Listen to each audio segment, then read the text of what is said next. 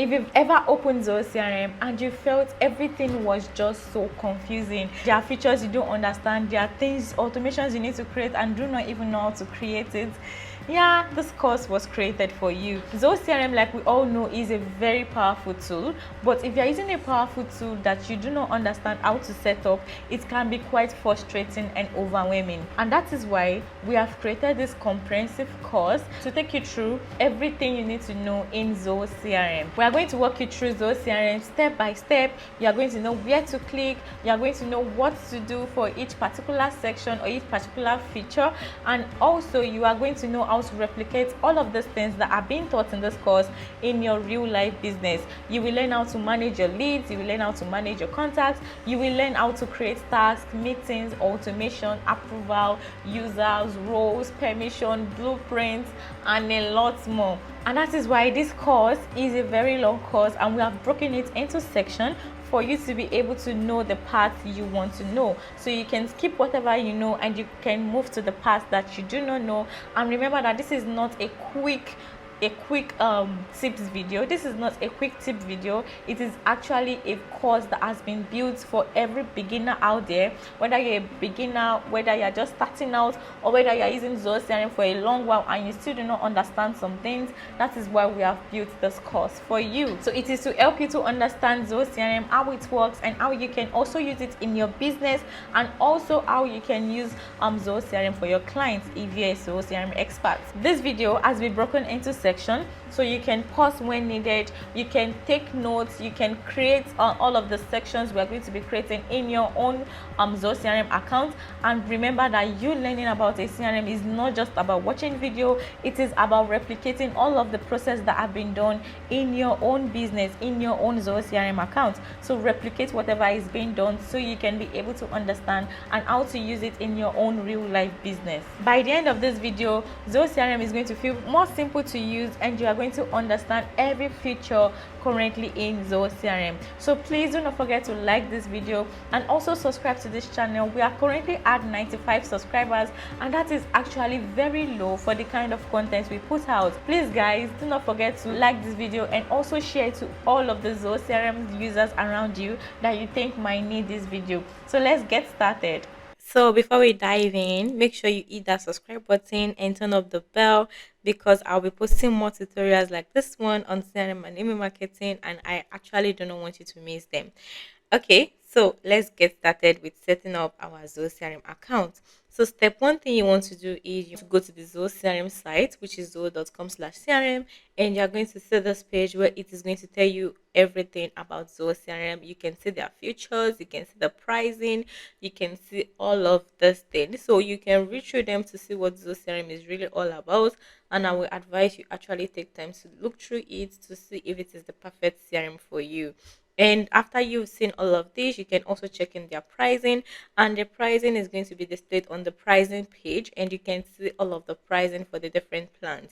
So we have the standard plan, we have the professional plan, and we have the enterprise plan, which is the most popular one, and we have the ultimate plan. So you can look at all of those features in here. You can compare all of this and see which plan is going to work for you. So we have the monthly plan and we have the yearly plan. So if you're going to be paying for the yearly plan, please note that it's going to be billed annually, and if you're paying for the monthly plan, it's going to be billed monthly. So also this pricing plan, the pricing currency is going to change according to what country you are in.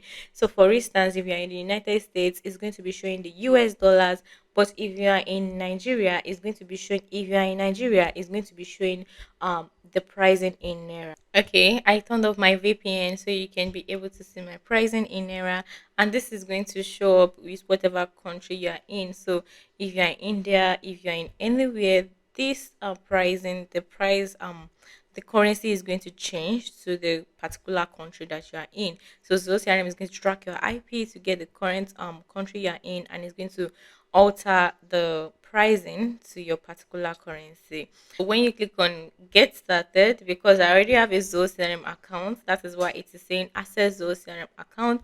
But if I am new to Zoho CRM, it's going to bring out the button here, and it's going to be get started instead. When I click on the get started button, it is going to take me to the page where I can sign up and put in all of my company details, my personal details like emails, phone number, time zone, and all of those. And no worries, whatever you put in there, you can change it when you set up your account. So you don't need to worry if you put in a wrong detail or something like that. You can come back into your account and you can change all of the details you have put in. So when you sign up to your account, it is going to take you to the dashboard page, which is this page where you can see all of your leads and all of these. And this dashboard page can actually be customized also. So when you go to your setup and you go into your personal settings, you are going to see your name, you are going to see the email, you are going to see your time zone, and you're going to see your time format. And you're also going to see your number format and the language. So before you start, you can also click on this button here to edit all of this. So you can edit all of this and you can add in whatever other information you want to add. You can write your street address, your city address, and your state address. So make sure to put in the correct information here, because all this is going to show up in your email campaigns or your reports. Everything is, whatever you're putting here is going to affect all of that. So for instance, your report is going to be affected by the currency, and also your time zone is going to be affected by your campaigns also. So you can check your display name and all of this. You can also add in a user. If you have set up your Zoho CRM account already and you want to add in another person into the Zoho CRM account, you can just click on the user page and you can click on add new user. So the add new user is going to take you to a, it's going to take you to the place where you can add in the user detail. But because I am using Zone 1, it is taking me to my Zoho admin panel where I need to put in the name, the role, and the profile. And if I want to add in a group, I can also create a group like maybe the sales group, the production team, and all of this production team and sales group. And you can also add multiple users under this group. So this will help you to be able to have different sections for your users. But if you're adding individual, you just need to create individual. And when you click on this, you can be able to select the users, and you just need to add the user you want to add. So you can create new user here by clicking on create new user, and you can then add in a user. But because my current plan is only allowing me to add one user, before I can add more user, I need to purchase a license.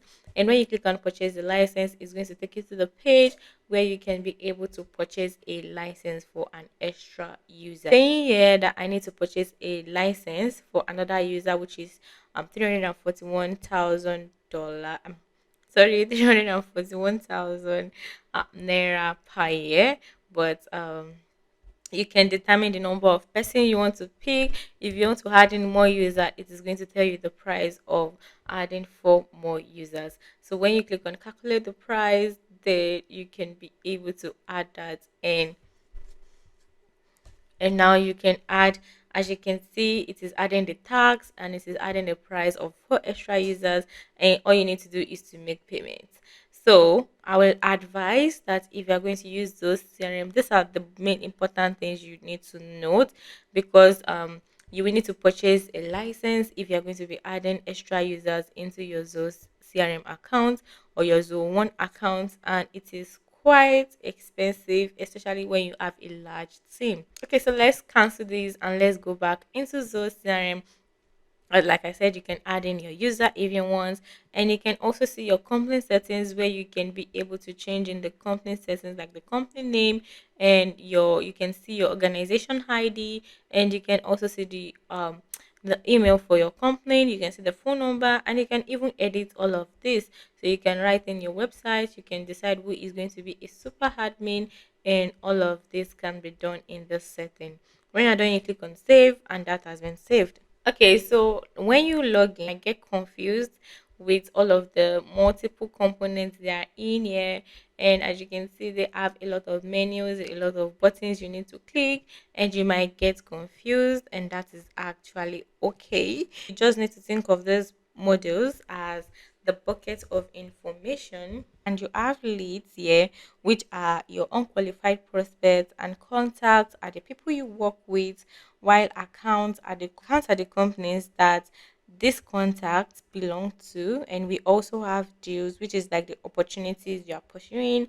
You also have services, and that is if you have a services that you are selling. So instead of products and you are selling services, you can be able to enable service and create different services. So you just need to learn what each of these does, and you can be able to navigate your way through. So at the top bar here, we have this search button. The search button is going to allow you to search for names, to search for emails.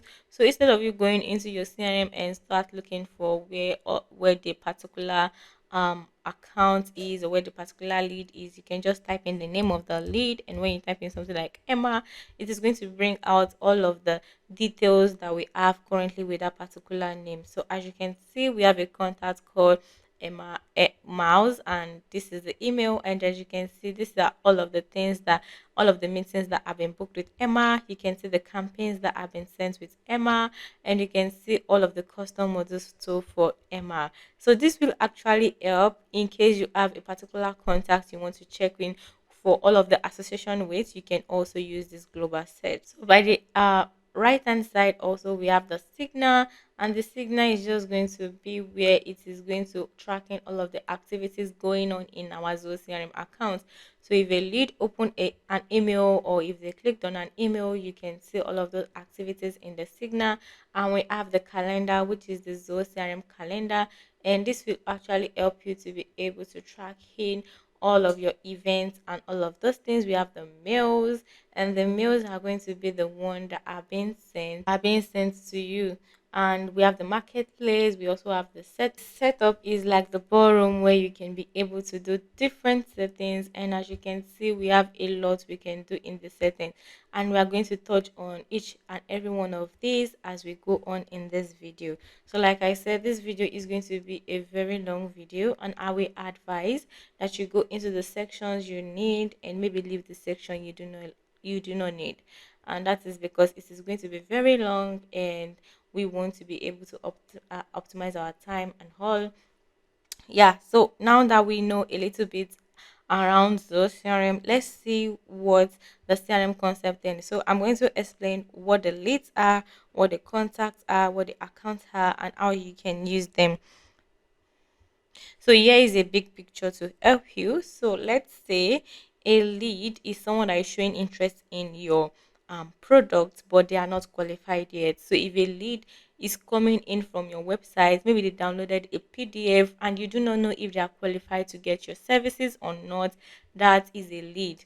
Now, when you qualify them and you see that they are qualified to buy from you, maybe based on their location or based on their budget, then they become a contact. So when you make them a contact, the account is going to be the company they are working with, and the company that they are associated with, and the company that they are working for. So the contact is going to be under the account, and also you can also create a deal, and the deal is just like a sales opportunity for that contact. Let's say you qualify the lead that is coming in from your website, and you see that they are eligible to buy from you, then Zoho CRM is going to create an account when you convert that lead into contact. So when you convert the lead into contact, Zoho CRM is going to create an account, and you have the option where you can also create a deal. And when you create a deal, it is going to be like a sales opportunity where you can add in an amount, and you can be able to write in the close date where you expect that deal to be closed. So deal move through different stages of our pipeline, which we are going to see in a minute. And the magic about Zoho CRM, one thing I love about Zoho CRM is how these pieces they talk to each other. So the contact talks to the account talks to the deal talks to the contact, and all of this intertwined with each other.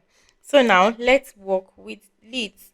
So like I said, leads are the unqualified prospects that are coming in into your Zoho CRM. So we have leads from different places, from your Instagram DMs. We have leads from we have leads from your website. We have leads from all over, and they're coming in into your CRM. And as time goes on, you need to qualify all these leads. So now to create a new lead, you just need to click on create lead, and it's going to take you to the page where you can be able to add in the different information for the lead. So for the lead, we have two compulsory things you must create, like the company and the last name. And also you can edit the page layout here. And when you click on edit page layout, you can go to the section where you can be able to add in another custom field for your lead. So for instance, if you are working in a coaching business, you can drag in the different custom fields we have in here to create fields for maybe the type of coaching program that they need, the name of their sponsors, and all of these things can be added with custom fields. So now when you go back to the create lead button, you can type in the company. So let's say the company they are working with is okay, so you can create a new lead and you can add in the company name. We are adding this as ABC company, and the last name is going to be Jules. And we can say that the first name is going to be, let's say the first name is John, and we have John Jules. That's a funny name. Yeah, so for the first name, we can say if the person is a Mr. or if it's a Mrs. and all of this. You can also fill the particular industry the person is, if they're in healthcare. You can also check in the lead source if they're coming from your website or from your social media. You can do that. You can also check in the lead status, and if this is a new contact, you can mark this as new.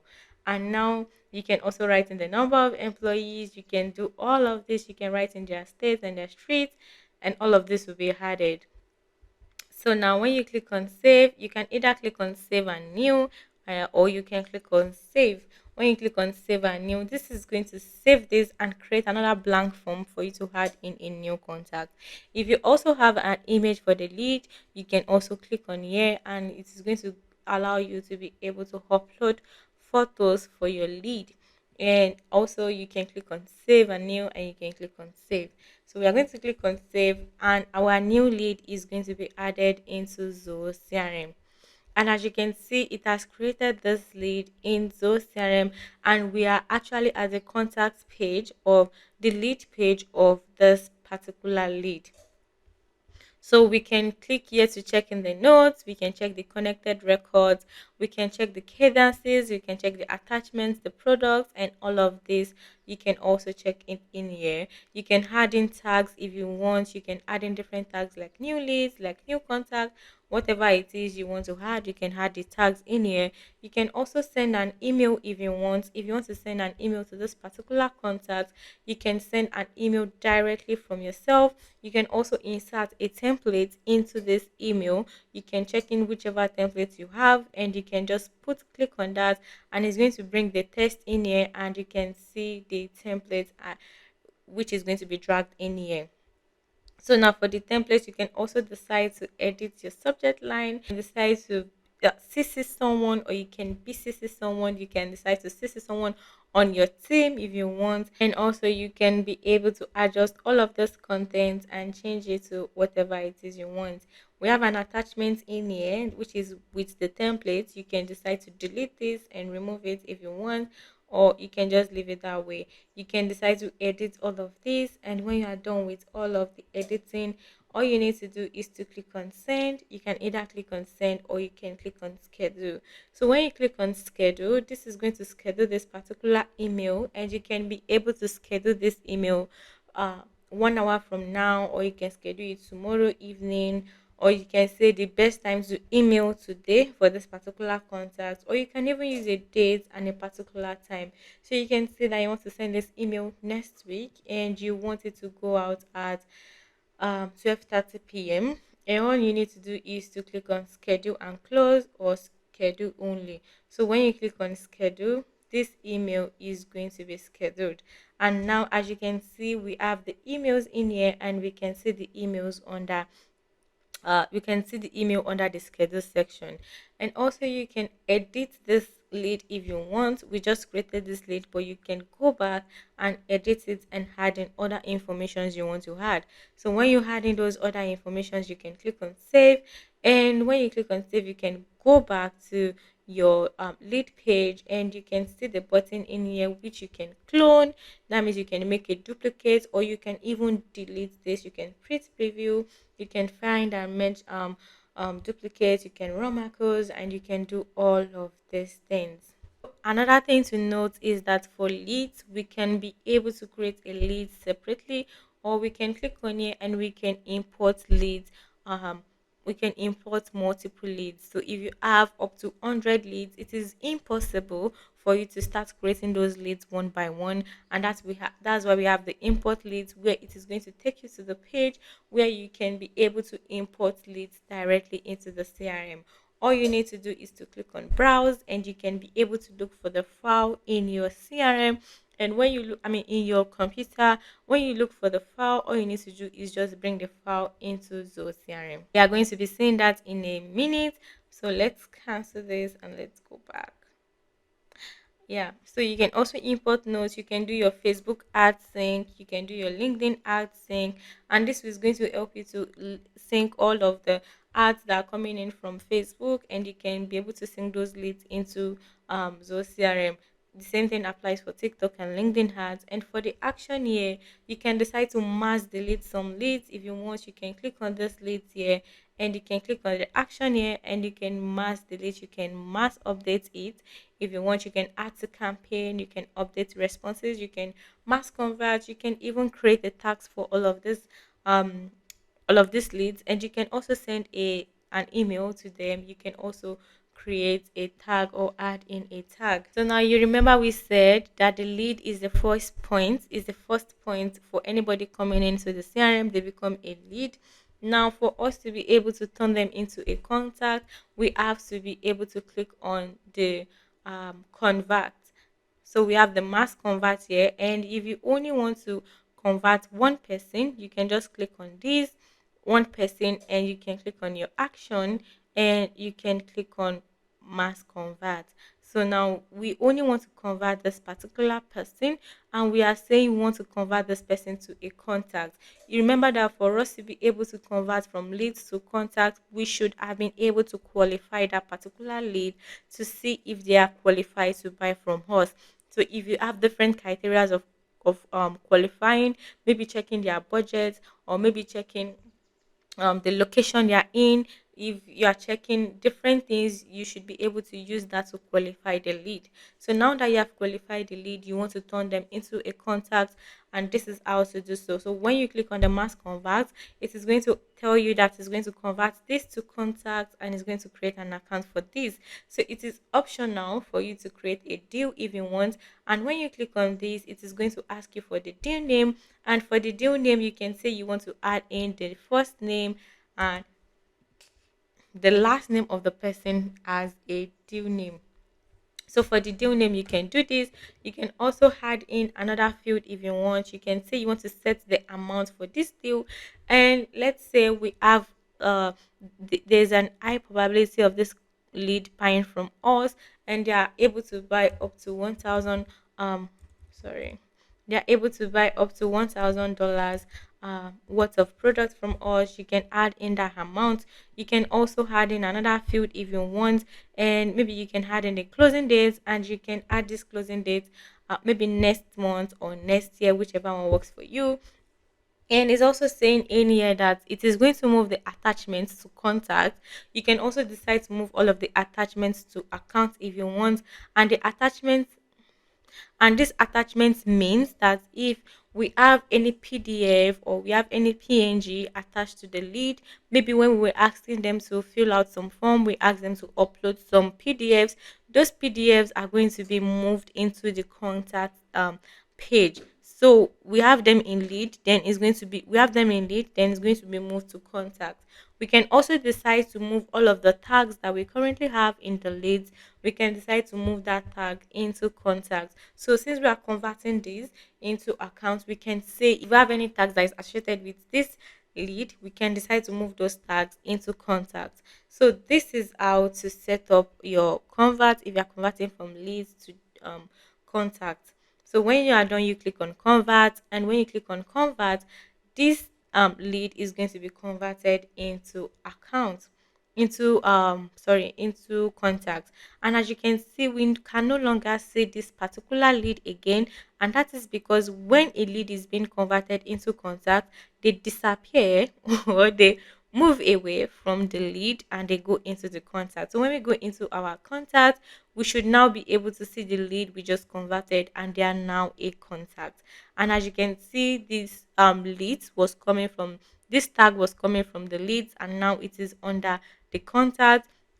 We now have a deal which is associated with this. You remember that we put in the first name and the last name for the name of the deal, and the amount was $1,000. And as you can see, the closing date is the 31st of December this year. So the contacts are the heart of your CRM, and these are the people you should really, really take very seriously. And that is because you have qualified them to be able to buy from you, and we also want to put our attention on them. So if you want to create a new contact from scratch, all you need to do is to click on create contact. And when you click on create contact, it is also going to take you to the contact form page where you can add in all of this. You can add in the last name, you can add in the lead source, you can add in all of this information. And when you add in all of this information, you can click on save and new, which is going to save this contact and create another blank form for you where you can put in another details, or you can just click on save where it is going to save this. And if you have any compulsory field which you need to fill, you will have to fill that compulsory field first before you can save. You can also edit your page layout if you want. When you click on edit page layout, it's going to take you to the page where you can add in different custom fields, and you can create custom fields where you can create custom fields that are pertaining to the particular um business you are dealing with. So you can ask them different questions based on your business, and you can also create those custom fields for those questions. So that is that. So when you go back into your contact, you can also import contacts if you want. If you have more than if you have up to 100 contacts or you have 1000 contacts, it will be very, very irresponsible to create those contacts one by one. And actually, it is impossible to do that. So what you need to do is to import the contact. When you click on import contact, exactly the way the leads module work is exactly the way the contact module work. You just need to get your CSV file or your XLX X file, and when you bring them into to be in your computer already, you just click on browse and it's going to take you to your computer files where you can be able to bring that file into Zoho CRM.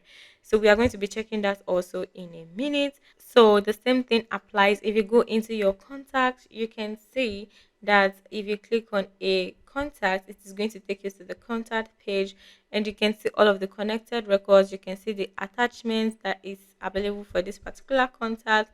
You can see the open activities, the invoice, the email. You can even decide to send to this particular contact. You can edit this contact if you want, and when you click on edit, you can click on save and add in the information and click on save. And you can also do all of these activities here. You can clone, you can delete, you can find and merge duplicate, you can run macro, you can review the history, you can enroll to a cadence, you can add kiosk buttons and all of this. And so now we also have the account, and you remember that we created an account when we're trying to convert um this that penny new. We created an account, and yes, she is. This account here has been created, and as you can see, we have one deal under this account, which is Penny Hill. We have a contact under this account also, and we can see all of the information. If we send an email, we can see the socials, we can see the products, we can see the codes, we can see the sales order, and all of these associated with this account. We can also decide to send an email if we want, and that email is going to be sent to the email that is attached to this account. So we can also decide to clone and delete this account also. We can find an image duplicate, we can organize account details and do all of this. So now let's go into the deal module. The deal module is like the interesting part of the Zoho CRM account, and that is because there are a lot you can do with the deal module. So you remember that we said the deal is like a sales opportunity for the particular lead that we are bringing in. And as you can see, since we converted that lead into contact, it also created a deal. And we have the name of the deal, we have the owner of the deal, we also have this. As you can see, this is the name, this is the owner of the deal. We have the stage, we have the probability, We have the expected revenue, which is going to be calculated from the probability. You remember that the amount we are expecting for this deal is $1,000, and we are at stage one, which is 10%. That is why the expected revenue is $100, which is 10% of $1,000. And also we have the closing date, which you can check. For the closing dates, you can see when we expect this deal to become where we expect this contact to become a customer. We can also send an email attached to the contact email, and we can add in the templates and do all of that. We can also see the contact person, we can see the deal information here, and we can see any notes we've added. We can see the particular stage history, and since they are still in the stage one, which is the form field, we can see that they are currently in stage one. So we can also see the cases, the invoices, and all of this. So when you go back and you try to create a new deal, you just need to click on create deal. And when you click on create deal, you can add in the name of the deal, you can add in the account name, and this will help you if you already have an account for this particular deal. You can just click on the particular account and just add that in. But if you want to create a new account, all you need to do is just click on new account, and it's going to take you to this little page where you can add in the name of the account, the phone number, and the website.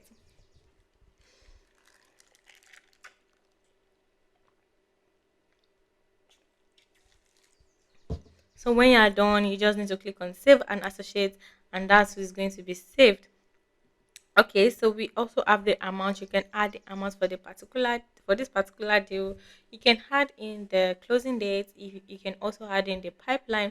If you have multiple pipeline, you can also add which pipeline they belong to, and you can also add the stage for the pipeline in here. So when you're done, you click on save, and when you click on save, this is going to be saved. You just have to make sure that you put in the compulsory information for this to be saved. When we go back into our um, deals menu, as you can see, we have different stages, and we can also decide to drag these into different stages. And Zoho CRM is going to update the information when you update this deal. So you can decide to move this from lead qualification into initial contact, and you can move to various stages if you want. So when you move in this deal, your reports are going to be updated, your dashboards also are going to be updated. So we have the activities and the follow-ups, which is the calls, the tags, the meeting. And this is actually very important because it will not allow you to lose any lead. And if there is something you need to do for a particular lead, all you need to do is just to create a task, or you create an event, or you create a call task, whichever one works for you. So to create a new task where you should, and remember that this is going to help you. For instance, if you have a new contact coming in into Zoho CRM, you can decide to create a new task to call them, or you can create a new task to send a personalized email to them, or you can even create a new task where you want to be able to reach out to them next week to ask for the particular product or the particular service that they want. So this is going to help you to keep track of all of the leads that are coming into your account, or even your deals, or even your account or contact, whichever one you plan to create the task for. So to create a new task, all you need to do is to click on create task, and it is going to take you into this place where you can create a task. So you can add in the owner of this task. The owner of the task means that this is the person that is going to be carrying out the activity for this task. So if this task is to call someone, the owner of this task is Emma Glory, and she will be the one to call this particular contact. Okay, so now we are adding Emma Glory as the tax owner, and we also want to add in a subject for this task, and we can say email this contact, and we can also add in the due date, and the due date is just when we expect to finish this task. So we can say that I want to add in a particular due date for this task, and this due date is going to be in the next 3 days. So today is Monday, and we plan that by Wednesday we should have done this task. So we can set this task to the 26th, and we can also add in a contact for this task. So for this task, we can say that we want to be able to send email to Penny Hill, and we also want to connect an account if we already have the account here. And as you can see, the account has been added, and you can also click on the status in here to maybe in progress or not started, and when you are done you can click on completed. But since we have not started this task, we are going to name it as not started. And we can also set the priority of this task to high, or we can use low, or we can use highest. This is just to let us have an idea of how urgent this task is.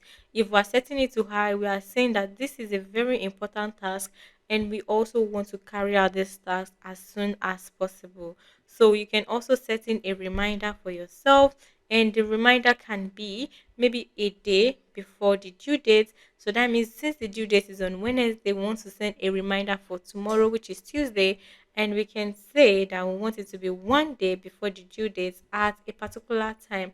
So you can pick whatever time works for you, and when you pick in that time, it will be added. And you can also add in a repeat time if you want, and you can also notify by email, or you can notify by pop-up. A pop-up is going to be added into your Zoho CRM, and the reminder is going to be added in your Zoho CRM account, but you can also decide to use an email to notify yourself for this particular task. So when you're done, you click on done, and you can also decide to repeat this task if you want. And also you can add in a description for this task, and you can say something like this task is to reach out to the is to send an email to this contact when they come in into our Zoho CRM account. You can either click on save and new, which is going to save this particular task and create a new page to create another task, or you can just click on save. And when you click on save, this has been saved, and as you can see, we have this task in here. The name of the task is email this account, and we can see the contact that has been associated. We can see the account also that has been associated. So by the left hand side, we can see every info about this particular contact, and we can see whatever deal is attached. We can see the open activities. We can see if we have any open meetings or calls that we need to make to this contact. And we can also clone this task if we want. We can delete it if we want, and we can also create a review. And when we are done with this task, what you just need to do is to go into the status, and you need to click on completed. And when you click on completed, it is going to ask you if you are sure you want to mark this task as completed. And when you click on mark as completed, your task has been completed, and this status is going to be updated. So now you can go back in here, and you can also import tasks if you want. If you have different tasks you want to import into Zoho CRM for different contacts, all you need to do is to have the CSV file or the Excel file, and you can be able to import them into Zoho CRM. So this is for tasks. We can also do the same thing for calls. And remember that before we can do this for call, we have to integrate a telephony. So before you can create a new call, you just need to configure this phone bridge app or application, and it works with all Zoho applications. So you can just configure this, and when you connect it, it is going to ask you to buy a number, and you can use that number to start calling people or start calling contacts in your Zoho CRM account. So let's go back in here. The last activity that we have is the one for meetings. So for meetings, we can be able to add in a new meeting. We can create meeting for this particular contact when they are coming in into our Zoho CRM account. So we can create a new meeting, and we can name this meeting, and we can also add in a location, whether it is online or whether it is um, the client location or in our office. So if you are picking online, you will need to add in a meeting provider. So we have Zoho as Zoho meetings, which you can use to schedule all of your meetings. And when you click on OK, you can then integrate your Zoho meetings.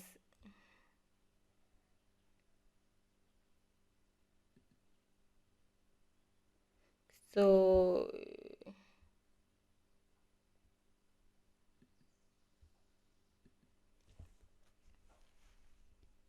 So Zoho meeting has been enabled, and when I go back, let me go back to my page. And when I try to create a new meeting again, and when I click on online, it has automatically added Zoho meeting. And that is because I am using a Zoho one account. If you are using a Zoho CRM account only, you might have to consider um maybe like Zoom, or yeah, Zoom should help, or Google Meet. You can use any of that.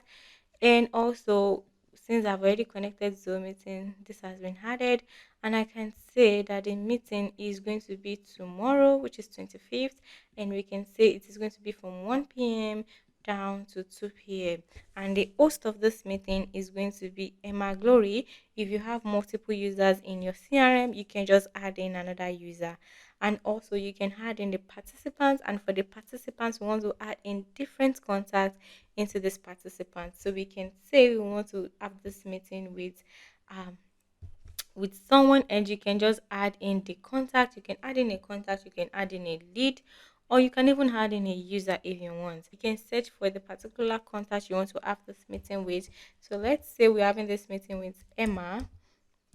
So I'm just going to add in this contact in here, and as you can see, it has been selected. And you can also invite other people by adding their email address in here and just adding a comma to that email address. So when you're done, you click on done, and that has been added. And as you can see, we have the related to you can add in, if it is accounts, you can add in the accounts they are related to. You can also add in,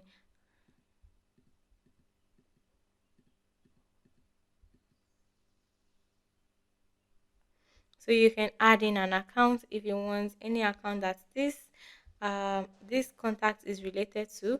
You can also add in the company name. You can add in the participant reminder. Maybe you want to remind them 30 minutes before the meeting, and you can even add more details like the description, the reminder also if you want. And when you're done, you click on save. And when you click on save, that meeting is going to be created, and it is going to ask you if you want to send an invitation to guests. So if you are using something like Calendly, you do not need to use Calendly when you have Zoho CRM, although you can connect Calendly with Zoho CRM, but it is easier this way to have everything in one place. So you can decide to send the invitation to all of the participants, and the new meeting is going to be created. And as you can see, this meeting has been created, and we can decide to send an email to this particular person. So now the email has been sent for me to um, the email to the meeting has been sent to my email, and I can click on that email. Okay, so this is the email that has been sent to me, and as you can see, I have been invited from Zoho CRM, and the date of the meeting is 25th of November, and I can decide to add in yes. And when I decide to add in yes, it is going to update my calendar with this event, and I've accepted this meeting. So when I go back into Zoho CRM, you are going to see that it is going to move from invited to accepted. That is because I have accepted to attend this meeting. So as you can see, it is already in accepted already. And if it is declined also, you are going to see it here that this person has declined. And if it is maybe also, you are going to see that if it is maybe, you are going to see that. And if they give you no reply also, you are going to see that no reply has been given.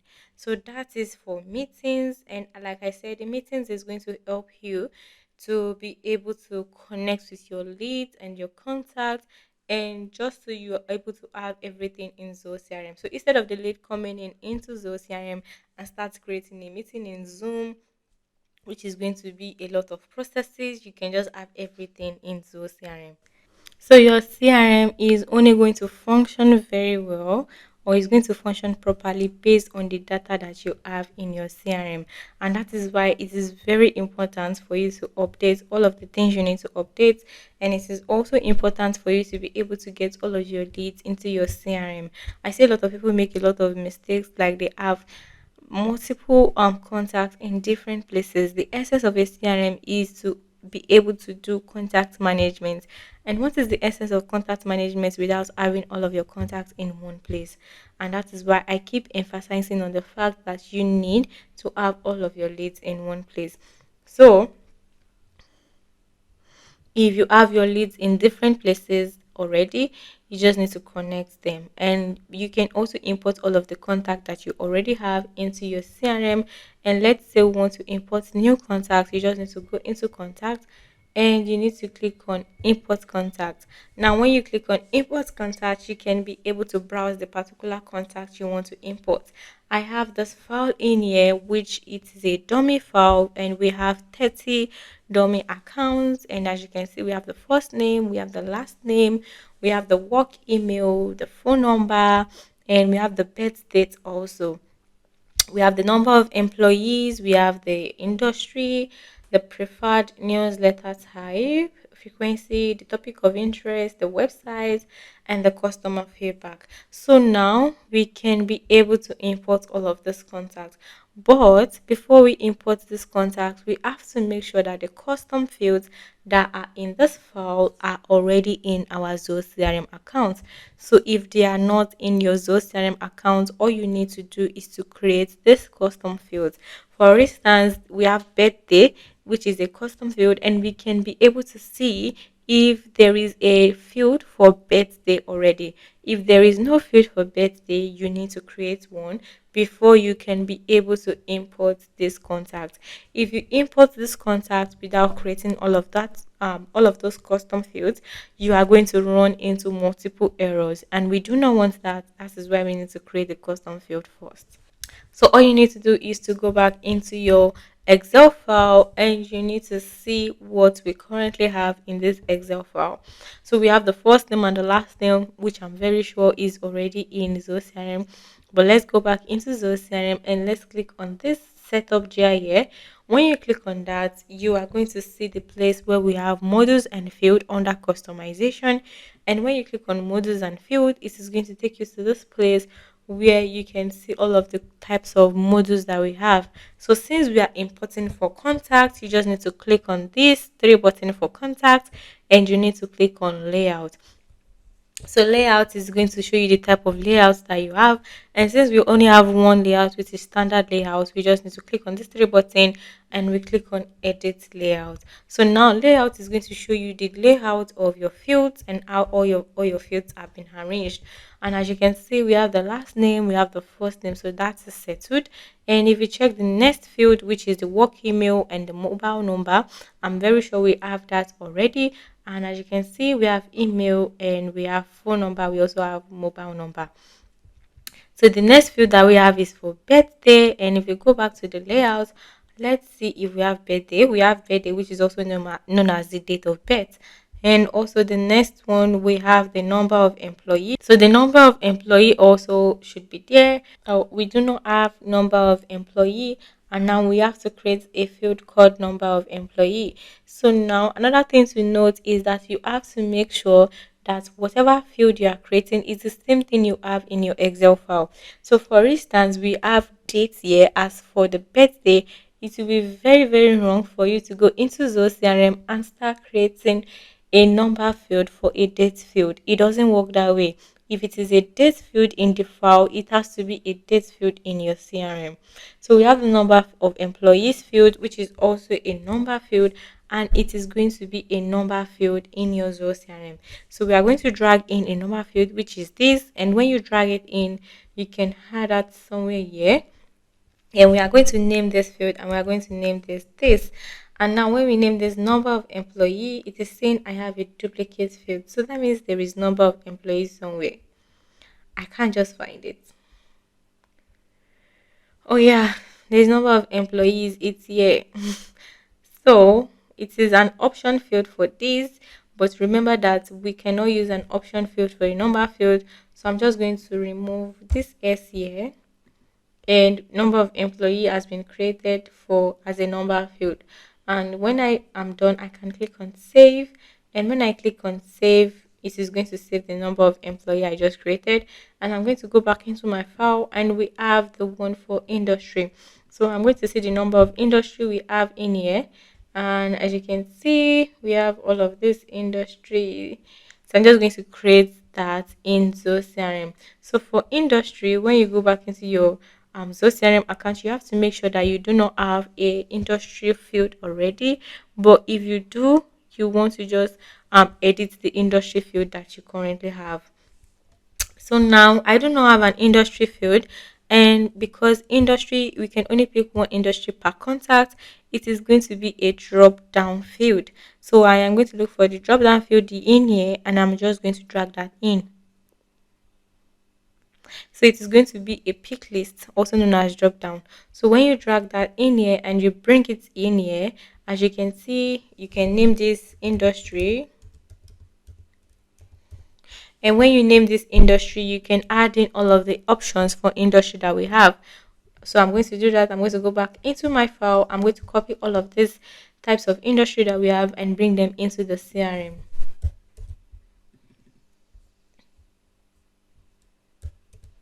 So to add in another option, you just need to click on this add button and you can drop it.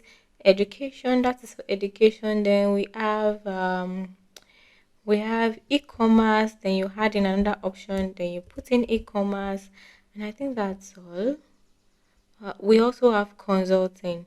So we have five. I'm just going to click on the add and I'm just going to put that in. So when I click on add and I click on this minus is going to take off the option. So you can also decide that you want to set a default value, and that means if you're importing contact, they will be defaulted as a particular option. So you can say you want to make the option to be real estate. So if you're a real estate company, or if you work with real estate company, you can just make the default value to be real estate. But if you do not want to use anyone, just leave it as none. So when you are done, you click on done, and when you click on done, your industry field has been added with the various options that we have. So the next field we have is the preferred newsletter frequency, and the preferred newsletter frequency is also the same thing. It's also the same way we created the industry field, and it is also going to be a pick list. So we are just going to select this, and let me turn this to a drop down. Okay. So we have three options, which is the bi-weekly, we have the monthly, and also have the weekly. So I'm just going to go back into my Zoho CRM account and I'm going to pick a pick list also. So I'm going to add in the preferred newsletter frequency for my contact, and I'm just going to go in here and edit properties, and I'm also going to add that in here. So let's add in the option. The first option we have weekly, so I'm just going to add in weekly, and the next option we have bi-weekly. So I'm going to select that and put that in here, and the last option we have monthly. So for monthly, I'm just going to put in monthly here, and also I can mark this as required if I want. I can also set a default value if I want. When I'm done, I click on done, and when I click on done, that has been added to my contact layout. So the next field that we have in this sheet is the topic of interest. And for the topic of interest, we want to know what they're interested in whenever they fill the form or whenever they need something from us. So we have email marketing, we have CRM tips, we have automation, social media, and event updates. So I am going to add all of these options into Zoho CRM, and let's copy this. And since it is a multiple option, it is a multiple pick list, that means they can pick multiple choice. We cannot use the pick list option. We have to use the other one, which is the multi-select. So the multi-select is going to allow them to pick multiple options of the multiple of the options that we have. It will allow them pick multiple options. So I'm just going to put in the name here. The name is topic of interest, and we have various options that we can add. So I'm just going to copy this and I'm just going to paste it in here. We have option 1, and I'm just going to cut this, put it here, cut this, put this here. Then we have event updates. Then we have CRM tips. I believe those are the options that we have. So now I've added in all of these options, and when I'm done, I can click on done also. I can decide to mark as public if I want, and when I'm done, I click on done. So that has been added. Then the last, oh sorry, we have we should have websites. So we have another field called websites.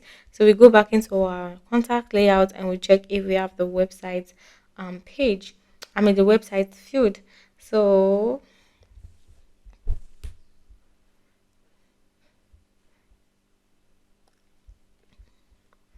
the website field is not here, so we'll have to create a website field account. I mean, a website custom field. So when you come in here and you can see we have URL, so you have to pick a URL. That is because if you are using if you are checking in for the website, it has to be in a URL format. So let's name this website. Okay, so this has been added, and we also have our URL field, our website. So now the last one which we have in here is the customer feedback. So the customer feedback is like a multi-line where people can be able to type whatever feedback that they have and whatever they need from us. They have the liberty to type in paragraphs, and to do that we need to add in the multi-line. So the multi-line is in here after single select, and we can pick the multi-line and we can put it somewhere. Yeah, then we can add in the name, which is customer feedback, and we can say that I want to add in a small text, or we can use large or rich text, whichever one works for you. And the character limit is 2,000 character, so that means they can write up to 2,000 character for this multi-line. And we can mark as public, you can make as required if you want, and when you're done you click on done, and that customer feedback has been added. And when you're done, you click on save, and this is going to be saved. Now that our layout has been saved and all of the details we have in this sheet has been added into Zoho CRM, the next thing for us to do is to import this dummy contact into our Zoho CRM. So now we go back into Zoho CRM and we click on cancel. Make sure to save this, because if you do not save this and you click on cancel, you are going to lose all of your data. So when we click on cancel, this has been cancelled. Then we go back to our contact and we try to import contact. So when you click on this more and you click on import contact, you can then select which contact you want to import. So I'm just going to download this again, and I'm going to download it in my CSV format. That is because that is the only format Zoho CRM is going to accept from me. Is that it is in CSV format or it is in Microsoft Excel format. But I prefer CSV, so I'm just going to import that, and I'm just going to add in today, and I click on save, and that has been saved. And I come back to my contact, I click on browse, and I should go to my download, and this is my dummy account, sorry, my dummy contact, and I click on open. This contact has been added in, and I click on next. So now this is actually very important while importing contact, and that is because at this stage we want to determine if we are adding in only as new contact, or if we want to update existing contact only, or if you want to do both. So now what this means is that if you have a list of contacts in your Zoho CRM account, but you made some changes to some of those contacts, maybe you added the website URL, or you added the source, or you added whatever it is, and you want to bring them back into Zoho CRM, you are going to update those contacts. But in case you are having new contacts inside of that same list, you have to click on both. So that means this is going to help you to add in those new contacts. At the same time, it is going to help you update your existing contacts. And we also need to be able to find our existing contacts based on any of these. You can pick email. Email is the easiest to do, so pick email. And you can also decide that you do not want to add updates empty values for existing contacts. So if you have empty values in the CSV file, we do not want to update that empty values with the S for the existing contact. That is because the existing contact might have data already, and we do not want to replace that data with empty values. Oh, I hope that's not confusing. So what I mean is that if we're importing this contact in here and we have some contact already, and some of them in this CSV file do not have website URL, but if they do not have website URL here, but they have website URL in Zoho CRM, we do not want this empty field in this file. We do not want the empty field here to be replaced with whatever value is in website URL already. So when you are done with that, you click on next. And when you click on next, it's going to take you to this place where you need to map out the different fields that you have in your Zoho CRM. So by the left hand side here, we have all of the fields that are in our file, and by the right hand side, we have all of the field in our Zoho CRM. So where you for the work email, you can say you want to map this as email, and you can pick email. For the mobile number, you can map this as mobile. And for the birthday, we have date of birth, so we are going to add that in. And for the number of employees, I think we should have, yeah. So we have one for option and we have one for number. So I'm just going to pick the one for number. And as you can see, it has added in the type of value it is. So it is a number format. Then we have industry, and we also have industry here. So for the preferred newsletter, we should have this in here. So as you can see, that is there. And for the topic of interest, we can look for the topic of interest here and add that in. We also have the one for websites, and we can map websites, and we have the one for customer feedback, and we can then add the customer feedback. You see why it is easy for us to map this, and that is because every value on this file has been created in Zoho CRM. That is the first thing you need to do when you want to import data into Zoho CRM. You have to make sure that all of those data that you are importing are already created in Zoho CRM. One amazing thing I love um, about those CRM is that I can be able to assign a default value. So for instance, if I want to say that all of these contacts are coming from a particular source, I can decide to add in a lead source and I can just map it to something. So I can say these leads that I'm about to bring in are coming from Google, or these leads I'm about to bring in are coming from Facebook. You can even add in another one that you have, and me being able to assign a default value is going to help me when I am creating my file, because I do not need to add that value again and just map it in. I can just automatically create it here, and I can add in whatever lead source I want to add. So let's say our lead source is online store. So let's say my lead source is online store, and I can click on next, and this is going to map my lead source to be online store. So I can also go to previous to see what I've done, and I can also go to previous again to see my mapping when I click on next. So when I click on next, it has mapped all of these, and I can apply auto mapping already.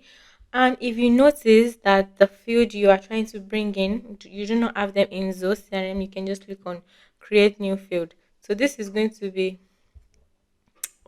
yeah, so this is going to help you. If you have any field that you have not mapped, then you can create new field for that. But since we have mapped everything, we do not need that, so we click on next. So now that we click on next, we can then assign owner based on the assignment rule. So if you have any assignment rule in Zoho CRM already, we just need to click on this, and this is going to assign based on an assignment rule. You can also create an assignment rule if you want, and what an assignment rule means is that for you to be able to create different rules to assign contact to the different contact owner based on some criteria. So you can say you want to assign people that are coming from Nigeria to a particular user, or you can say you want to assign those people who have a budget of more than $10,000 to a particular user. So that is the meaning of assignment rule. Who are we assigning what to? That is what assignment rule does. So when you go back into this place, you can do that, or you can remove that if you do not want that. We can also say that we want this to trigger all of the configured automations that we have. If you have automations or workflows set up in Zoho CRM already, you want to be able to trigger that if you want that. And we can also decide to create a follow-up task if we want, and we can create a workflow task like we want to email these people, or we want to call them, or we want to follow up with them. Whatever task you want to create, you can do that. And you remember the way we can create tasks, you can also do exactly like that for this part, and you can add in the tasks you want to create. And you can also decide to enable manual contact approval. And this means that for every of these contacts that are coming in, we want to be able to manually approve all of these contacts. We do not need that since we already approved that contact beforehand. We are the one bringing it in, so we do not need this. So when you are done with all of these settings, you want to click on finish. And when you click on finish, it is going to ask you to confirm that you have the rights or the consent to message these people. So you have to click on that, and when you're done, you click on finish, and your contact is going to be scheduled to be imported. And if you give it some few seconds, you are going to see all of this contact we just imported in. We have 21 contacts currently, so let's refresh. So as you can see, it is saying here that our contact has been imported successfully. So we can refresh this browser to see the number of imports that we have. If we refresh this page, we can see the new contact that has been imported. So the 30 contact has been imported, and now we have 51 contacts. So now that is how to import contacts into Zoho CRM. So now let's talk about duplication or duplicate. And duplicate is just you having two contacts who have the same details, and it is actually bad for our CRM because number one, it is taking up space, and number two, it is going to lead to bad reporting when we have duplicates of contacts.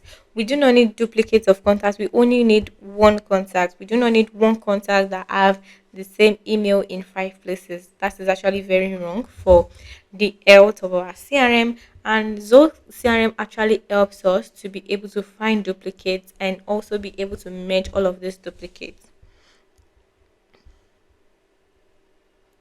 So when you go over here to the actions, you can see your deduplicate contact. And when you click on that, this is going to allow you to be able to check duplicates based on different criteria. So you can say that you want to check the duplicates based on the email. That means you are checking for people that have the same email.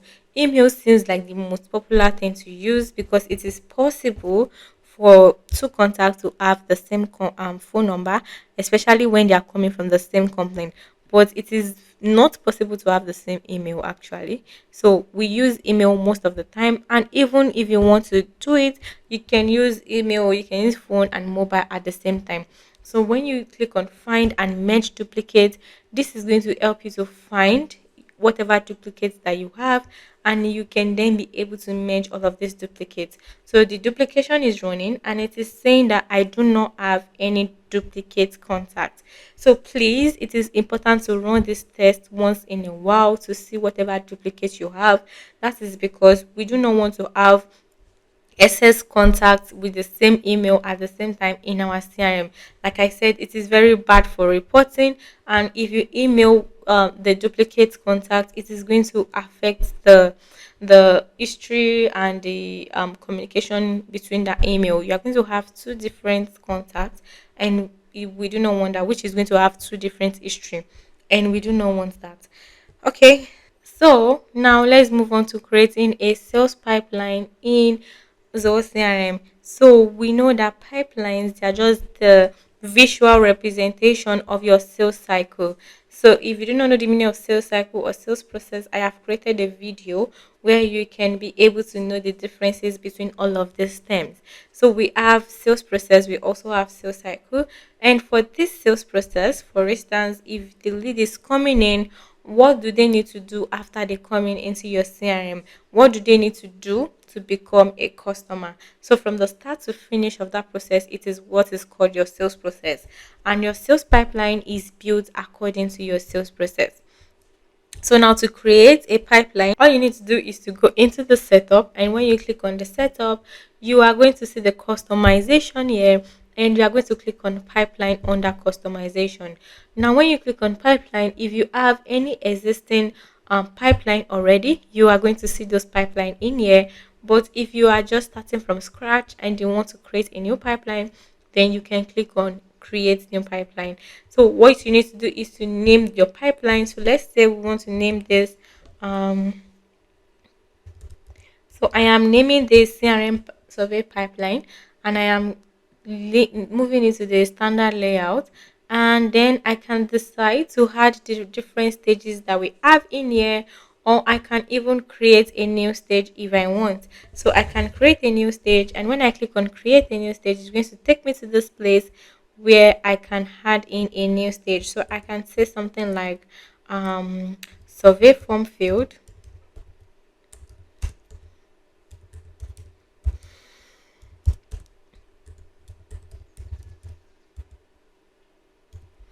and I can say this is going to be 10%, and the probability what this probability is for is that we want to be able to know how many percent this contact is going to get into closed one. So what I mean is that if they are at the first stage, we have a very low probability of them becoming a customer, and that is why we are adding that as 10. And if they advanced in the pipeline, we can then increase that to 10 to 40. But if they become a customer, and that means if it is closed one, then it is at 100%. But for instance, if the contract is sent, there is 70% probability of them becoming a customer. So that is how to do that. The same thing. So you can add in the survey form field, then you click on save, and it's asking for the category, which is open. So if it is a closed one stage, you just add in closed one and closed lost, and you can also add in pipeline or best case or committed. So when you click on save, that stage has been added. So that has been added as the first stage. We can also add in call booked as the next one. We can say the call is completed. Then after the call is completed, then we can say objection was raised, and we can also say objection review. And after the objection is reviewed, then we can say that the contract was signed, and we can also say after the contract sent first. Let me cancel this. The contract was sent, then the contract was signed, then it was closed one. So after it was signed, then it was closed one. Then you can decide to set this as your default pipeline. So that means if you go into your deals module in your CRM, this is going to be the first pipeline that is going to show up because it is your default pipeline. So when you are done, you click on save, and that is going to add in a new pipeline. So now, as you can see, this is my CRM survey pipeline, and if there is a mistake I made, I can arrange this. I can rearrange this stages, and just drag and drop and rearrange this however I want. And after that, you can also add stages if you want. So that is how to create a pipeline in Zoho CRM. So if I am going to make this my default page, I can just set as default, and my CRM survey pipeline has been set as default. So that has been added as my default pipeline. So that is how to create a pipeline in Zoho CRM. So as you can see, we have all of this pipeline here, and you can click on whichever pipeline you are looking for, and you can use the pipeline you are looking for.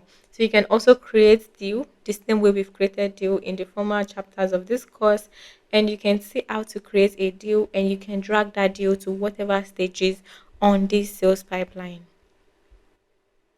Okay, so the next thing we want to look at now is we want to see how we can set up assignment rule. So assignment rule is just us being able to assign different leads or different contacts to different users. So we can say we want to assign those people coming from the website, we want to assign them to a particular user, or we want to say those people who have the lead source as Facebook, we want to assign them to a particular user. So we can set up all of this assignment rule in Zoho CRM. And to do that, you need to go into your settings tab, the setup there. Then when you click on that menu, it is going to take you to the settings page. So now we are in the settings page. You are going to go into automation, and when you see automation, you are going to see the assignment. So when you click on assignment, it is going to take you to the page where you can set up your assignment rules. So now when you want to set up the assignment rule, just click on the button, create assignment rule. It is going to ask you for the particular module you want to create this assignment rule for. So please note that even if you create a new module, which I'm still going to show you how to create a new module, if you want to create a new module, you can create an assignment rule for that module also. So for this tutorial, let us create an assignment module for contact. So when you click on contacts, it has been assigned. Then um you can name this assignment rule. So let's name it contact. So we are naming this assignment rule contact assignment rule, and you can add in a description if you want. And when you are done, you can click on next, and that is going to take you to this page where you can be able to add in a rule. So for this assignment rule, we can say that we want all of the contacts, that means all records, to come into this assignment rule, or we can say that we only want contacts that are meeting certain conditions. So we can say if you want to pick all contacts, we are using contacts, please remember that. And that means we can say if we're saying all record, if we are saying all record, we are saying all contacts. So we can also say that we want only records that are matching certain conditions, and we can say if they are coming from a particular place, or we can even say if the contact owner is someone, or we can say if it is created by a particular time. We can say the department is something. If you create custom fields also, you can use the custom field you have created. So we can say something like if they use a CRM software and their answer is yes, is a value. So we can say if they use a CRM software and is, we can say if it is a field or if it is a value. So if we are saying it is a field, we can say if there isn't a CRM software, we can pick a particular field. So that means if this is equal to another field, then that is what this particular sentence means. Okay, that is confusing. So what that means is that if you are picking any of this, for instance, let's say we have two different custom fields and we just created our custom field and we said maybe the first one is the lead source. So we can ask them what the lead source is. So we can say if this part is, let me see if I have source. Okay, I have one lead source here. So let's say we want to say if the lead source is, or if the lead source contains, or if it doesn't contain, you can use any of this. So if the lead source is, then we can use a value or a field. If we're using a value is going to be what options we have under the lead source, which is all of this. But if we're using a field is going to choose the available fields that we have. So we can say the lead source is equal to, if we're choosing field, we can say if the lead source is also equal to the contact source. So if you have another field called contact source, you can also add that in there and say if the lead source is the contact source. So you can do this for anyone if it works for your business process. You can also use the value if you want. So we can say if the lead sources, maybe social media, or we can say if it's a trade show, or we can say if it is Google, if it is Facebook, if it is Twitter, we can pick any of this. Another amazing thing you can also do is to add in another condition. So let's say we want to check for the lead source and we also want to check for the country. So if they're coming from a particular country, we can say we want to check in their mailing country or want to check other countries if we want. And we can say if the country is or if the country contains, then you can put in different values in here. So you can also use city if you want. You can use state. You can use number of employees. You can use the zip code. You can use tags if you want. There are a lot of things you can actually use. So we can say we want to check for those people that are coming from a particular country. So let's search up country, and we can say we only want to get people that are if their mailing country is, let's say, Nigeria. So if they're coming from Nigeria, we want to assign to a particular contact. I mean, want to assign to a user who is a Nigerian. So you can do this if you are a business that work with clients from all over the world. You can say you can have various people in your team be assigned to people that are coming from their country. And so you can say if the lead source is this, and if the mailing country is Nigeria. So you can say if the mailing country is Nigeria, then you can even remove this if you want. When you click on this red button, it is going to remove this particular step, or you can even add another one. And please note that this is and means this and this must be fulfilled before this assignment rule can work. And you can also change this to or if you want. Or means any of these two can work for this assignment rule to work. So any of this condition can be fulfilled before this assignment rule is triggered. But if we're using hand, we are saying that both of these conditions must be fulfilled before this assignment rule can be triggered. And we can remove this if we want. So we are saying if the lead source is Twitter, if it is Facebook, and if it is Google, and they are also from Nigeria, we want to assign to a particular user. So we can say we want to assign this to a particular user, or we can use a role, or we can use a group. Remember that when at the beginning of this course, I said a group is like a group of different users. So we can have a sales group, or we can have the production team. So instead of naming it group, you can say production team, you can say sales team, or you can say operations team, whichever one works for you. So if you have created a group already, you can create a group and assign multiple users in those group. So that means you can have a sales team that have 5 users. That means 5 people in your sales team or 5 people in your production team. So we do not have group, we only have user. And when you pick this, you can be able to assign this particular user to this set of people. So now I'm going to assign myself as a Nigerian. I'm saying that I want to assign a Nigerian user to people that are from Twitter, Facebook, and Google, and people who have their meaning country as Nigeria. So we can also say that we want to also match to users based on different conditions. So instead of picking one user and just assign to a particular user, we can say that if that user is meeting some certain criteria, that is when we should assign them to this contact. So we can assign this contact to this. So we can say if the user is from a particular city, if the user is from a particular country, we can even say if the user have their phone available, or if the user have the website, you can use any of this. Or if the particular role of the user is maybe manager or CEO, you can assign this.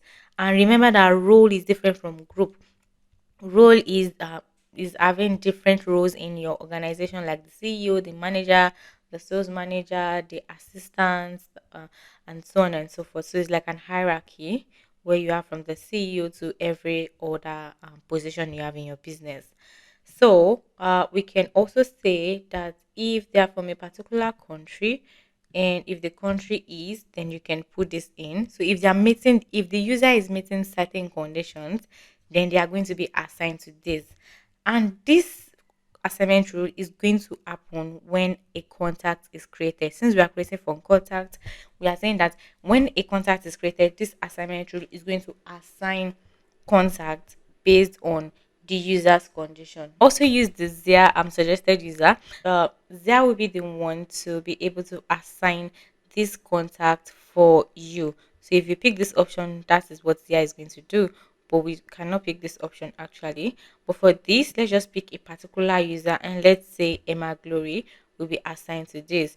We can also say that if we are picking based on online status or want to do shift timing, if you want, and we can still want to add in a follow-up task. So when this user is added to this contact, we want to add in a task, and when you click on add task, this is going to create a page where you can be able to add the task for this. So we can say if the contact come in, we want to be able to assign this task to the contact owner, and we want to say that maybe email this contact or call this contact or follow up on this contact. And when that contact is created and the contact owner is assigned automatically through the assignment rule, this task also will be created. So as you can see, the tax owner here is me, and it has actually added me already. And you can click on save and associate when you put in all of this. So that is all for the assignment rule. And when you've added everything you need to add, and when you've added everything you need to add here, you just click on save rule entry. And when you click on save rule entry, your assignment rule has been added and saved. So we are saying anybody that's coming from Twitter, from Facebook, or from Google, and their mailing country is Nigeria, they should be assigned to Emma Glory. Yeah, so that is for assignment rule. Before we move on to the other parts of our automation menu, I actually want us to look at something very important. And I skipped that because I felt I brushed it a little bit, but I think we need to like talk more on it, and that is how to set up these pages. So we have modules, like I said, we have modules here, and this each modules we can see other modules here. All of these are module, and we can create a new module. So let's say you have a business where you are not using leads, you're not using contacts, you're not using accounts.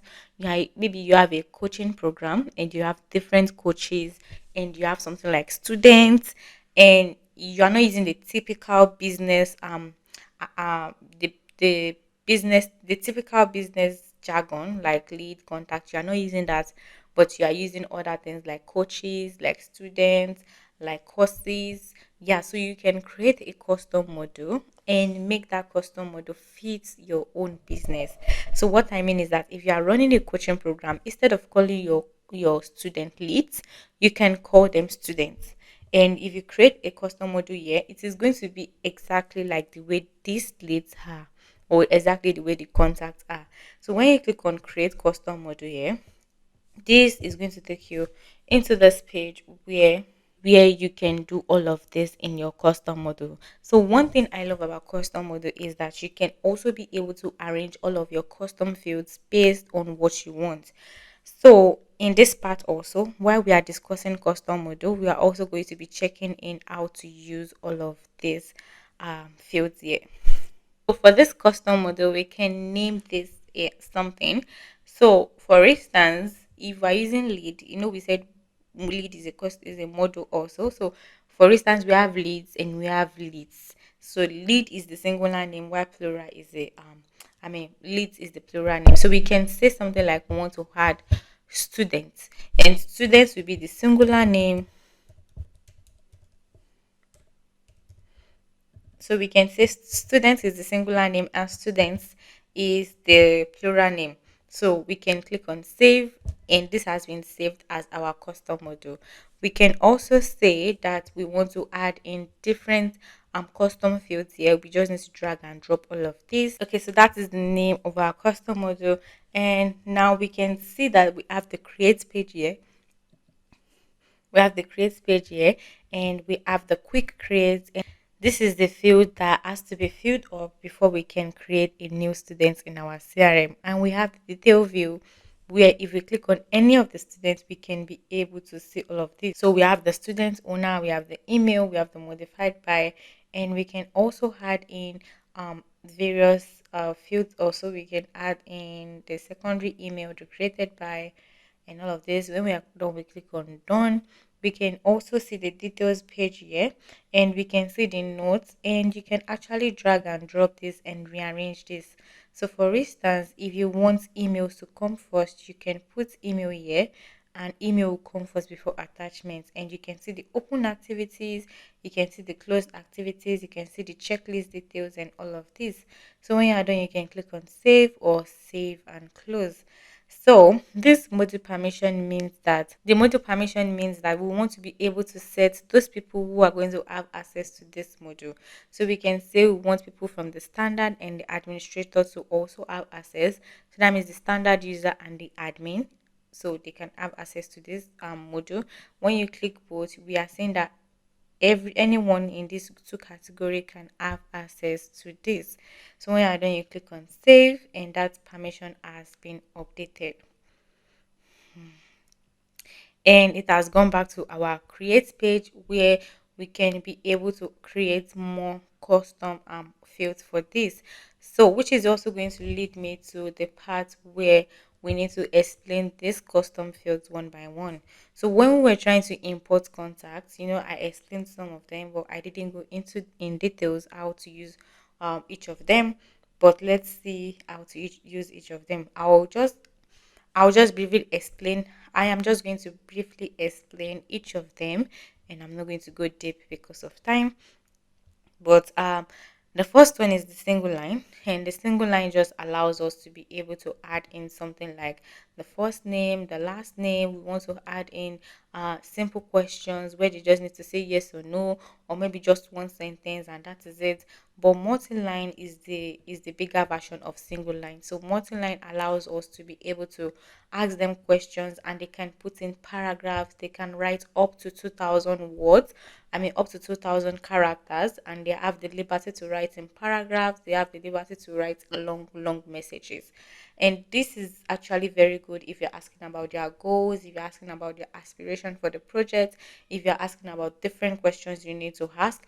And we also have the email where you can also be able to ask for the email. So for the students, you can ask for the father's email, you can ask for the mother's email, you can ask for their guidance email, and also for phone, you can also ask for their guidance phone or their father or mother's phone number.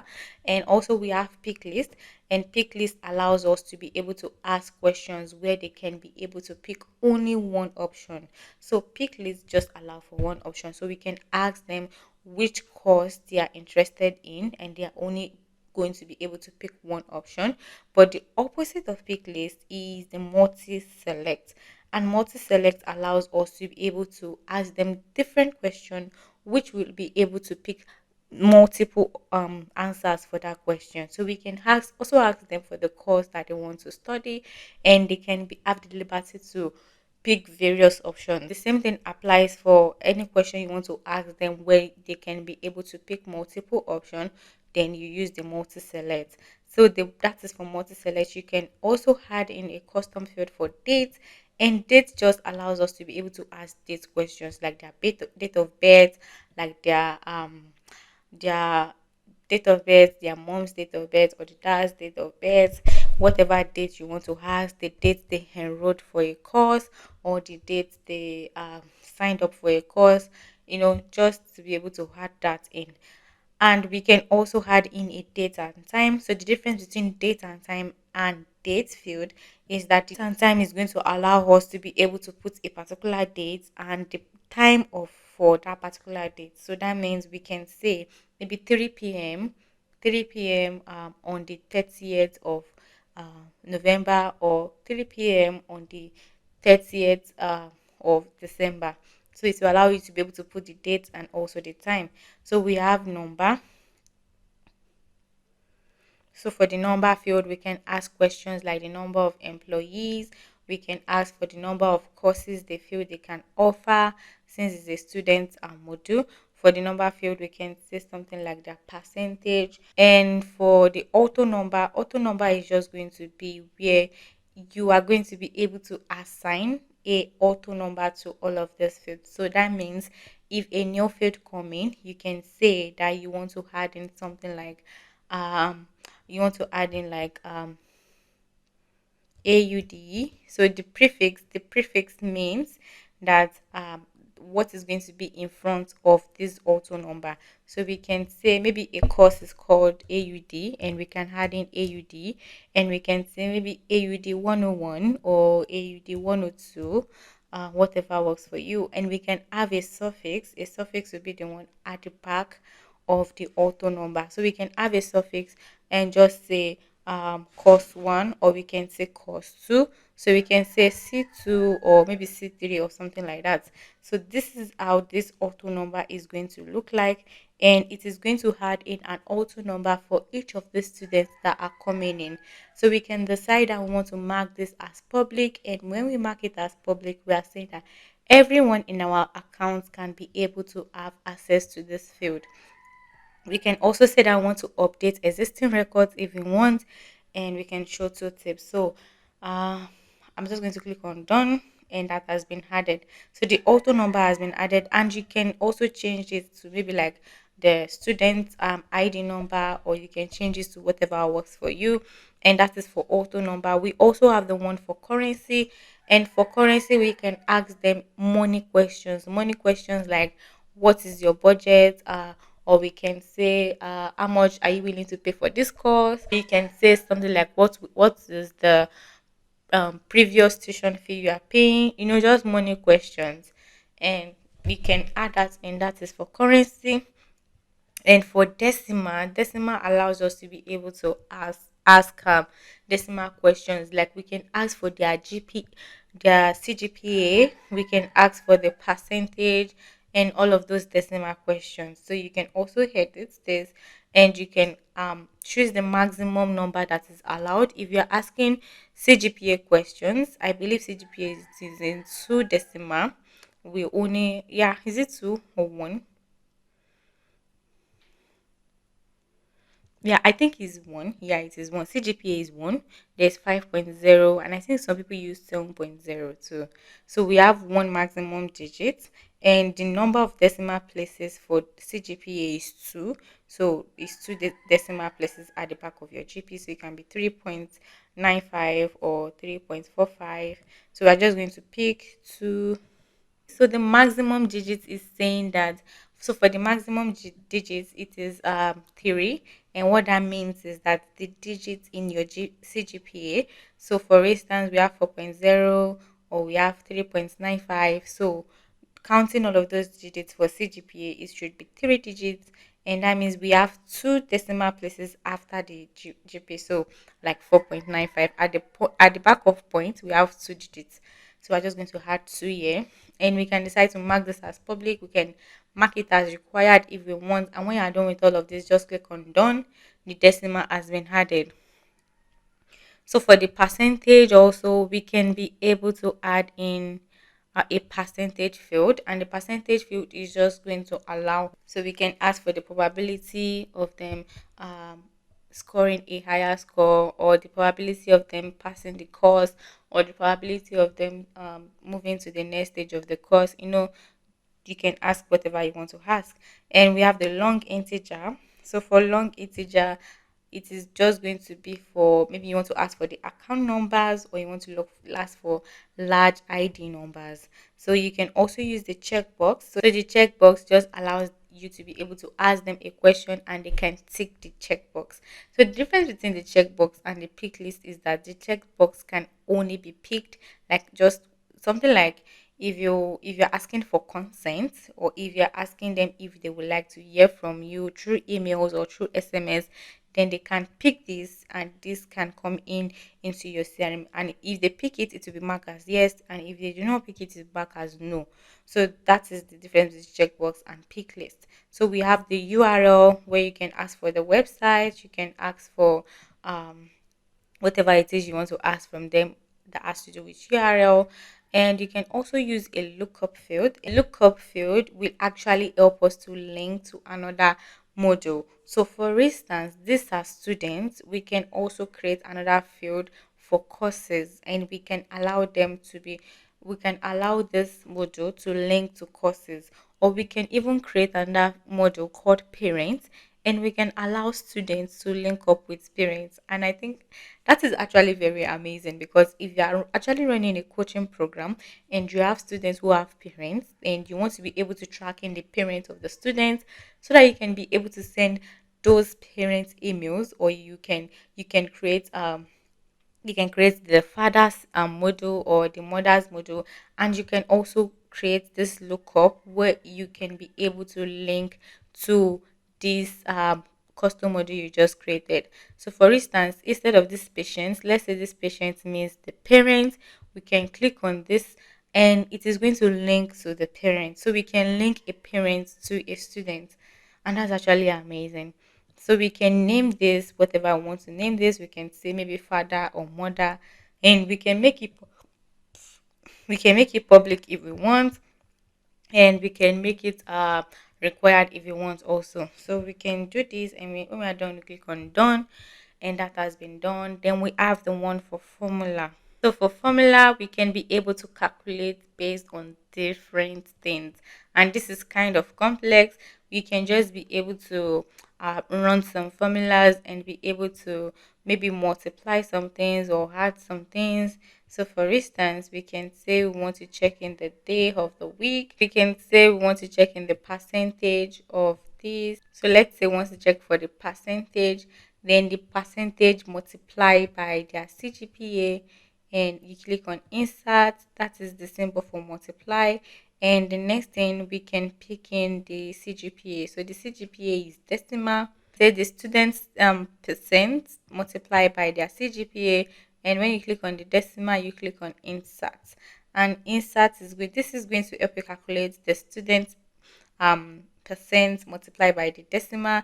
This will help you if you want to calculate anything automatically. So instead of you manually calculating for each student, this field is going to help you to automatically calculate that, and is going to assign it as a field. So we can say we want to calculate a year, and we can say that we want to check in for maybe a particular date minus another date. So for instance, yeah, I found a good one. So let's say we want to calculate age.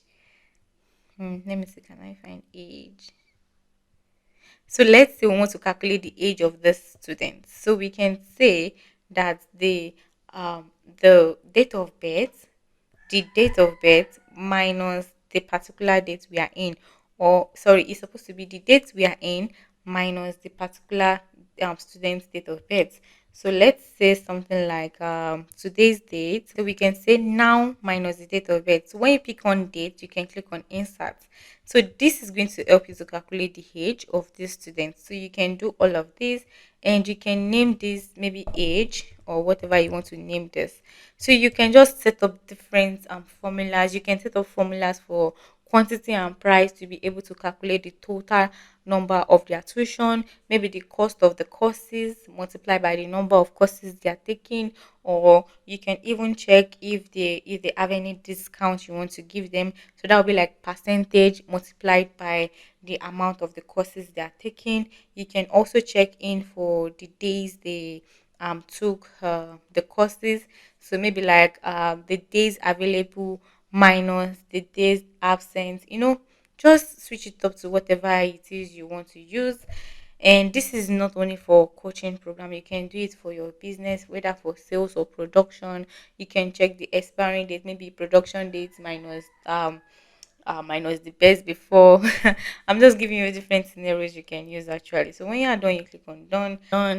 And the next one after we have formula, we have the user field.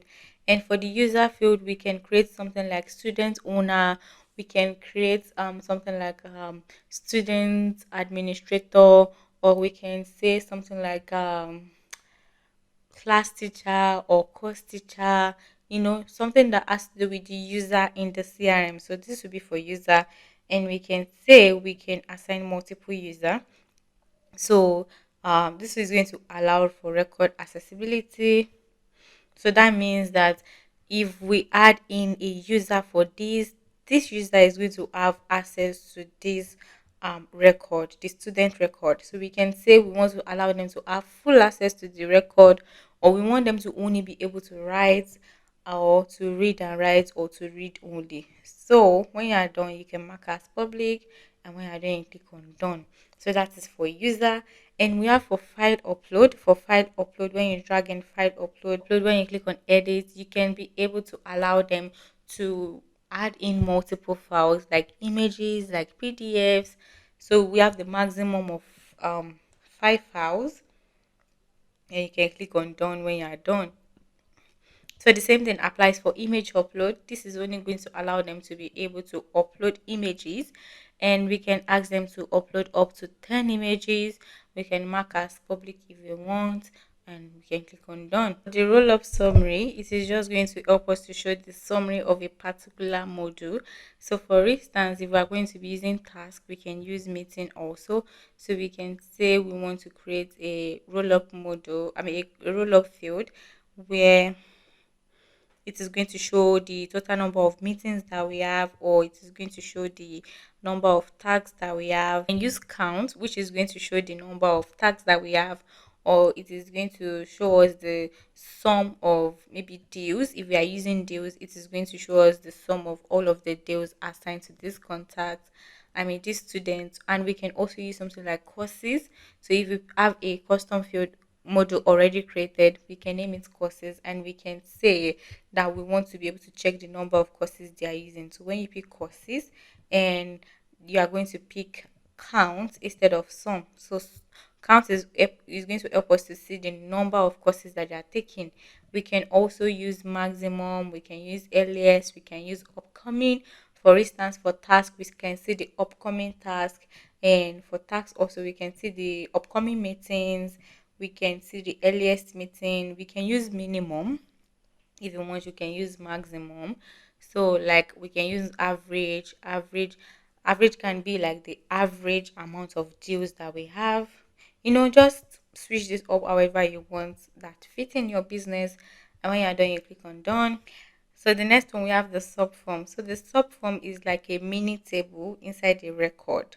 So that means if we have maybe like products in a quote, then we can also see the children information under a parent's record.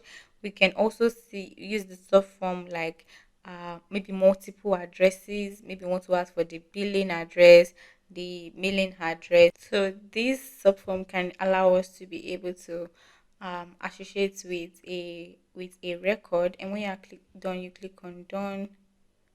Oh, courses.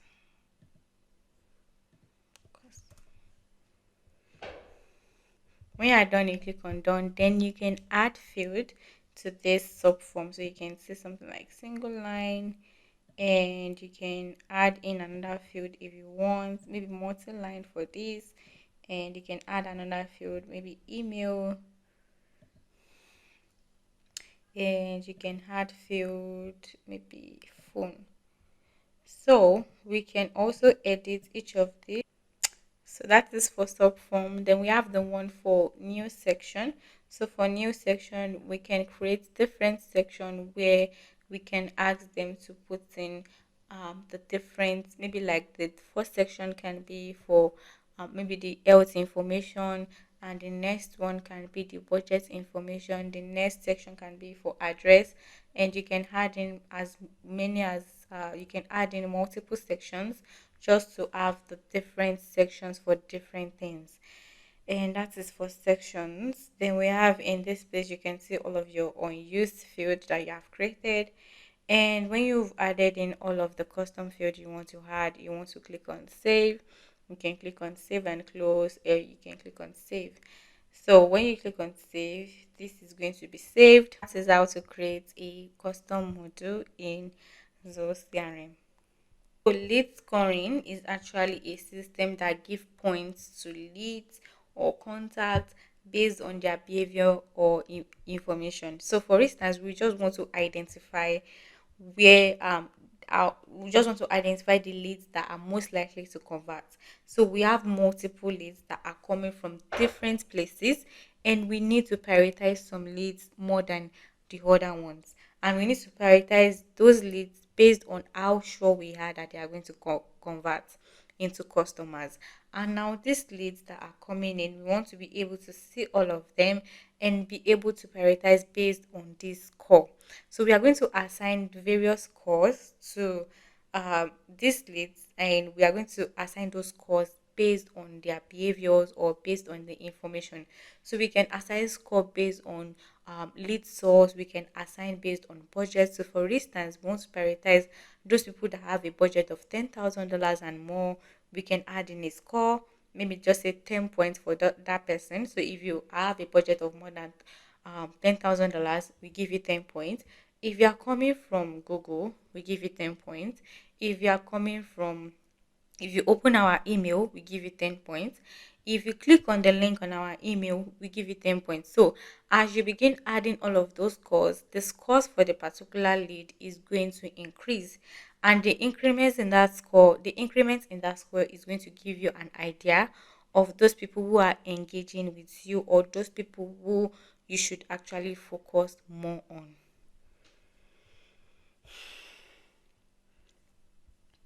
So when you click on new scoring rule, you can give your scoring a name. So like I said, you can add in a scoring based on all of these: leads, contacts, account, deals, patients, students. So the students module we just created, if you want to add in a score for the students module, we can do that. And we can also add in a scoring rule for contacts and for leads.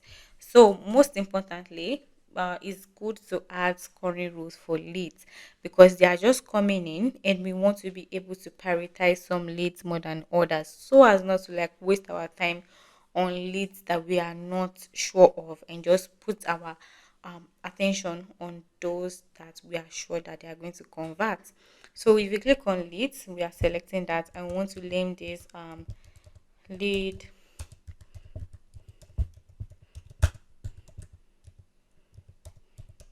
So we are naming this lead scoring process, and we are saying we want to add in a manual score, not the ZIA score.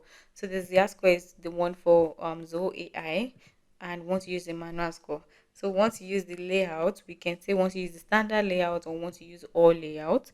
And when we click on next, that is going to take us to the page where we can be able to add criteria for this score, for this scoring rule or the scoring process.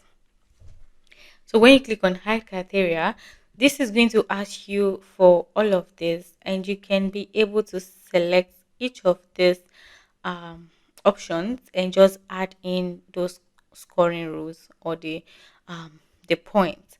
So let's say if they are coming from a particular city, let's say the city is New York, or the city is um, Lagos, or whichever city they are coming from. So let's say the city is New York, and we can also add in another criteria and say something like the city is New York, and we have um, um, um, um, and the email is known. So if the city is New York and the email is known or is not empty, we can then add in 10 points for this people. We can also say something like if they're from a particular country and the email is unknown, we can also subtract from them, because if the email is unknown, how do we communicate with the client? So we do not put more attention on those people who do not have an email. That is why we are using the subtract button. So we can also say something like, if the budget, if you have a field for budget, I don't think I do. No, I don't. So if you have a field like the budget, and the budget is more than $1,000, or the number of employee is more than 30, or the industry, you want to face some certain industries, you can say the industry contains, maybe you want to face those people in healthcare, or you want to face those people in finance or entertainment, or you can even add in whatever industry you want to face. And you can say if the industry is any of these and they are coming from a particular country. Let's say the industry is all of this and they are coming from Nigeria, so the country is Nigeria.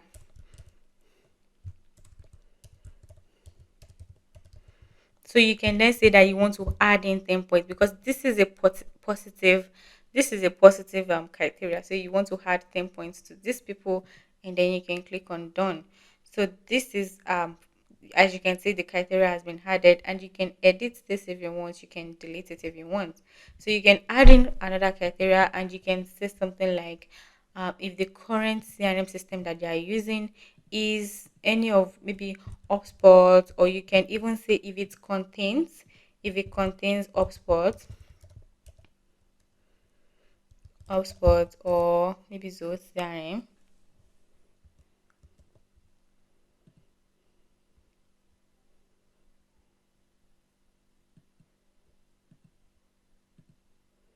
So the current CRM contains HubSpot, then we want to add 10 points for those people. Or you can say if the current CRM system is Zoho CRM, or whatever it is you want to add. You can also add in another criteria if you want, and you can say that the job title, if the job title contains maybe manager, or if the job title contains CEO, we add in another point. As you can see, when they start fulfilling all of these criteria, their points are going to be increasing. And if they start increasing, it is going to give you an idea of those people with the it's going to give you an idea of those people we should concentrate on.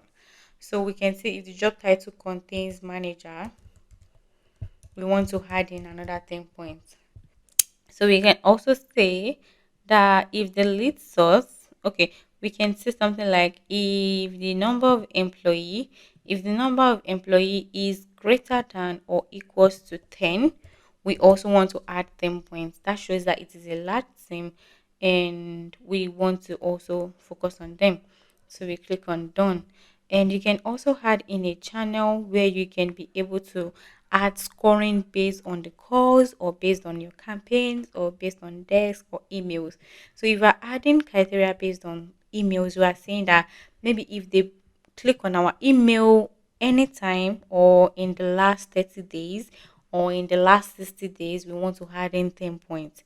So now that means if anybody clicked on our email in the last 30 days, 10 points is going to be added to them. And we can also say that if they open our email anytime anytime they come in, whichever time, whether in the last 30 days or in the last 1 year, or whenever, it is going to add 10 points. So for every time that they open the email, 10 points is going to be added to them. So the other one that we have is for every email that is received from from them, every email that is received. So for every email that is received from them, we want to add 10 points. So that means if we send an email to them and they respond back to us, if they respond back to us, we are adding 10 points. And we can also say something like the total email response received. If the total number of email response that we get from them is greater than or equals to 5, so that means if they send more than 5 um, emails to us, then we are adding 10 points. We can also say if the email gets bounced. If the email gets bounced, that is not a positive trait, that is a negative trait. So we are going to use subtract. So if it gets bounced, we want to take off um, 30 points. If the email is getting bounced, then it is probably because the email is wrong, or it is probably because the email inbox is full, and that is actually a negative trait, and that is why we are subtracting. So we can add in another channel, and we can use calls. So for calls, we can say if the call duration is greater than or equals to 30 seconds. We can say if for each call that is made anytime, we can add in 10 points. Or we can say for each call that is received from this lead, we can add 10 points also. So we can add in campaigns, and we can say for all of the emails that are clicked through our campaign, whether Zoho campaign, or yeah, through the campaign section of our CRM, then we add in 10 points. Or if they open any campaign, we can also add in 10 points. And also, if it is a soft bounce or hard bounce, we can subtract 10 points also. Then the last channel, we have the one for desk, and we can say if there is a new mention or a new ticket that is received from this lead, then we add in 10 points, or we can even add in 20 just to like boost it a little bit so we can attend to their ticket. So you can use um, all of this criteria. Like if the ticket gets overdue, you want to add more points, so you can be able to escalate them. So you can add a much bigger point and be able to attend to them. So when you are done with adding all of these points, you want to click on save. And when you click on save, it is going to ask you if you want to update your old records. So all of the leads we currently have in the CRM is going to ask you if you want to set up this scoring rule you just set up. If you want to set it up for them, then you can click on update old record if you want. And when you click on update old record, it is going to apply this scoring rule you just created to um all of the leads you currently have. So don't forget that when you are creating your scoring rules, you can also create scoring rules for deals. I love creating scoring rules for deals because it allows us to also prioritize deals. There can be a lot of deals in your pipeline, and to prioritize, to know the one you need to prioritize, you can do this based on if you send an email to them and they've opened, if the budget or the deal amount is above $10,000. This is just going to help you to be able to prioritize your deals the same way we just did for leads. So that is all about scoring rules. The next one we want to look at is the approval process.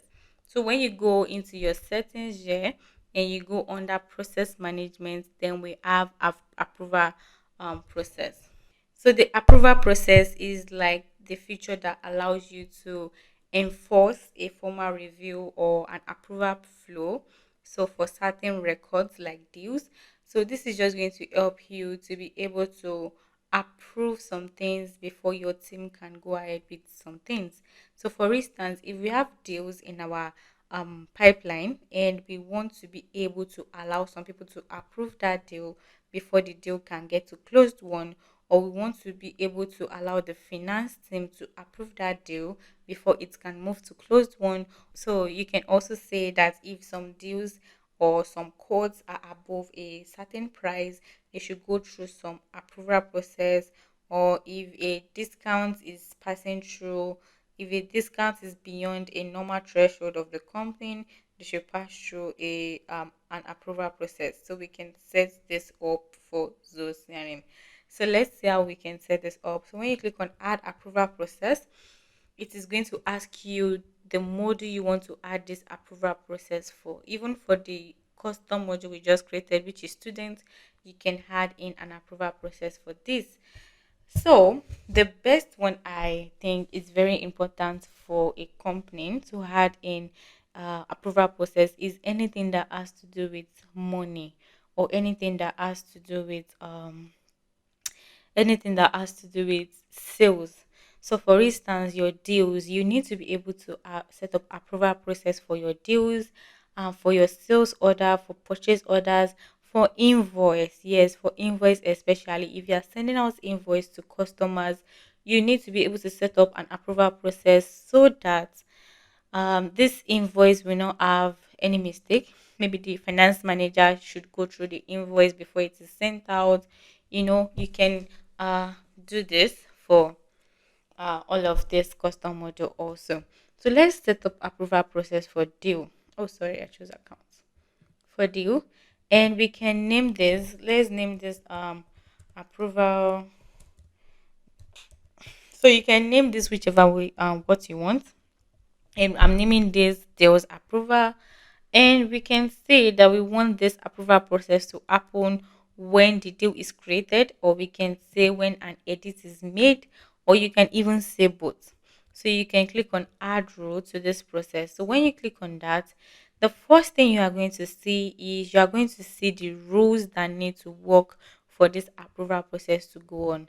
So we can say that if the closing date is a particular date, or we can say if the closing date is after a particular date, or we can even say if the closing date is tomorrow, then this approval process should go on.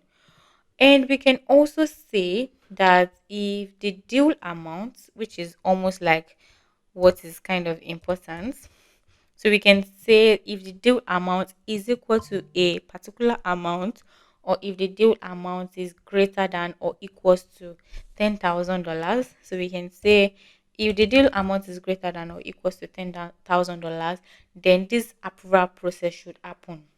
So this is where you set up your criteria. So you can also use the close date, you can use the created by. This created by should work if anybody outside of your sales team is creating a deal. So you can say if it is created by uh, if the created by is maybe a particular user, or maybe a particular if the person is inactive or is an active user and the users are outside of the sales team, then you can set up this rule. So I will be setting up a rule based on the deal amount, and I'll be saying that if the deal amount is greater than or equals to $10,000, then this rule should happen. So now the next stage is to set up who should approve this deal. So we can say that before this deal is created or setting into our pipeline, a user should approve this, or we can say a particular role should approve this. So we can say maybe the CEO or the finance manager or the sales manager, whoever role should approve this. Or we can even say if it is a group that should approve this, maybe the sales team or the production team or the finance team should approve this deal. Or we can also say if it is the manager or if it is the record owner. So the record owner, which is the deal owner, should be the one to approve this. You can also say that. But for this, we'll be using a particular user. So you can decide to choose the CEO of the company or the finance manager of the company, and you can say for every deal that is more than $10,000, this particular person should approve this deal. So when you pick on the user that has been assigned, and you can pick multiple user, and that is something that is actually very good. So let's say Emma Glory is not on seat, or she traveled, or she is not around for a month, or she went for maternity leave. Another person can take over to also approve this. So we can pick in another user, and we can say if Emma Glory is not around, then the sales team should take over. And we can say anybody from the sales team should take over. So this is telling us that we can change this from anyone when we change this approval method to everyone. So that means if we're changing this to everyone, we are saying that everyone we are adding on this stage should approve this process, not just anyone. Everyone needs to approve. So if we choose everyone here, then we can choose everyone here. So this group or everybody in sales team must approve this project or approve this deal before it is created or edited. I think that would be a lot of stress because that would be too much people. So we can just use anyone here. But in case you are using everyone, you can also specify which order you want them to be approved. So if it is sequential or if it is parallel. So if it is parallel, that means anybody can, it can be in any order. But if it is sequential, that means Emma Glory must first approve before this group can approve. So that means the CEO can first approve this deal before the sales team can then approve it. But if it is parallel, anybody, it can be in any sequence. So since we are not using everyone, we are using anyone. So that means we cannot be able to change this to any everyone. So this will be anyone. So we can also say that we want to assign a particular task to this person so that if this deal is more than $10,000, a task will be created to assign. So we can say something like uh maybe something like please approve this project. Okay, let's add that in. Please. So we can say something like please approve this deal, and we can say the due date should be the record submission date plus, let's say plus the due date should be plus 3 days. So after 3 days, this person should have approved this deal. So we can keep this in highest and we can notify the assignee and we can click on save and associate. So now that has been added in for the who should approve. Then the next stage will be the action that needs to happen on upon approval. So let's say that anyone here approved the deal and they approve that the deal should be created or they approve that the deal should be edited, then we can do something. So now we can say if this is approved, then we can update this field and we can choose whatever we want to update. So we can say we want to update the deal owner to another particular user. We can say that we want to change the reason for the loss to something, or we can even say that we want to change the closing date to something else. So you can just like twist this whichever way you want, just change whatever field you want to change. We can even decide to change the amount. So if the amount is greater than $10,000, we can do this. And when you're done, you click on done. And okay, let me just add in something. So we can say type.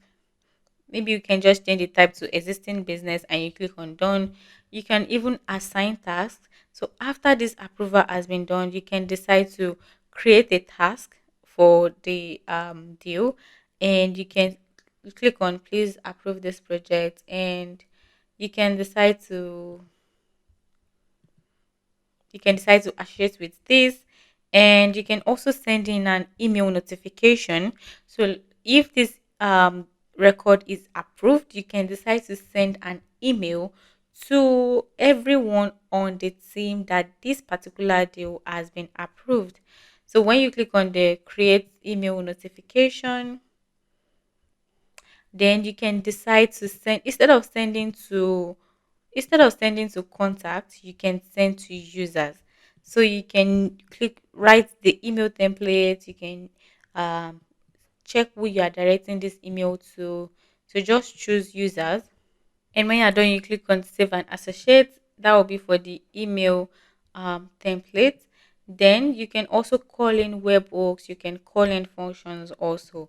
So the next one is for the action upon rejection. So if they reject the approval, maybe you want them to change the deal amount, or you want them to change the sales terms and condition, or you want them to change something for the particular deal, then upon rejection, you can send in an email to the record owner. So you can say that you can select users and just select a particular template and send to these users. So you can say that I want to send to everyone approved, or you want to send to the requester manager, or select users, or you can also say this select the template, then you send to these people, maybe everyone approved, then you click on the template also, then you click on associate.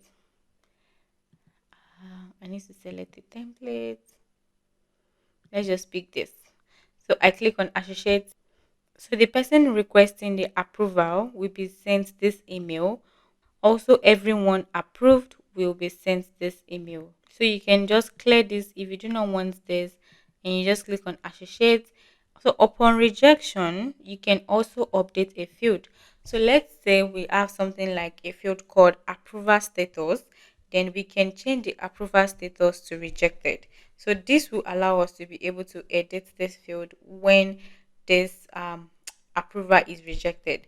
So the same way we can also call webhooks and we can call functions.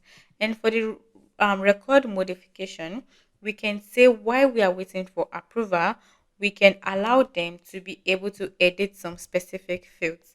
We can allow the field modification and say people can be able to edit the account name, or maybe the contact name, the deal name, but they cannot edit the amount. So if they are not going to edit the amount, don't select it.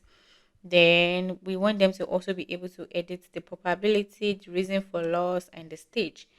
So if it is in a rejected state and you want them to be able to edit some things, you should also pick some specific fields, or you can pick all fields, whichever works for you. Or you can even say you don't want them to edit any field.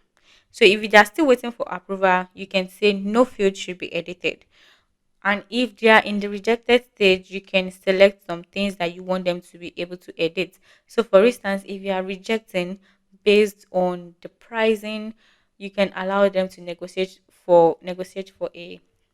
You can allow them to ask for a higher budget from the client, or if you are rejecting based on the discount allowed, you can ask them to reduce the discount. So whatever field you want them to edit, you can just select that. So if you want them to be able to edit the amount, you can put that, put the contact name, the lead source, just add in whatever you want to do. And for the process admin allows us to be able to add in some users that can be able to take control of this approval process. So let's imagine that those people that we put in here as those who should approve are not available, then the process admin can come in and approve the project. They can approve the project, they can edit. That is why they are called the process admin. They can do everything in the deals that we need approval in. They can approve, they can create, they can edit.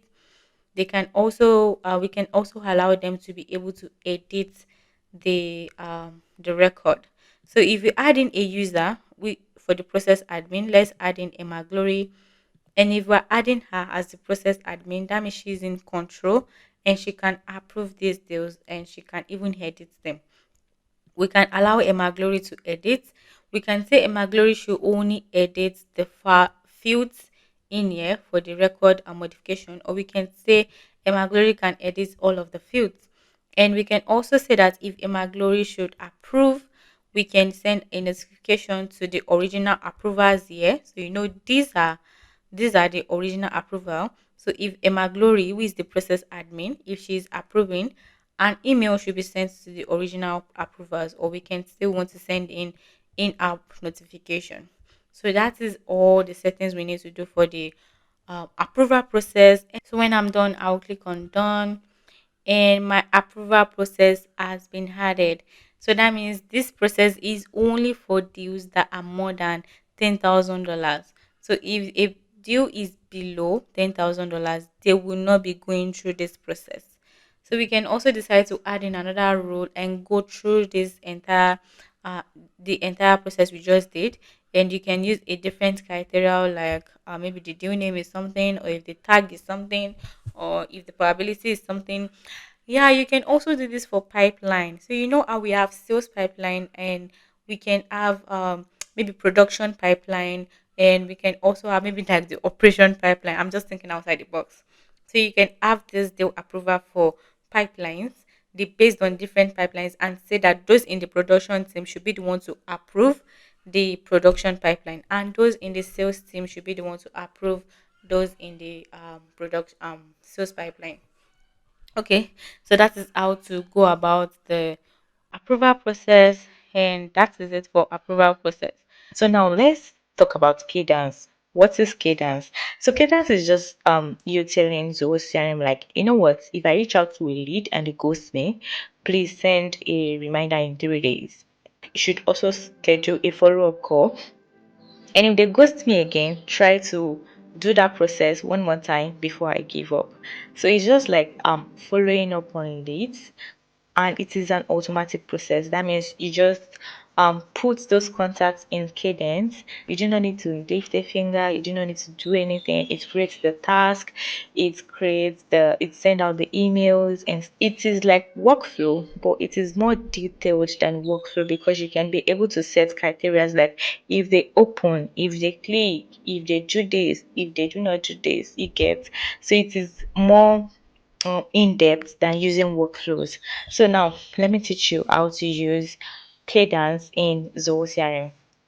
So the first thing you want to do is you want to go to your settings, and you want to go to automation over here, and you want to click on Cadence.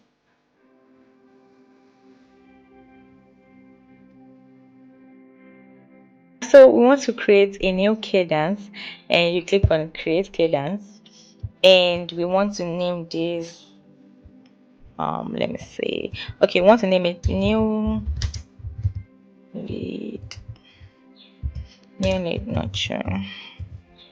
So what I want to do is I want to create a series of events that should happen whenever a new lead comes into my Zoho CRM account. So once you create this, you can pick whichever module you want to create this cadence for, whether it is for lead, for contact, or for deals, or for any of this.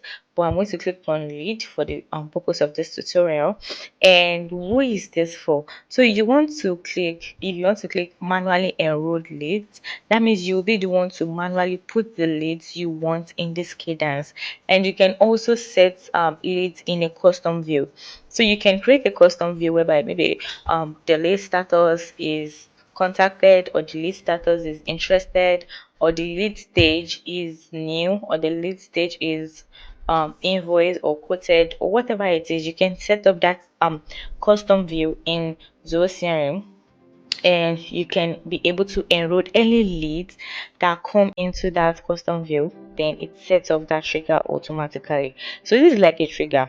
Is it manually enrolled, or is it leads in a custom view? So I'm picking leads in a custom view, and I can pick whichever custom view I want to use. You have to make sure that you have created the custom view you want to use before coming to create the cadence.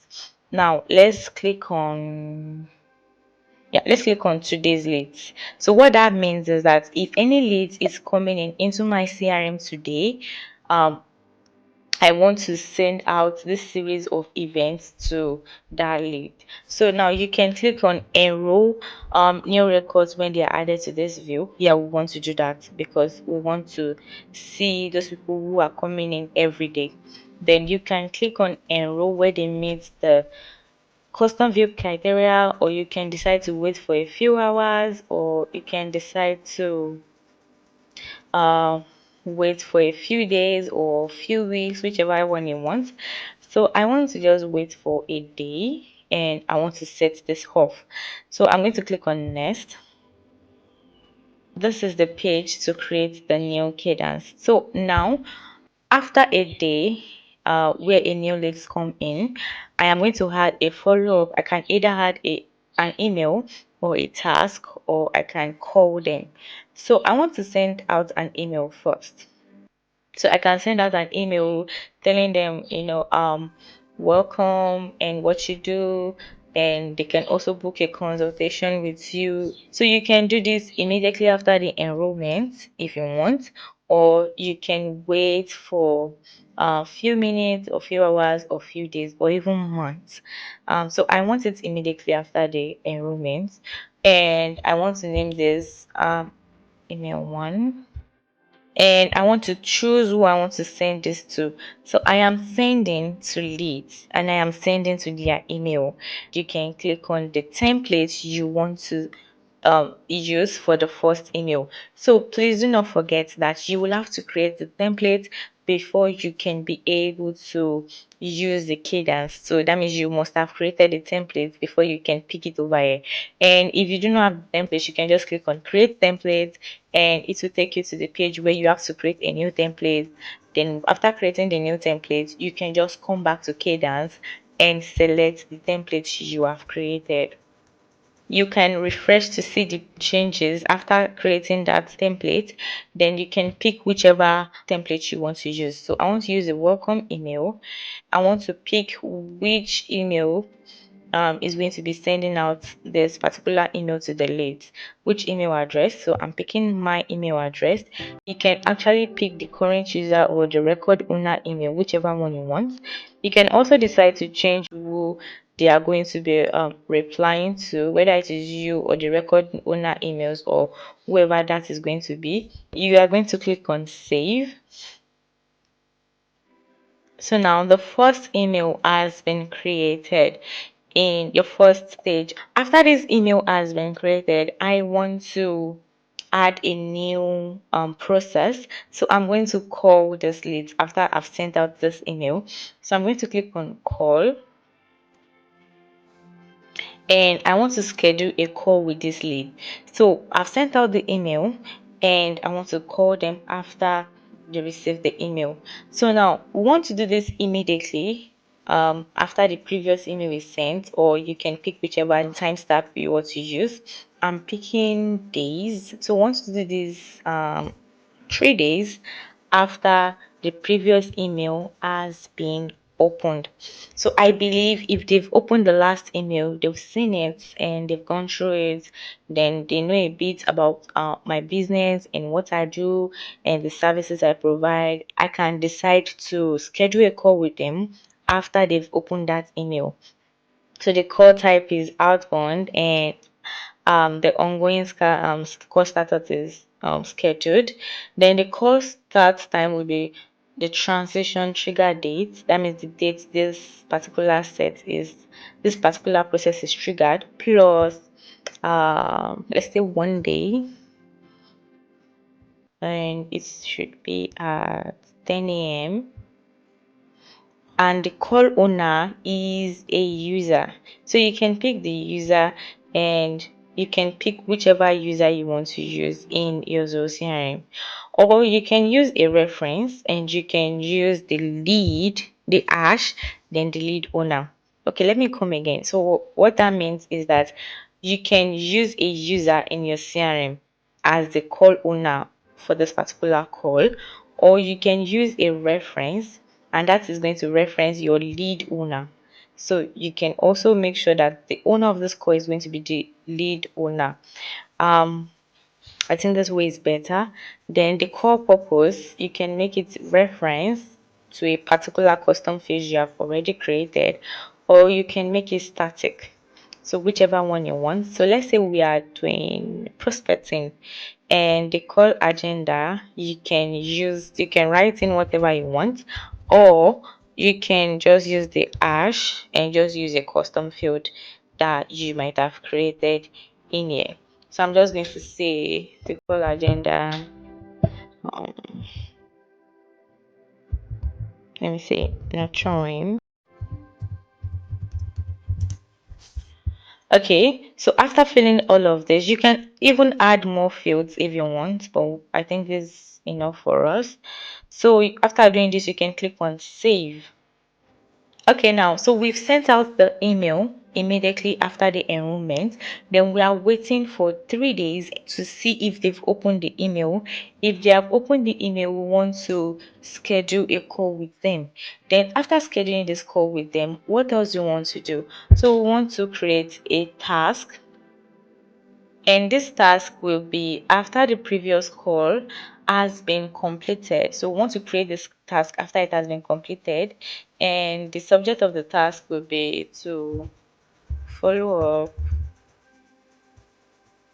follow up with date.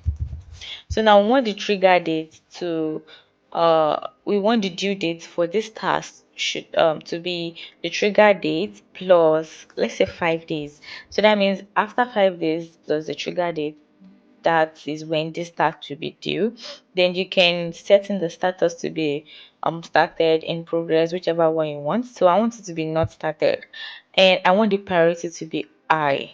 So you want to set the person who you are assigning um this particular task to. So it's already assigned to me. Then you can click on notify assignee or remind assignee. Then you can also pick your reminder date, sorry. So you can pick maybe the same day as the due date or a day before the due date at a particular time. So a day before the due date at 10 a.m. and you want the alert mode to be an email or a pop-up, whichever one you want. So I want to use both, and you can add in a description if you want, and you can click on save. So you can continue that way. After the follow-up, you can create email. After the email, you can create call. Like that series of tasks, instead of you creating the emails manually, creating the calls manually, creating the tasks manually, everything will be done for you. So that means if any leads come in today, they will have to follow through this process, and you do not need to lift a finger. So after you have done with all of your settings, you just click on publish. So now this lead nurture calendars has been created, and you can also see that you can edit it again or you can clone it, but if you do not want it, you can delete it. So let's go into the next thing, which is going to be our workflow. Another thing that I love about Zoho is the automation process. I so much love the automation process, and that is because it is like the core part of Zoho CRM. It is like the central part of Zoho CRM. So we do not have a CRM if we do not have automation, and that is why automation is actually very, very important. So to set up an automation, all you need to do is to go into your J icon, and you click on this J icon and you go into automation, and under automation you will see the workflow rules. All right, the next thing we want to be looking at is how to set up our own page in Zoho CRM. So when you come into your Zoho CRM account, you are going to see that this is going to be your own page. So the best thing about Zoho CRM is that you can be able to customize this home page however you want. So instead of what Zoho CRM has done already, you can delete some widgets, you can remove some of the things you don't want, and you can add in the things you want. So the goal here is to make the home page a space that work for you and is going to give you the exact information that you need. So when you go into your Zoho CRM in the morning, you have to ask yourself, what exactly do you want to be seeing in your own page? So do you want to be seeing the deals that need your attention? Do you want to be seeing the leads you've contacted recently? Do you want to be seeing the tags and the follow-ups that are due? Or do you even want to see if you are hitting your sales targets? You can actually set that up with your own page. The first thing you want to do is you want to go into the three dots here, this menu, and you can add components to this home page, or you can view in full screen. So when you view in full screen, it is going to take off everything about Zoho, and you can be able to see your dashboard or your home page in the full view. So you click on escape to go back, and you can also click on this menu here. You can click on this menu here, and you can see we have the classic view, which is another home page, which is one of the home pages we have. We have the Emma Glory's home, we have the manager home, and we can also customize this home page if we want. So for us to be able to customize this home page, when we click on customize, it is going to take us to this page where we can be able to create a new home page, and we can also customize the home page that we already have. So to add a new home page, you have to click on add new, and when you click on this, it will take you to this page where you can be able to add a new home page. So from here, you can choose whatever dashboard you want to add into this page.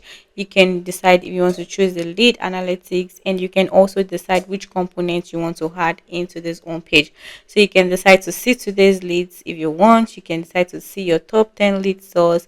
You can decide to see the junk leads that are coming in. You can also decide to see the leads that are coming in by industry, and you can select whatever you want. You can also click on another dashboard, and you can add widgets from that dashboard. You can see the deals in your pipeline, you can see the deals that are created, you can see the revenue lost, and you can also see your deals by stages. You can also select custom view if you do not want to use dashboard. So that means you can be able to select your widgets based on the custom view you have in your Zoho CRM account. So you can pick custom views based on leads, based on contact, based on accounts, or even tags, and all of this model. You can even pick based on the custom model you have created. For example, if you want to check for custom view based on the leads, when you click on the leads, you can see all of the ones you've created, and you can see all of the public views that have been created by Zoho CRM itself. So you can pick whichever one you want, just add them to your widget. You can rearrange them if you want. If you want this up, you can just drag and drop this wherever you want this. If you want to also edit this, you can click on edit, and you can be able to edit this particular widget. So you can change this. You can also create another custom view to replace this if you want. And when you do that, you can click on save, and when you click on save, that is going to change the particular widget we just added. So That is how to add from your custom view. You can also pick whichever custom view you want to add. Like I said, if you want to use contact, you can also pick contact and see all of the custom view in your contact. Just select whichever one you want and you are good to go. So you can also delete whatever you do not want. And when you are done, you click on save and share. So you can decide that you want to name this a particular name. So you can create a custom you can create an home page. You can create an home page for task.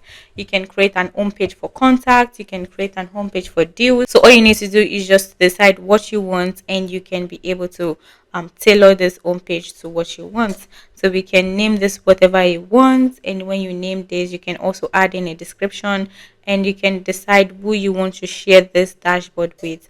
So you can decide that you only want to share with your CEO, or you want to share with the manager.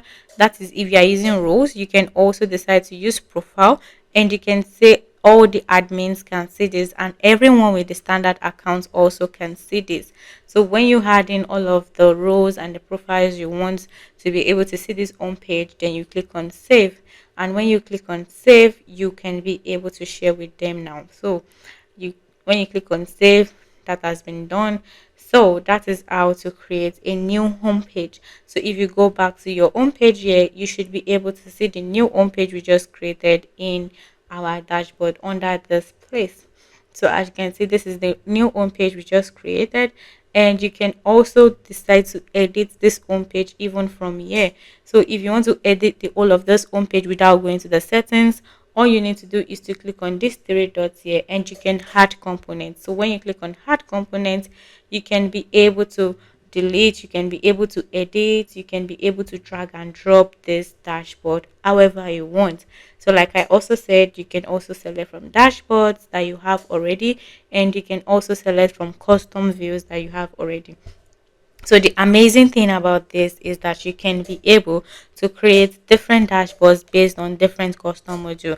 You can create dashboards for leads separately, for tasks, especially if you want to see the tags that you have. So you can create for task also if you want to see the tags that you have, like all the tasks you need to do, or the ones you need to do your next 7 days, or the overdue ones. You can be able to drag and drop all of this here.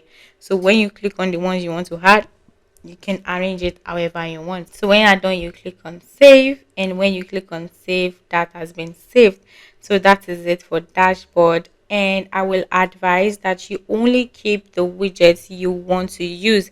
It is going to be overwhelming when you start adding the widgets you do not need, and it is going to be kind of clumsy. So you want to make sure that you only need to put in those things you want to see daily, or those things you need to track every time or every day. You just need to put them in on this home page. So that is how to customize your Zoho CRM home page. And actually, it is very simple to set up. And you will also notice that Zoho CRM is going to become a bit easier when you set up this home page. Okay, now so let's move into how to create custom views in Zoho CRM. So you know how we can be able to add widgets based on custom view. Let's see how we can create a new custom view. So you can create custom view for all of the modules that you have, even the custom modules you have created. You can create custom views for them. So custom views just help you to filter and organize your record so that you can see exactly the people or the contacts or the deals you want to focus on. So instead of scrolling through all of the leads you have, you can be able to create a custom view where you can see the particular set of people based on a condition. So as you can see over here, these are the custom views that have been added for us, that those CRM has added for us. So we can also add new custom view if you want. If you feel that all these ones do not satisfy what you need, you can click on add new custom view. So when you click on that, So when you click on that, it is going to take you to this page where you can be able to add your custom view. So you can decide that you want to see contacts that are coming from a particular country, or you can decide that you want to see contacts that are coming from a particular source, or even all of the custom fields that you have created. You can create custom views based on that. So if you have different services that you are offering, you can decide that you only want to see contact that wants a particular service or a particular product. So you just need to switch this up however you want. Just determine what is important to you, and you can be able to tailor these custom views to fit that. So for instance, we want to see those people that are coming from Nigeria, and we also want to see those people that are coming from our website. So to do this, all we need to do is to look for the particular custom field we want to use, the particular field we want to filter. And since we are using country, so we just pick country, we type in country, and this is going to bring out it contains, or it can bring out all of this filter. So you can say if the country is Nigeria, or you can say if the country isn't, then you can select whatever country you do not want to add. You can also say if the country contains, or if does not contain, or if it starts with or end with. So you can say that you want to check for countries that have united, so something like United States or United Kingdom. And you can also decide that you want to see every country, every contact from the country that starts with N, or any contact that starts with U, any country that starts with U. So you can switch this up however you want. So we want to say if this country contains Nigeria, or if the country is Nigeria. So now we can say if this country is Nigeria, and we can also add in another criteria. So we can say if this country is Nigeria, and another filter can be added. So we can say country is Nigeria and the lead source. We can also say if the lead source is any of this. So we can say if the lead source is website, social media, Facebook, and email, and they are also from Nigeria, then they should be added into this custom view. So we can now say Nigerian contacts, or we can say contacts from Nigeria, or we can say something like contacts from Nigeria. So you can also decide that you want to use the or instead of the and. And remember that if you are using or, it is going to satisfy one of this. So that means when one of this is meeting the criteria, so that means if any contact is meeting any of this criteria, they are going to be added into this custom view. But if you are using hand, you are saying that the condition 1 and condition 2 must be fulfilled at the same time before this custom view can work. So you can also decide that you want to use a related module. So for instance, you can say you want to check leads with, maybe if they have contact, or if they have a deal, or if they have a task. So you can say that you want to check in leads that are coming from Nigeria, and their lead sources, any of this, and you also want to see if they have a task. So you can also specify the task criteria if you want. So you can also say that we want to check in contacts coming from Nigeria, and if they have a task, and if the task is overdue. So that is a little bit complex. So you have to be very careful when you are setting this up. If you do not want the related module criteria, all you need to do is just to turn this off. But if you want it, you can go with it, but you just have to be careful not to make any mistake. So when you use task, you are saying that we are checking for anyone that is fulfilling condition 1 and 2, and also they have task assigned to them, and we can also choose any of the criteria for the task. So we can say if the status is overdue, or if the status is completed, or in progress, or not started, then we can choose any of this. We can also say that we want to check in contacts from Nigeria, and we have the leads with task, and the due date is maybe a particular date, or we can even say if the due date is today, or if the due date is tomorrow, or if the due date is the previous month or the previous year, whichever one you want. So all you need to do is just to know what you want, and you can be able to set this up. So let's just say we want to check in for tasks that have a due date, that have due date is, let's say due date is today. Then that means that is going to filter out people that are from Nigeria, and they have any of this lead source, and that particular contact must have a task, and that task is due today. So this will help you to be able to check in for leads that you need to prioritize for today's task.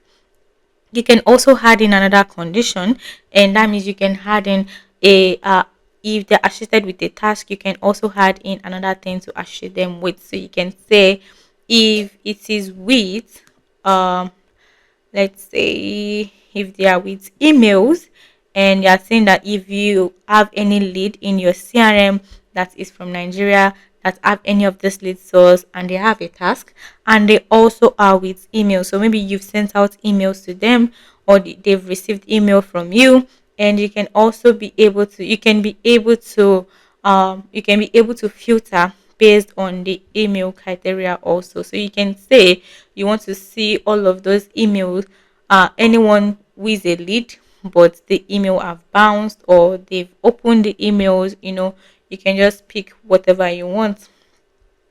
So for instance, we can see for those people who are maybe their last open, if the last open is so we can say if the last open is this current week, then we also want to see these people. So this is a comprehensive custom view. You can make it simpler if you want. And remember that if you do not want this related custom module, you just need to turn this off, and that is going to be turned off. So if you do not want this, all you need to do is to click on this delete button, and that is going to take off that condition. So remember that you can also add conditions if you want. So the next thing you want to do is you want to choose the column for this particular criteria. So you can say that you want to see those people coming from Nigeria, then the lead sources, all of this, and you want to see whatever current CRM they are using. You can decide to drag that in here, and you can see the current email marketing platform. So you can drag in all of the custom fields you want to see for this particular. You can drag in all of the custom fields you want to see for this particular custom view. So you can also decide to see their website, you can see their zip code, you can see if you have any tags for them, and this is going to appear when you want to check in your custom view. So let's enter our custom view name, and let's say let's name this contact from Nigeria. So we are naming this contact from Nigeria, and the due date is today. So this will help you to be able to prioritize this contact, and if you have any task that is associated, you can be able to perform that task since the due date is today. So remember that this is going to be updated every day. So the contact that will be in this filter today will be different from the contact that will be in this filter tomorrow, since we are using a particular filter which is today. So when you are done with all of this, you want to click on save, and when you click on save, that custom view is going to be added.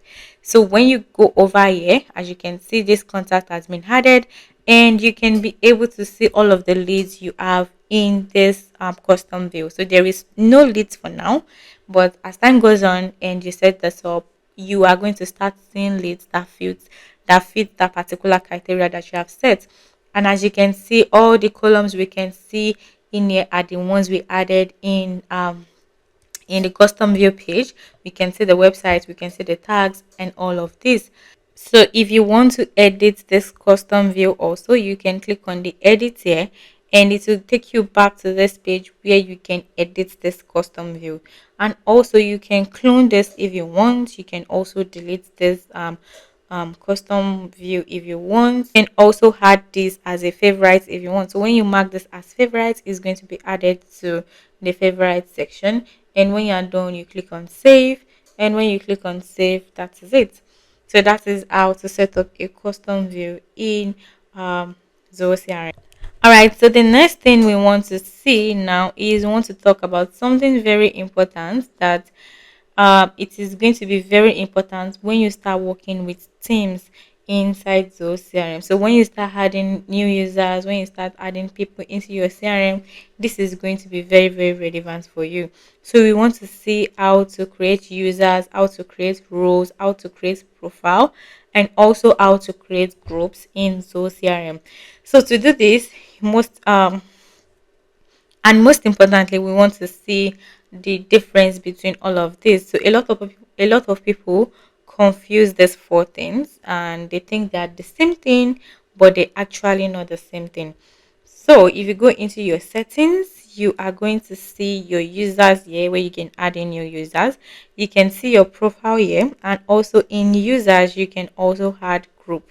So as you can see here, we have the groups here which you can add, but it is quite different from each other. So let's see what a user is.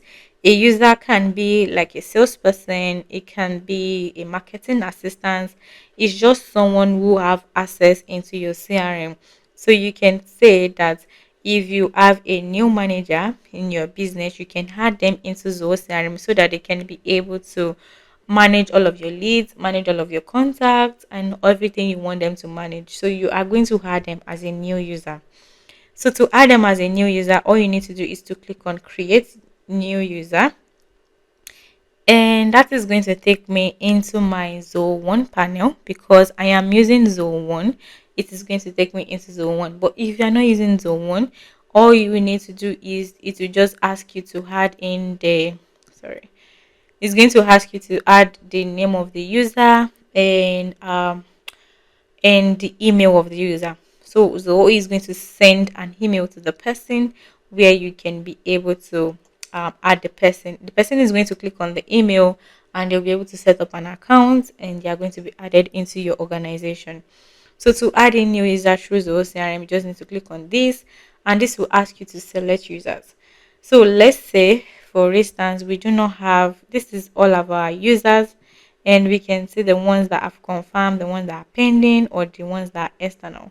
And we can also see the number of users we have in here. When we click on this, we can also create new user.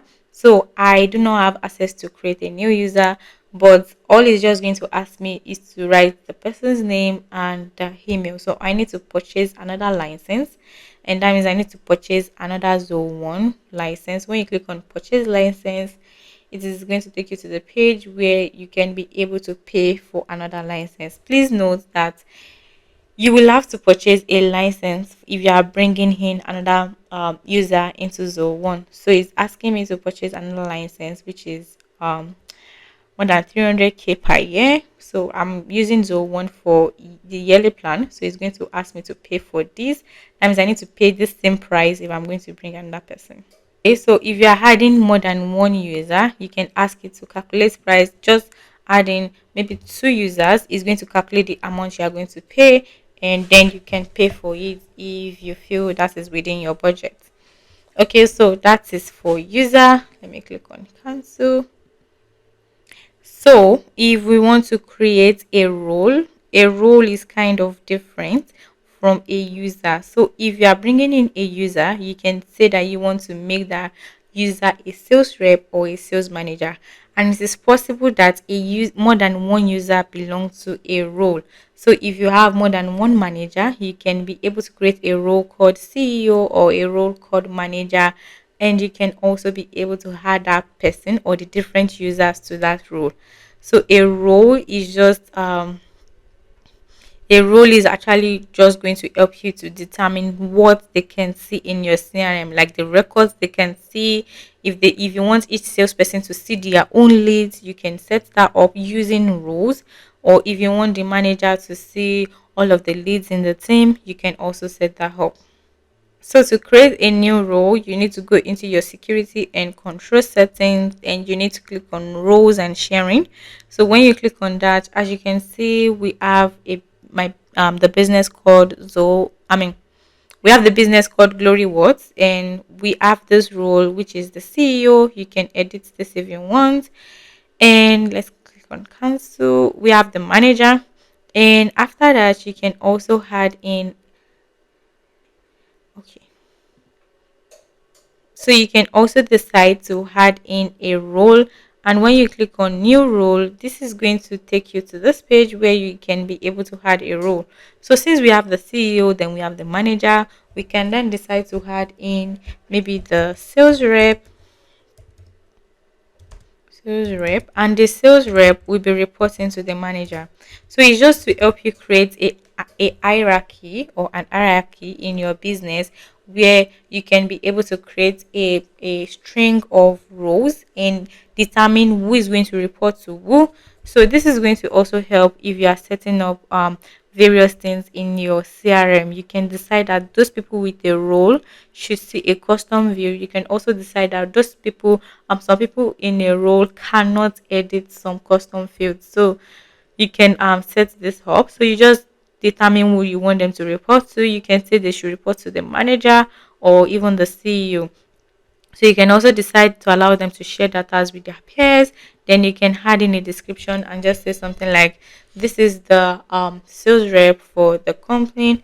They are sales rep for the company, and they have access to maybe the deals. They have access to the contact, the leads." So just write in whatever description you want to add, and you click on save, and that is going to save these new rows. So after that, you can click on edit to edit this row. Then you can delete this role if you want. And as you can see, we have the place here where you can be able to associate a new user. So there is no user with this role, and that is because we do not have another user, so we cannot even associate someone to this role. But you can also go to your role list where you can be able to see all of the roles you currently have. So for the sales rep, you can even create another role, and you can make this role to report to the sales rep. So it's just to like create an hierarchy for your business so that you know who is reporting to who, and so you can be able to see the visual board of your business, the visual board of the role hierarchy in your business. Okay, so that is for that. You can also go to your data sharing settings. So now that we have the roles, we can be able to do the data sharing settings. We can see all of the modules that we have. Even if you have a custom module, you can see that we have all of them in private. You can set them as public or read and write or read, write and delete. So this is going to be like the default thing if you bring in a new user. We can also create this and make sure that by default all of this modules should be public, but they should be read only. So that means if you create a new user, they can be able to see it, but they cannot be able to edit or delete. So this will help if you have multiple users and you do not want them to be able to tamper with the records that you have already in your CRM. So when you go to your sharing rules and you try to create sharing, so sharing is just to allow you to be able to share to roles and to groups. So you can create sharing rules to make sure that uh, people can share from one another, or they can share from one row to another row. So if you click on create sharing rules, you can create sharing rules for all of these. And if you are creating for leads, for example, you can name this whatever you want, and you can say maybe sales rep leads, sales rep,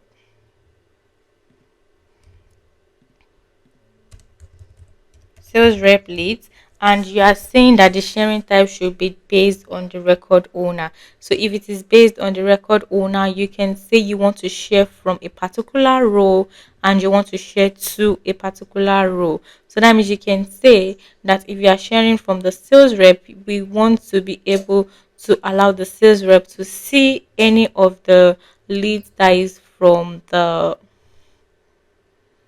to the manager. So we are saying that the manager should be able to see all of the leads that is from the sales rep. So we can allow the manager to write, to read, and to delete. This is going to help since the sales rep is managing, or since the manager is managing everything about the sales rep, then the manager can be able to see all of the leads that each sales rep have. You can also make sure that superiors are allowed. That means anyone above the manager can also be able to read, write, and delete these records. So when you're done, you click on save. You can also decide to make this um based on some criteria. You can say that maybe you want people from a particular country to be shared to a particular salesperson.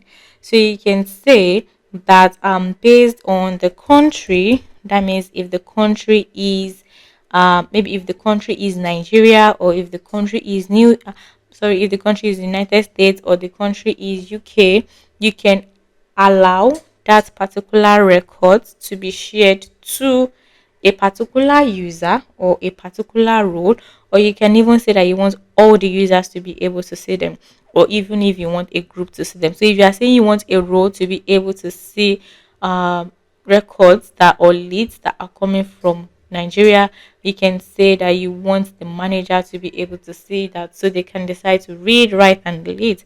And you can also say that you want them to be able to read only, and superiors are also allowed. So when you're done, you click on save, and when you click on save, oh, I need to enter in country.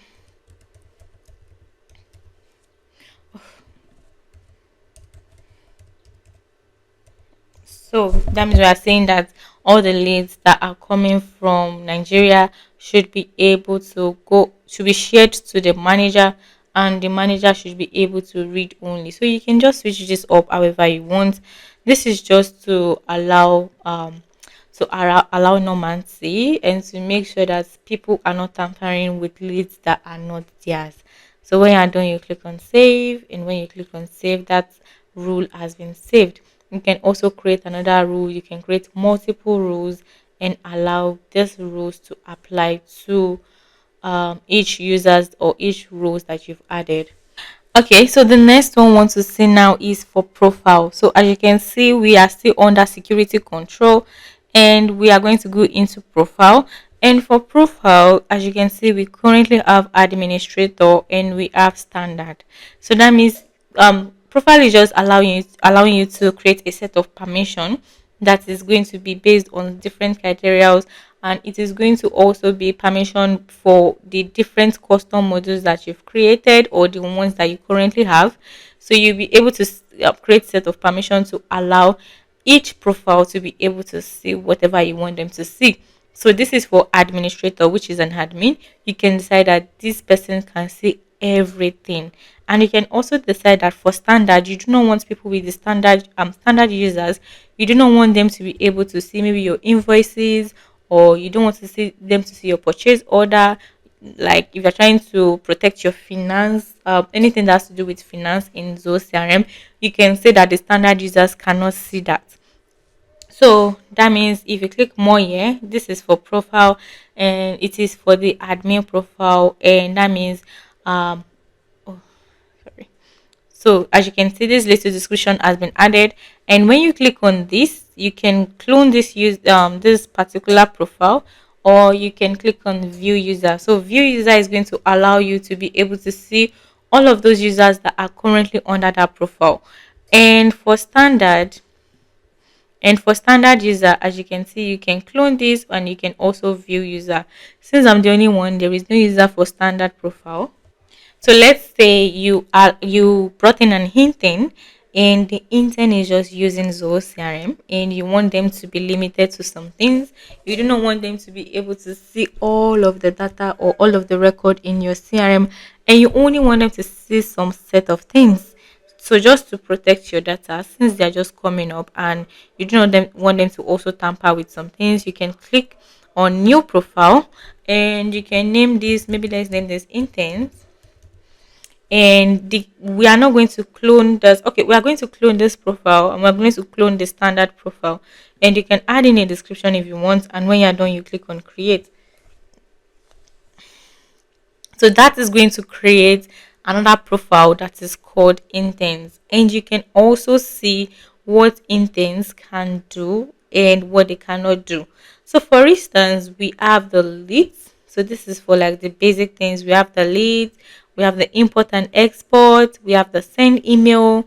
If you want the intern to be able to send email, you can just remove this if you do not want them to send the email. So that means if you do this, if you uncheck this, they are not going to be able to send out emails to your clients or to your contacts. And also you can decide if you want them to be able to mass update, and if you want them to be able to do all of this. So you can just set up the settings and just um make sure to add in whatever it is you want. You can also say that they can see the leads, but they cannot edit and they cannot delete. They can create leads, they can view it. You can also do the same thing for contacts. They can view and create leads, but they cannot edit and delete this. So the same thing for your purchase order. you can decide that you do not even want them to see the purchase order at all, or you do not want them to see the sales order, or you do not want them to see your invoices or your price books. So anything that has to do with the financial system of the financial modules of Zoho CRM, you can decide to like take that off. And you can also decide to do all of this for the import records. You can allow them to import records if you want, or you can even say that you only want them to be able to import leads and import contacts. You do not want them to import tasks or meetings or your custom modules. So just need to switch this up however you want. So this is a lot, and I will advise that if you are creating a profile, you have to make sure that you calmly do each of these and check out each of them, because if you set this up and you create the profile and you assign them for intent, until you go back to edit this, they are going to see all of the permission that you've given to them.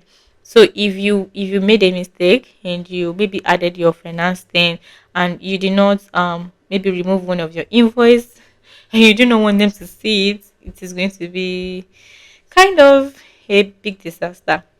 So you want to make sure that you set this up properly, even for the admin level. So you can see, or as you can see, the admin level, everything has been removed.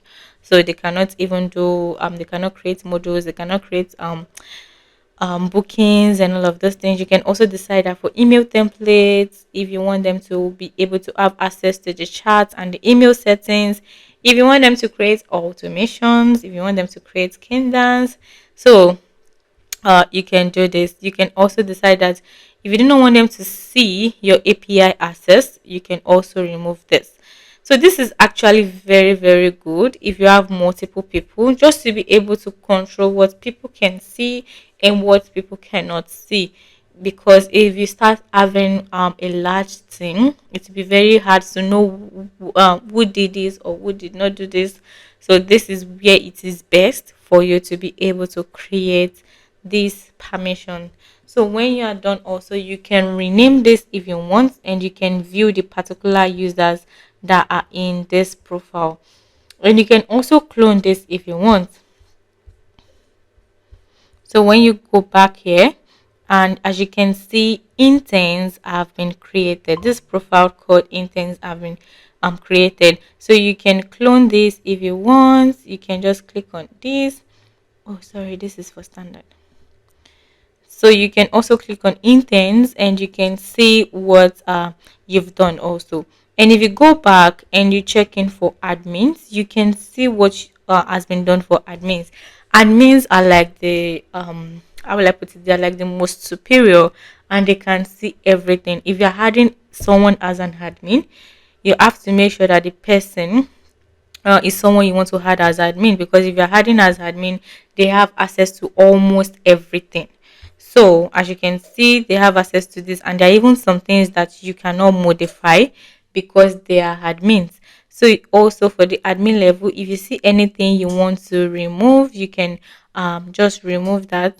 It's not possible admin should be able to send emails, so you can't even take that off.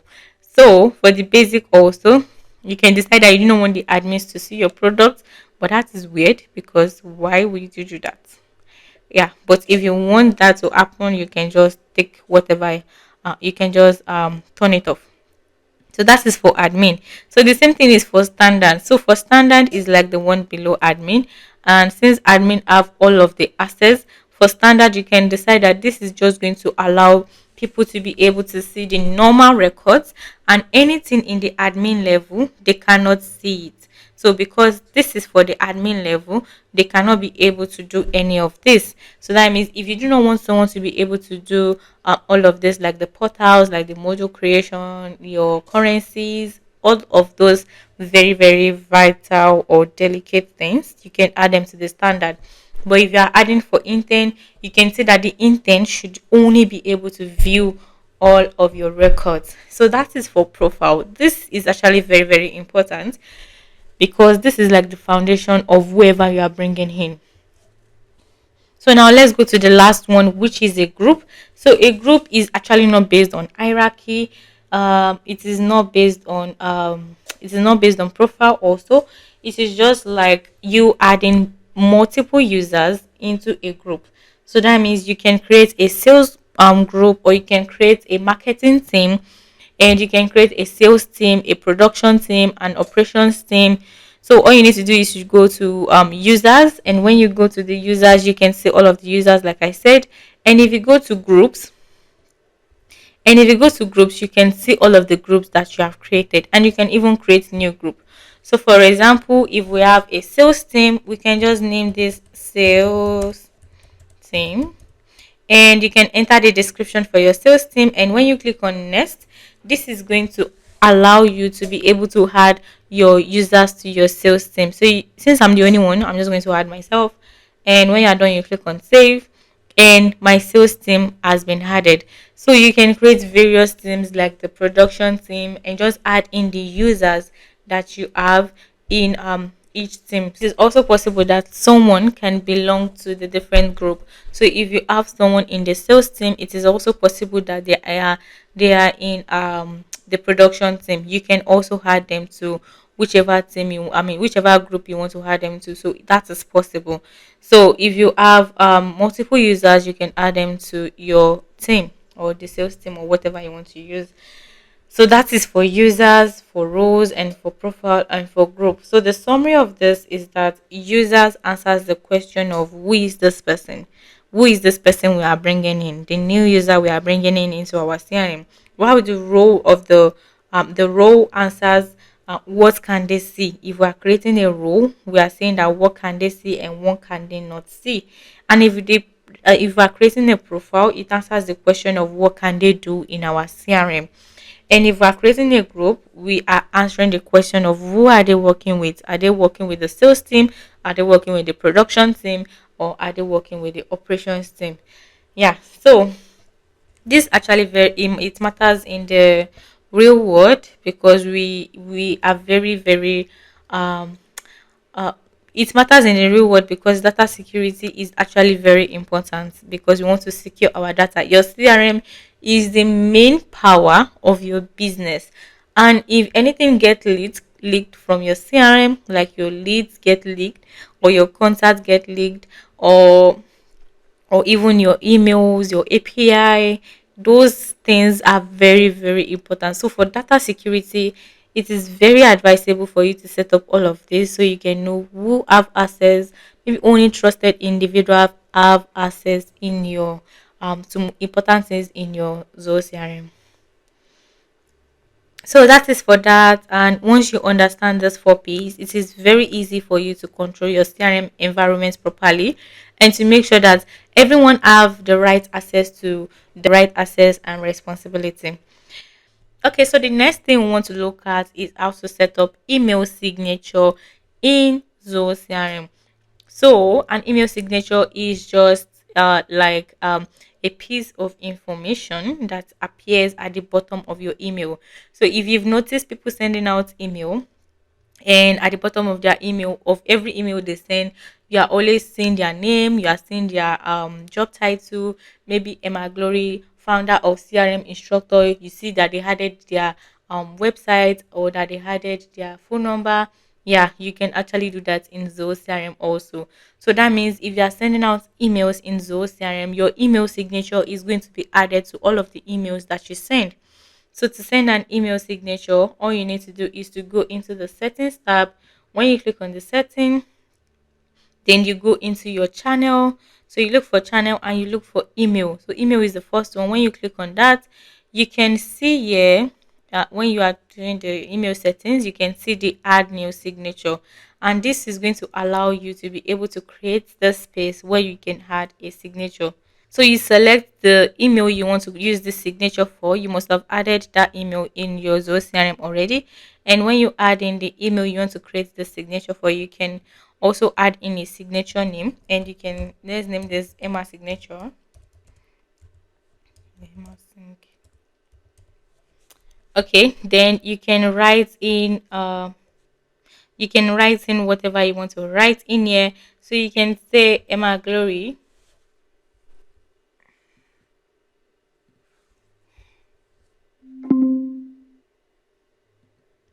Okay, so you can write in the text for your signature, and let me just drop this in here. And you can change the name, you can edit this. So let's just edit this and let's say Emma Glory. And you can also increase the fonts if you want. The advisable thing to do here is that you need to use the font size that you use in your email, because if your email signature is smaller than the email you are sending out, it's going to look very weird and awkward. So if you use size let's say use size 15. Oh no, if you use size 15, okay, so let's say use size 14 for your emails. Make sure to increase the font to size 14. And also you can make any of these adjustments if you want. You can bold, you can use bold, you can italize if you want, you can underline, you can strike through. So just use whatever you want. You can also change the font for this. So you can say you want to use Georgia if you want. You can use Georgia if you want. You can use this. So just choose whatever you want to use, and let's go down. And you can also add in an image. So if you are bringing in an image from your computer, you can do that, or you can also link from a web link if you want. But if you're inserting the image, you can click on browse file and it will take you to your computer, and you can add in whatever document you want to add. See, I'm just going to add in a random logo. I'm just going to put that in the email signature. So when I bring that in, as you can see, it has opened up here. When you are bringing the image in, you can say that you want this image to fit to page. If you're making it fit to page, it's going to enlarge this image and it's going to be too big. So you can make it small if you want, or you can wrap the image. So let's see how small it's going to look like. When you click on insert image, as you can see, I think this is normal. So we can add this into our email signature. And as you can see, the logo has been added. This is our name. Then the job title has been added also. So also you can add in your email and this. You can also write if you want to link to your LinkedIn account or to your YouTube, for example. You can just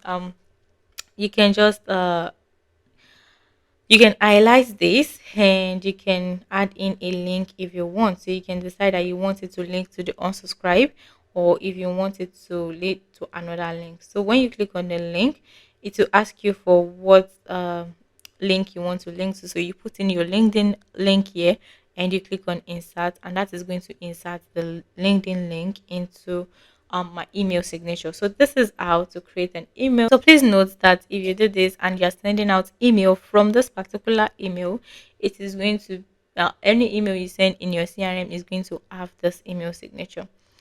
All right, so that is for email signature. So when you're done, you click on save. After you've made all of the adjustments you want to make, you click on save, and when you click on save, that is going to save your email signature. And that is how to create an email signature. The next thing we want to look at is how to create a web form in Zoho CRM. And this is one of the easiest way to bring leads directly into your CRM without copying and pasting information or without doing any third party integration. You can just create a web form and you can put out that web form in different places where people can be able to fill the form. So what is a web form? A web form is just like a simple form that you can place on your website, you can place on your landing page, you can place on your social media page. You can use the link and just place the link in your social media page. And when people fill out this form, the information goes straight into your Zoho CRM. And you can decide that it should come in as a new lead or a new contact or even any custom model you want to use. So a web form will allow you to collect leads automatically. It will help you to reduce your manual entry, and it will help you to avoid mistakes. So to create a web form, you go into your channel and you look for web form. As you can see, this is web form here. And to create a new web form, all you need to do is just to click on new form. And when you click on new form, it is going to ask you for the name of your form and the module you want to create this form for. And as you can see here, we have this all of this, where we can be able to create a form for this. We even have the option to create a model for our custom model that we just created. So let's say we are creating a web form for leads. We just click on leads and we enter our form name. So we can just name this maybe contact form. And when you add in the name, you click on create, and when you click on create, that is going to add to your form. And as you can see, the important or the mandatory field we have in the lead is the company and the last name, and that has been added. So to continue creating this, you can add in the first name here, and you can bring this down here, and you can add in your email, you can add in mobile. If you also have any custom fields that you've created in Zoho CRM already, you can add that in. So we are asking them for the current email marketing platform they are using, and the current email marketing, the current CRM system they are using or software they are using also. You can also add in advanced fields like the captcha, the privacy policy. You can also allow them to upload files if you want them to. So you can say that you want them to be able to upload a file, maybe you're asking for their maybe you are asking for the workflow PDF that they have, or maybe an image. You can also add in privacy policy, and the privacy policy can be whatever you want it to be. You can say maybe you want them to say I agree to the I agree to receive email from you or something like that. Okay, so after adding all of this, you can also add in the captcha if you want, and and you can go back to the field and see what else you want to add to this form. So since this is a simple form, we are just going to add this simple things. So to make this mandatory, we just need to click on the settings here, and we can decide to create a field and mark it as hidden, or we can mark it as a mandatory file, or we can add it as an int message. So this can be like an help icon or a link to something else. So let's save this. That is mandatory, and this should come here. And let's say that we want to add in a lead source so that we can be able to track this. And this, we want this lead source to be, so we come here and we mark this as hidden value. And to mark this as an hidden value, we need to set up an option. So we can say that this can be maybe from website, or in case we are putting this link on our website, we can say this is website. So if anybody fills in this form, the lead source will automatically be marked as website. And we have also marked it as hidden, so they cannot see this so we've already marked it as hidden also, so they cannot see this lead source. So when we click on save, they cannot see this particular field. And the same thing applies for this. You can mark as hidden if you want, and you can add in a required, or you can add it as an hint. So you can also decide to add in the form title in the form, the form name as the title of the form, and you can preview this form if you want, and you can also click on next if you want. So when you click on next, you can add in the URL where you want this web form to be. You want to add this web form to, and you can click on add. When you add the form URL, you can also decide that you want to enable the opt-in. And they said here that if you do not know the link you want to host this web form on, all you need to do is to click on the asterisk. So let's just add in asterisk. That will work. Okay, so we've added in the asterisk, and we can also enable the double opt-in. If you want to include double opt-in to this form, you can add this double opt-in. So you can also decide to redirect to a thank you page, where this will be added to the thank you page, or you add in a splash message which is going to be like thank you for your response, or you can redirect to your another URL if you want. So you can also, let's add in a thank you page. So we can also see that the default owner is me, and you can add in tags if you want. You can add in whatever tags you want. If you want a particular tag to be linked to any of the contacts coming through this web form, then you can just add that in. So let's just add in the website leads tags, and we can also decide that we want to notify the lead owner when they come in. We can pick from the system generated mail or from a template. If you have a template in your CRM, you can just add that in. You can also decide to acknowledge this visitor if you want, so that when they submit this, when they come in, we can use a particular rule to, we can choose a template and we can be able to send them an email.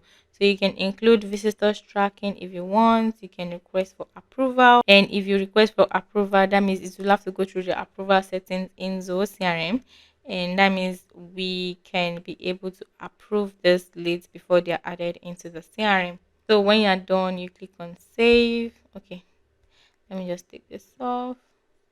I click on save, and that has been saved. And as you can see, this is the code snippet for our web form in Zoho CRM. And all you need to do is just to copy this code and put it on your website or put it in anywhere you want to add that in. So when you click on copy here, this code has been copied and you can embed this code on your website. So I have a video here where up here where you can see how to embed the a form on your website. So you can check out that video. The exact step on how to embed this form is in that video. So when you're done, you click on done, and as you can see, the form has been published. So after publishing the form, you can go back to your form and you can edit it, you can clone it, you can delete it. You can also check in for the publish option, and you can also check in for the source code like I said. You can also embed it if you want to embed it also in your page, or if you want to use iframe, or if you want, even if you want to use QR code, so you can download this QR code, and when you download this QR code, you can add it on whatever page you want to add, and when people scan in that QR code, is going to take them into this web form. You can also use a link, and if you just want this link to be able to, if you just want to send this link maybe through an email template or whatever you want to use, when they come in, they can just have access to the form through the link. And as you can see, this is the web form that has been added, and they can put in their name, all of the details, and this is going to be added directly into Zoho CRM. So the reason why most people do not use web form is because we do not have the ability to be able to beautify the form, and that can be a deal breaker for some people. So the only thing we can do most time is just to add in the font color, the background color. So we need, if you need more extensive design, I will advise that you use what's it called, you use Zoho forms.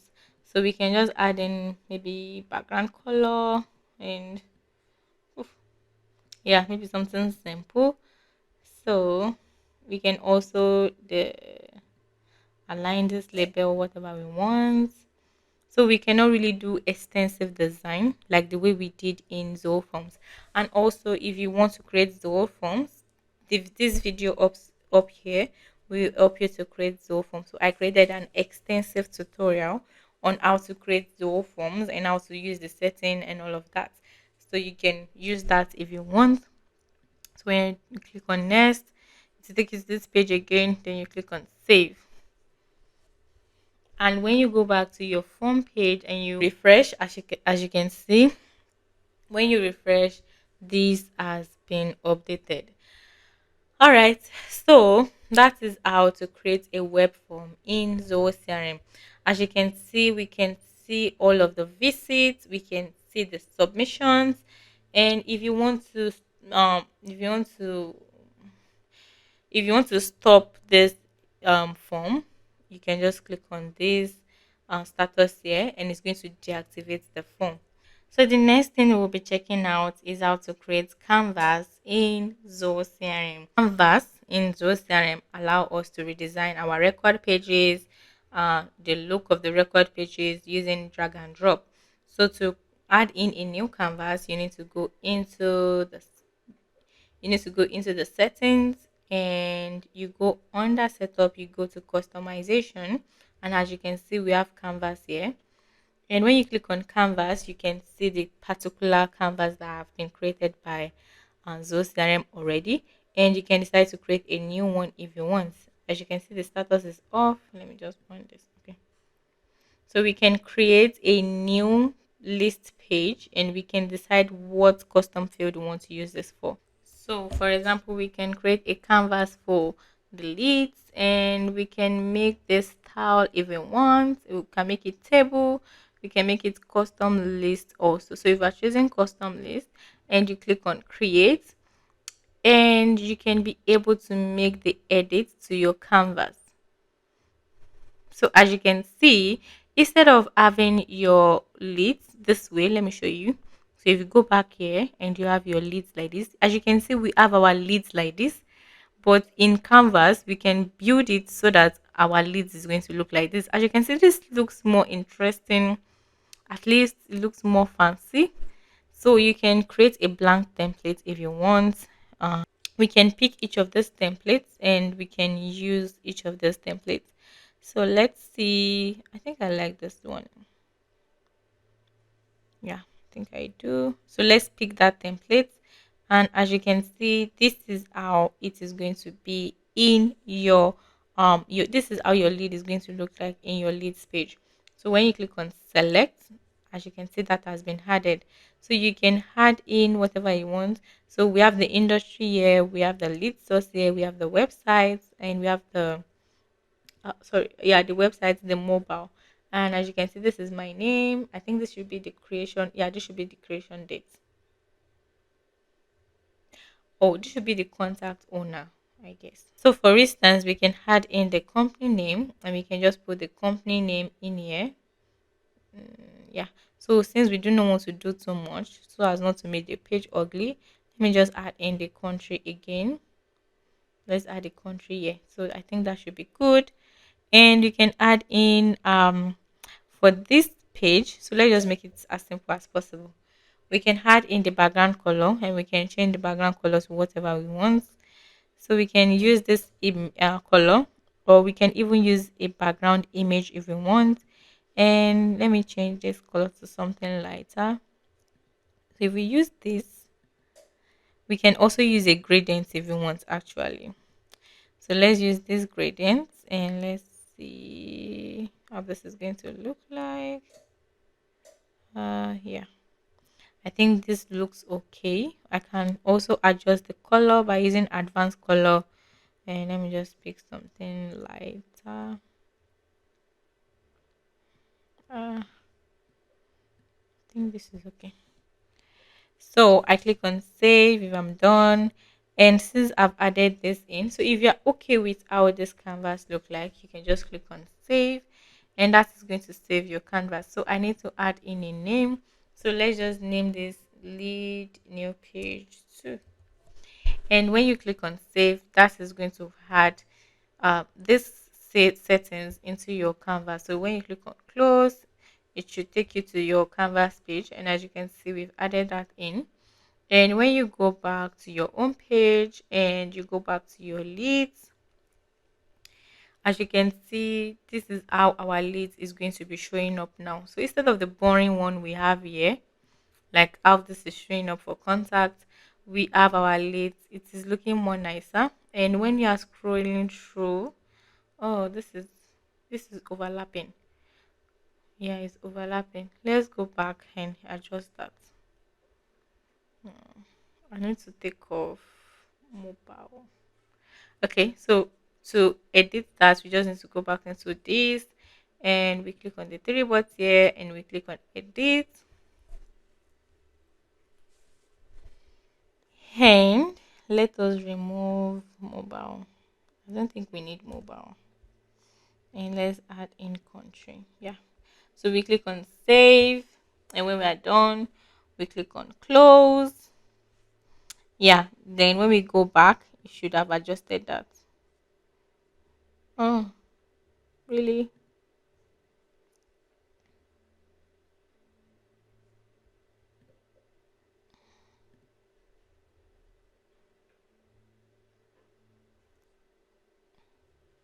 Okay, so we removed the mobile. We now have country and we have website. Yeah, so that is how to set up Canvas, and it is adding my image. It's not supposed to be like that because they do not have the lead image, so that is why it is adding my image. Oh, yeah, oh, is that true? Let me go back. Sure.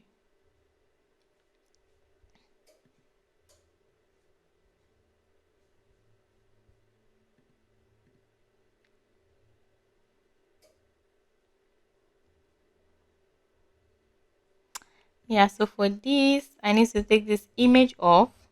This is not the image I want to use. I should be using the lead image. So, for example, if we have a logo attached to the lead or we have the image of the person, we can just add in that lead image. So we come over here. I should have lead image.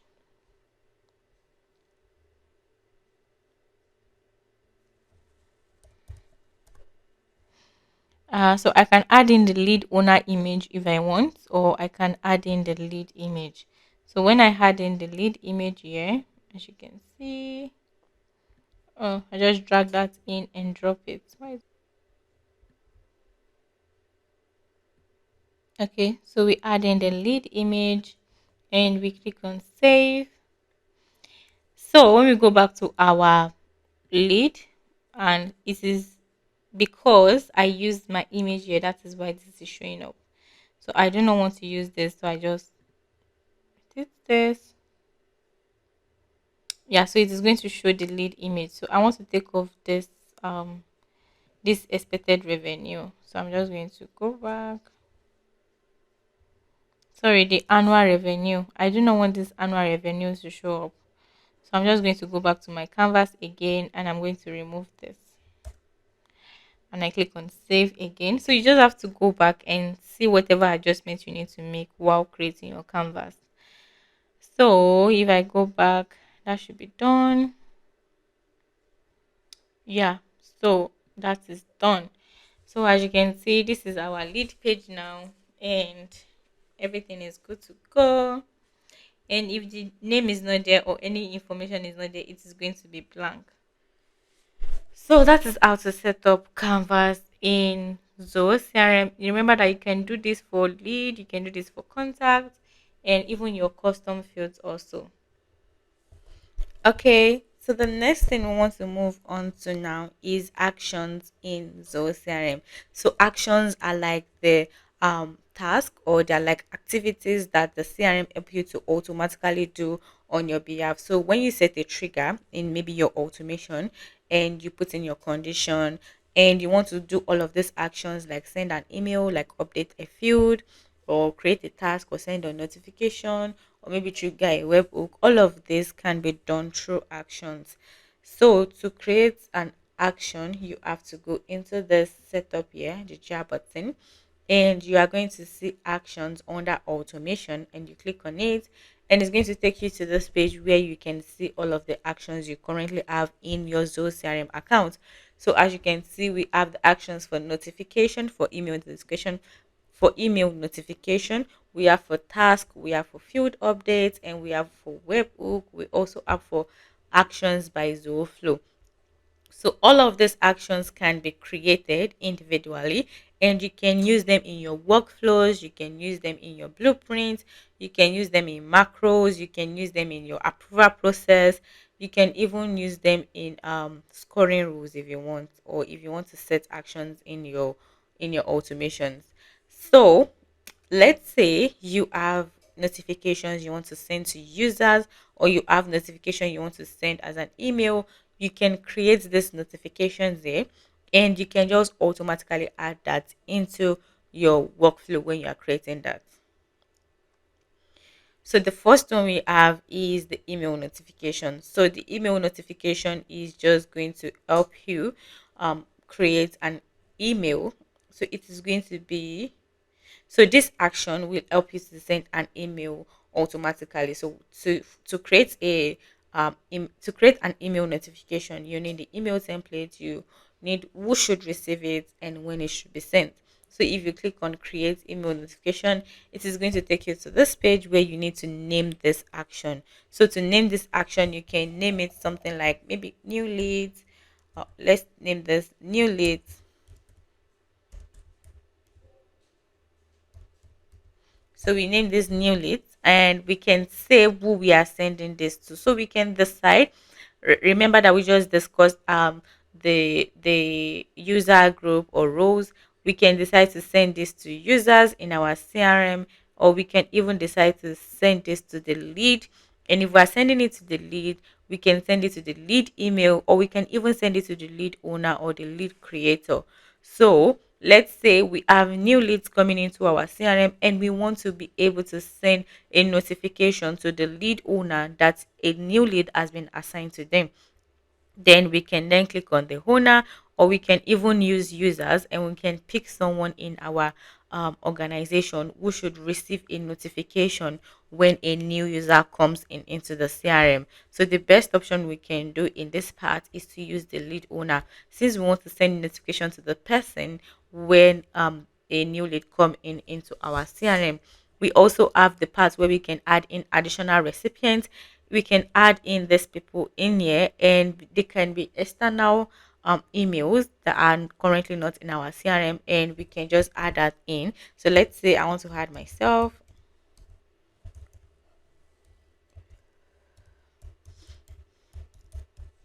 So I can decide to add an external email, and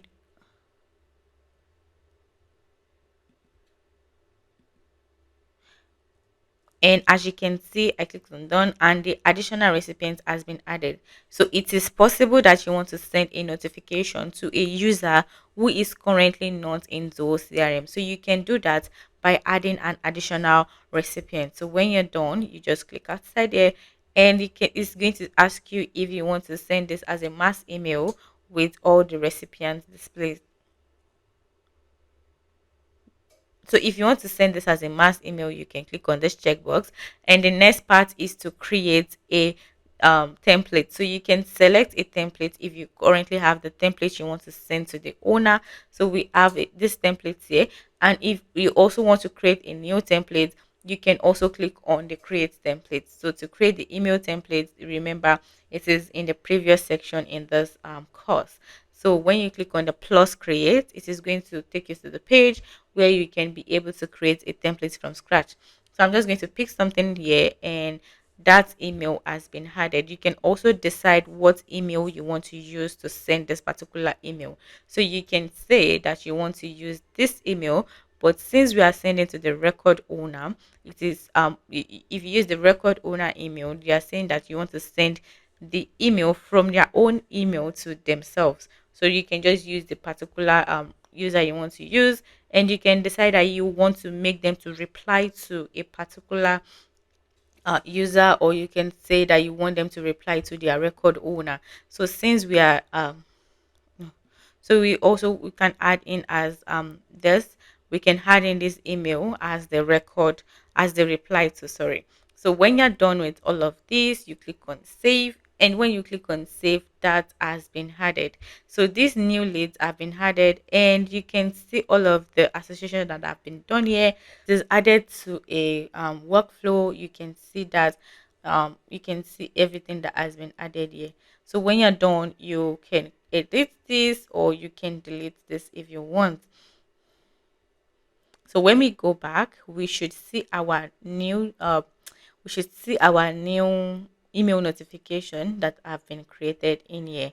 So as you can see, we also have the other ones we've created, and you can edit them if you want. If you can edit all of this, and when you're done, you click on save, and you can also check in for their association. And as you can see, it is saying that I am using this particular email action in my new lead nurture, which is a cadence. If you don't know how to create a cadence in Zoho CRM, it is in a previous section. So the this is going to show us the association where we can see where this is coming in. So if it is related to a particular module, or if it is executed on, and if the status is inactive or active, you can see all of that here.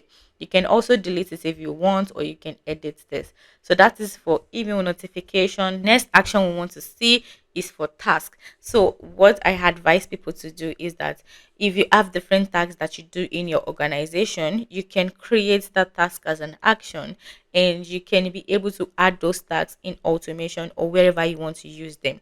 So this task is going to be similar. It will help if you have different people in your organization and you want them to be able to follow a particular procedure for different tasks. So for instance, if you have new people coming into your CRM and you want to create a task to call them, you can create that task here, and everybody that is creating an automation that or that is creating a cadence or whatever they are creating that needs task, they can just pick that particular task and use it, so that it is going to be uniform. It is going to be uniform amongst every user in your organization. You can also create tags for people to review the proposal, or people to review form submission, or whatever it is you want to create. So to create a new task as an action, you just click on create task, and it's going to ask you the module you want to create this task for. So if you click on lead, you can click on contact. You can even create tags for the custom module you already created in your Zoho CRM, and you can put in the subject of your task. So the subject of your task can be, maybe you want to call these people when they come in, or you want to review your proposal, or you want them to maybe review the form submission that they've done. So let's name this review proposal. So when we name this review proposal, so to add in, let's say we want to add in a lead information like the lead name, like the lead email, you can do that. And all you need to do is just to click on the hash. So we can say review proposal for, then we put in the hash, then the hash is going to help us to generate all the lead information that we currently have in the CRM. So as you can see, we have all of these fields that we can add here. And since we are reviewing proposal for a particular lead, we can just put in the lead name, like the lead first name, and we put in a space, then we click on hash again, and we put in the last name. So now this name, this subject is going to be review proposal for the first name and the last name. So if a lead come in and they bring in a new proposal to the business, we can automatically create a task to help us to review the proposal for that particular lead. So this is going to help you because it is going to label the lead according to the first name of the lead and the last name of the lead. So you can set your trigger date, and your trigger date is going to be, sorry, you can set your due date, and your due date is going to be the trigger date plus any day you want. So you can say that it should be the due date should be 5 days from now after the trigger date. You can also set in another time if you want. So you can say that you want the due date to be the created time plus maybe in 30 days. So if a lead come in, is going to track in the created time, and you can set the due date to be the created time plus maybe 30 days or 5 days or whatever you want to use.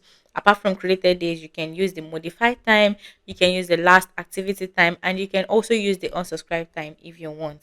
So if we are using the created time, we can say we want to be able to review this proposal 30 days after they have been created. So that means the due date is going to be set to 30 days after this lead have already been created in our Zoho CRM account. So we can add in 30 days here, and we can make the status non started. So this is going to be like a default status, and we can name it deferred or in progress.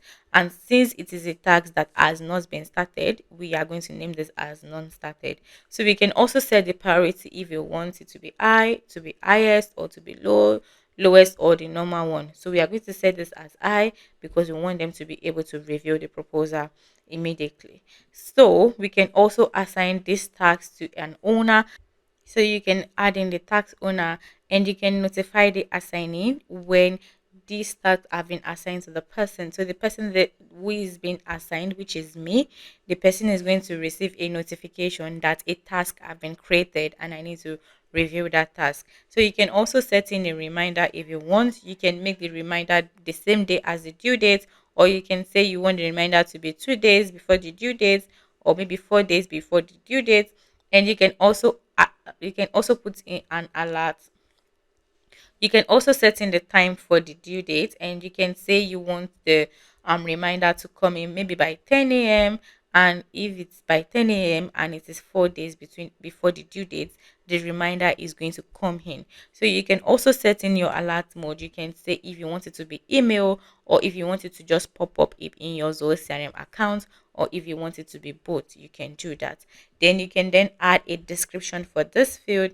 For this task, you can add in a description, and you can write something like, this is the task for us to review the proposal for the new lead. And you can then put in the new lead, you can put in the dates, you can put in the proposal link, you can do all of this. Remember that if you are collecting information from the leads and you want to be able to put them into this description, you just need to type in hash, and it is going to generate everything. So you can bring in the email, and you can bring in other information using the hash. So when you are done with all of this, you want to click on save. And when you click on save, these have been saved, and this is going to be your new proposal. As you can see, all of the details are in here. You can edit it and you can also delete it. And when you start using this task in your automation, in your workflow rules, or in your cadence, or even in your assignments, you can be able to see everything that wherever you can be able to see wherever the task is being used in here by this place. So that is for tasks. Then we have for field updates. And for field updates just allows us to be able to update a particular field automatically by using cadence, or by using automation, or wherever you want to use this in.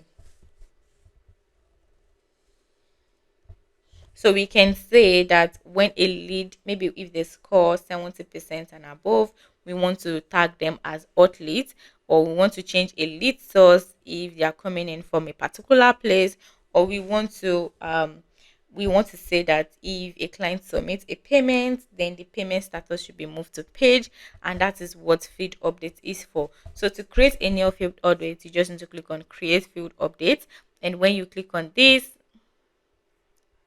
it's going to take you to this page where you can be able to add in the name of the field update. You can also add the lead.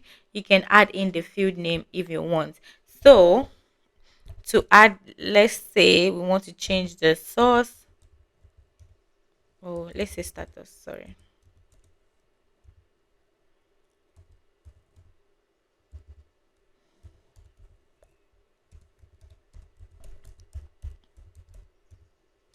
So we are naming this change status to contacted, and we are doing this thing for leads. And we can pick in a field name, and we can say status. Oh, I don't have status. Okay, so we have the lead status, and we can say that we want to allow this to move into contacted. So this is going to change into contacted, and so we can say that for the list status, we want to change this field to contacted. So if you are doing an automation or a workflow rule, you can set up a rule or a condition. And if that action is being met, then this action is going to be triggered, or is going to be done. So you can say that when we call a contact, we want to move them into contacted, or when we send an email to a contact, we want to move that lead, sorry, the lead to contacted. Since we are using lead, you can also do this for all of the you can do this for all the particular you can do this for the custom modules also that you have created, and all of these modules also. So when you are done, you click on save, and you can also set this as empty, and that means that this action is going to help you make your lead status to be empty. So you can do that also if you want that. And when you're done, you click on save, and when you click on save, that field update has been saved. And also you can see the wherever this rule is being used, and you can see where it is executed on, the module it is used for, and you can see the status also, if it is inactive or active. You can also edit and delete it if you want. So the next one we have for webhook, and webhook just allows us so Webhook just allows us to be able to send data from Zoho CRM to another app. So let's say you want to configure this and you want to connect Zoho CRM to another software, you can use the Webhook. So you can send data, you can send CRM data to your website, or you can push information from Zoho CRM to another app like Zapier, or you can even update an external application if you want, or you can even connect to any custom portal that you have, and you can just set up the webhook for that. So you can put in the name, you can use the method of the webhook you want to use, and you can put in the URL, and you can set this up for lead or for any of this custom module that you want. And when you're done, you click on save. After you've added all the parameters you want to add, and you click on save, and that will be saved. Then the last one, we have the one for actions by Zoho.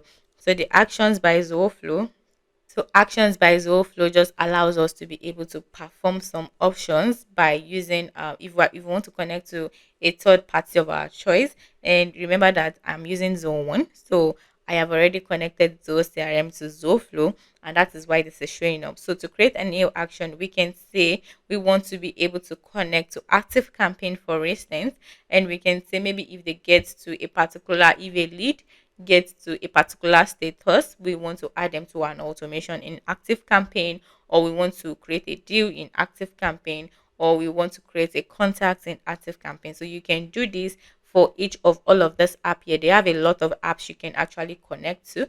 So the next thing you want to do is just to connect to that particular the particular app you want to connect to. So you can just pick whatever action you want to use, and these actions can be used in your workflow rules. So if you don't know how to use workflow rules, you should see that in the later part of this course.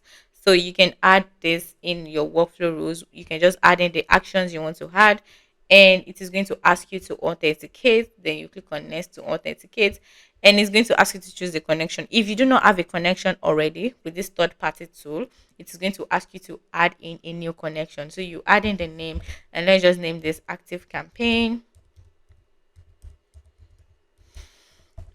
And since we're adding all of this action, you can add all of them, or you can just pick the select field you want to use. If you want to add all of them, just add this, and you click on authorize, and it's going to take you to the third party page where you can add in your API key for Active Campaign and your account URL for Active Campaign. Please note that this is Zoho. It is taking me to Zoho because this connection needs to be made in Zoho. So that is for the last action, which is action by Zoho. And when you make that connection, you can then be able to add it into your workflow rules. So when you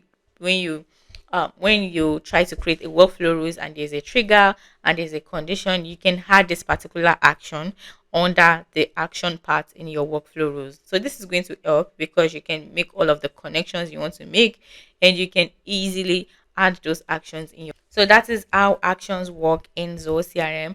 And once you understand how to use each of these actions, you can then be able to automate your business processes. It will help you to save a lot of time, and it will help you to also build CRM systems that care about your work. And even when you are not online, all of this is going to be working in the background automatically. You use your custom modules that you've created, and you can pick any of those modules here, and you can just add that in. So you can pick if you want to add this for the standard layout or for any other layout that you have. So to initiate this rule, you have to create a criteria if you want. This is optional, but you can also decide that you only want to do this for a particular set of deals, and you can say you only want to check deals that are for some particular products, or you want to check deals that are for some maybe some contact and deal owners, or you only want to do this for leads that are coming in from your website using the lead source, or you want to only do this for deals that have maybe 50 employees. Just you can just put in the criteria that you want, and when you are done, you click on next. But since I want to do this review process for all of my deals, sorry, I just need to leave this blank, and I need to click on next. So when I click on next, as you can see, this has been created, and it is saying that this rule will be executed for all of my deals. Now we want to check in the fields we want to review.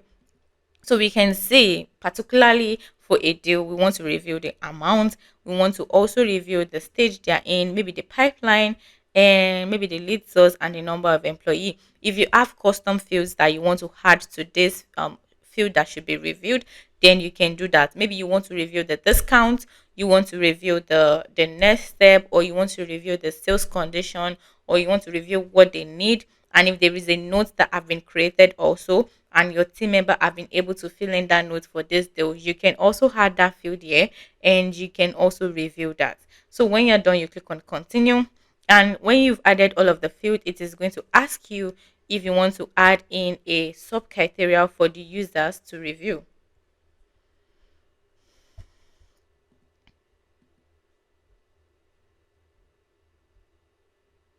So you can say that you do know you want to review based on some criteria, or you want to review for all of the records. So you can say you only want to check in for amounts that are greater than $10,000, or you only want to review for maybe some for some owners, or you want to review for maybe people that have 30 employees and above. Just switch this up however you want. And you can also say that, this review should be done for every of the deals in our system. So you click on all records, and when you click on continue, it is going to ask you who should review. So now this reviewer can be your CEO or can be the manager. So let's imagine that we have a lot of sales rep in our Zoho CRM, and those sales rep have the ability to create deals in our CRM, and they are creating those deals and they are following up with the deals and everything. But before they can get into the contract stage, which is a very very important stage in Zoho CRM, in a sales process, you want to be able to review those deals before they can get to the contract stage, just to see everything, to see if that deal is aligning with the business, if it is not going to run as a loss with the discount that they are giving, or if whatever they are promising the contact is going to be possible. So you can choose your reviewer. So you can say you want to use the CEO, or you can say you want to use manager.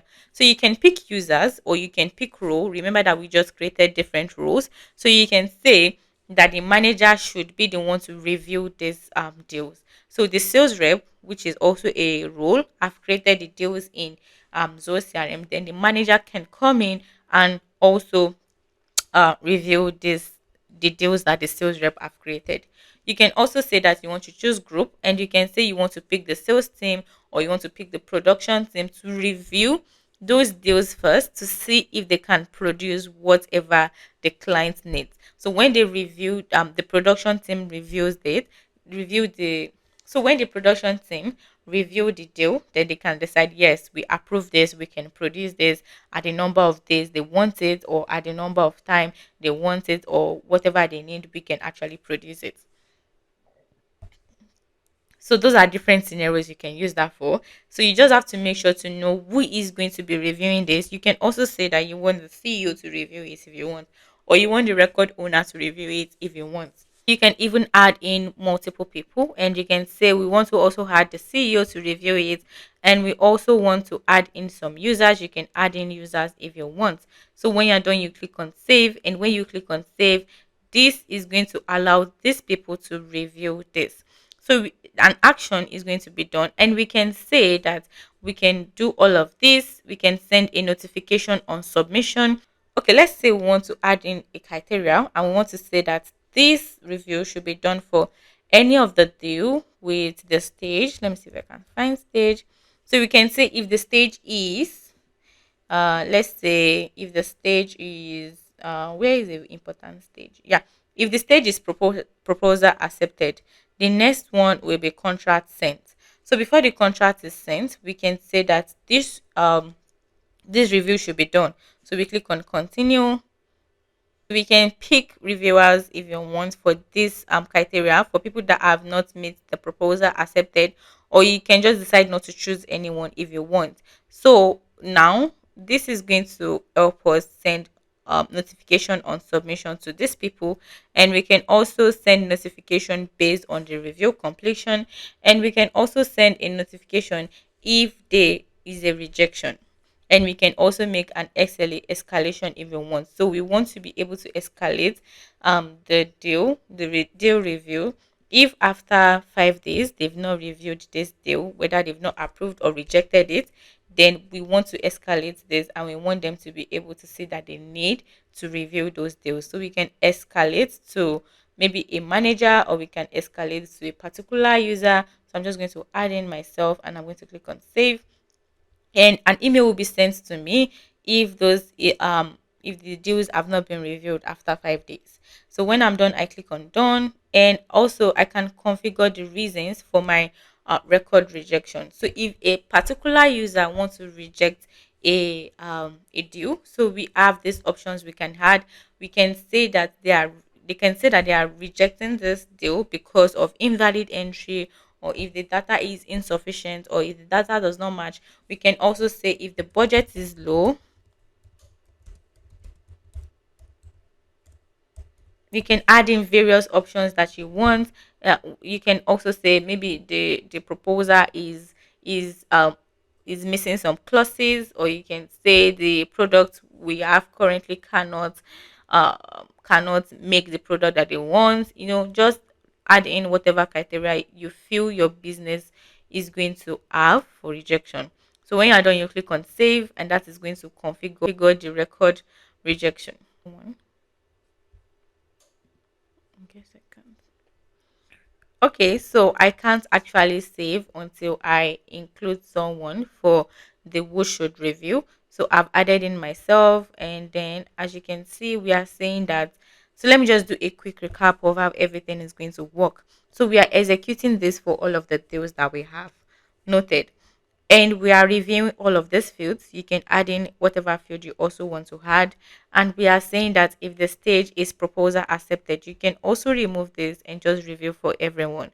But just to reduce the workload, we are only saying that if they get into proposal accepted, then these people should review the deal before they can be able to move into contract sent. So we can also say that if this deal is not meeting up the above criteria, so that means if the deal is not in proposal sent, what should happen, or who should review it. So I have to pick a user, and I've picked myself, and notification is going to be sent upon submission, and notification is also going to be sent upon review completion. And we can also escalate if we want, and we can configure the reason for rejection if we want. So after we've done with all of this, after we are done with all of this, we click on save, and that is going to save your review process. So now you can deactivate this if you want, and you can activate it if you want. So as you can see, you can make this review process for lead, you can make it for contact.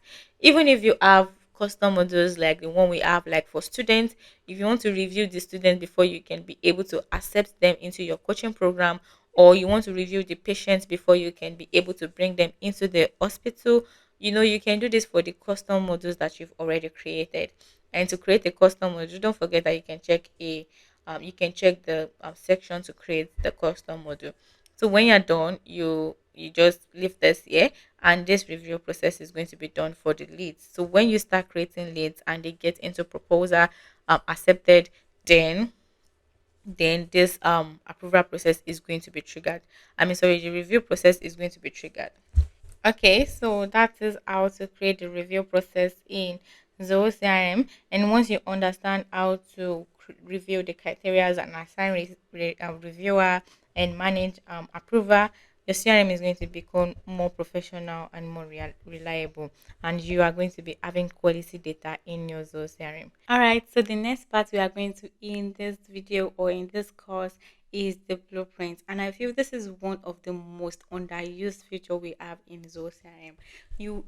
I won't even be surprised if people do not know about. I won't even be surprised if there are people that do not know about this feature at all. And I feel it's because it's kind of technical, and if you do not know how to use it, it is kind of hard to use. And I feel that's why most people run away from this feature. So let's see how we can use blueprints in Zoho CRM. So before we start, let me paint a scenario for you. Let's say in your company, before a deal can become closed one, there are some technical things that must be done. So if you're in real estate, if you're a real estate agency, your maybe someone needs to check out the site, or someone needs to check out the house. each industry have their own processes, and that is why Blueprint is there for you. So Blueprint allows you to be able to follow all this process from the start to finish. Okay, so before we get into the technical part of Blueprint, let me paint a scenario for you. So let's say you have a restaurant and the process is someone comes in, a customer comes in, they sit down, they place an order, then the chef prepares the food, and then the waiter serves the food, and then the cashier collects payments. So if the waiter, for instance, forgets to serve the food, or if the cashier forgets to collect the money, you know that this whole experience is going to break down. So that is why in Zoho CRM we have blueprints to make sure that these processes are followed for everyone, or for every contact, or for every lead. Whatever model you are building this blueprint for, it is to allow your users, or to allow people using your CRM to be able to follow a particular process from start to finish for any module that you are creating the blueprint for. So blueprint in Zoho CRM is like a guided process that makes sure that every member of your team follow the same step in the right order without skipping anything. And it is to tell users what to do next and how to collect information, or what information they need to collect before they move forward. So now this is one of the blueprints that Zoho CRM created for me for my account. So I'm just going to use this to explain some important things in blueprints. So in blueprints, we have three major parts. And one is the state. So the state is like the stages in your process. So for instance, we have not started, we have waiting for input, and we have in progress. As you can see, all of these are states, and states are like stages in your process. So it is a step that each record we need to move through one step at a time. So for instance, this is for the lead status. The lead status here is the state. So we have the not started to waiting for input to in progress. So that means the state is like the stages, and each of the contact or the lead needs to pass through all of the stages. The next one we have is the transaction, and this is the transaction over here.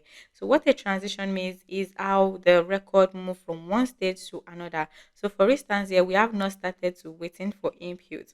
So before we can say that before a user can move forward, a transition needs to be done, and in that transition, we can say that we want some steps to be done before the transition, or during the transition, or even after the transition. So we can set conditional.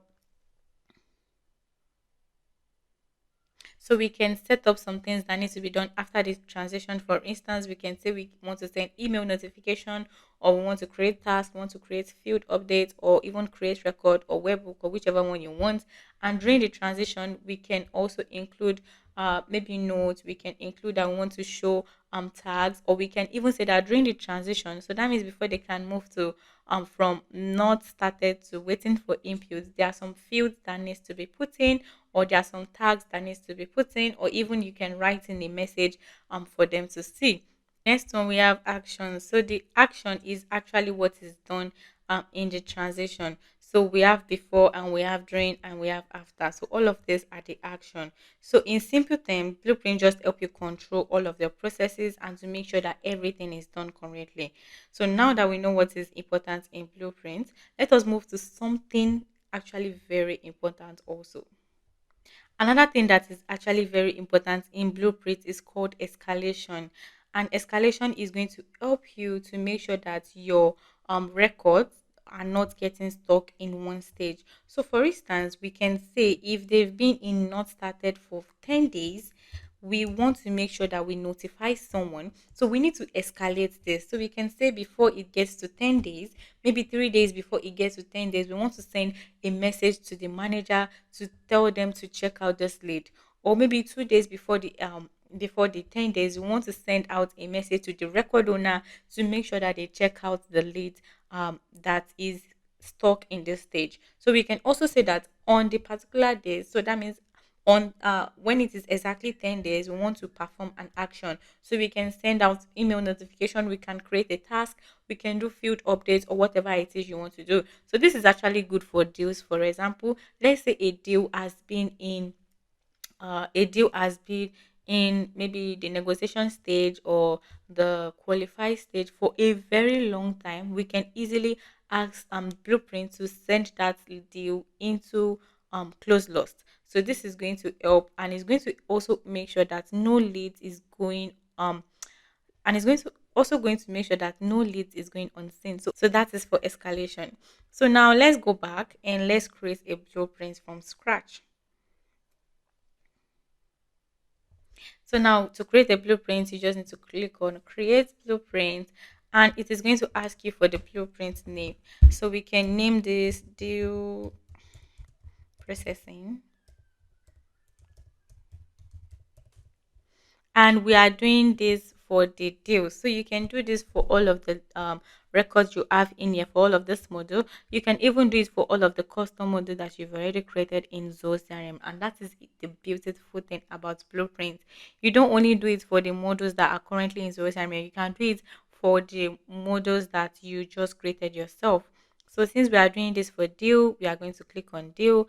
And when we click on deal, it's also going to ask us for the layout we want to use. So we can say we want to build this blueprint for the standard layout or for any other layout that you've created. And it's going to pick out all of the pick lists you have in that particular record or that particular module. For instance, in deal, we have all of this pick list for deal, and we have all of this pick list for you, and you can also create new pick lists and make sure that they pass through this for your blueprint. So you can also create custom fields that are pick list, and you can then create a blueprint for that particular custom field. So now the most common one that people use or that people want to do is the one for stages. We want to be able to create a blueprint for stages in Zoho CRM. So we can say that we want to define some criteria. Okay, so when we pick stage as the field we want to use, then we can select which pipeline we want to make this blueprint for. So we can say we want to use the standard pipeline or any of the pipeline you have created. So I've created a simple pipeline which I named blueprint pipeline, and it's over here. So I am creating this blueprint for everyone or every deal that is coming through this pipeline. So we can also set up a criteria here, and we can say that if the budget is above a particular value, we can say if the lead source is from the website, you can also say if the expected revenue is a particular amount. You can set this up however you want, and it is just to make sure that only some certain set of people come into this blueprint. So if you do not want to add any criteria, you can just leave this as none. So when you are done adding your criteria, you can click on next. And when you click on next, it's take you to this page where you can edit your blueprint.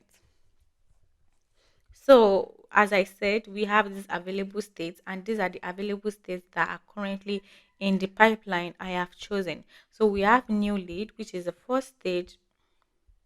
We have new lead, which is the first stage, and we can say that we want a transition between new lead and the next stage. So the new lead, then the next stage is qualified, and we can draw in a transition. We can draw in a transition between new lead and qualified. So we can say between new lead and qualified, we want a transition to be here, and the transition name can be start contact. So let's name this start contact.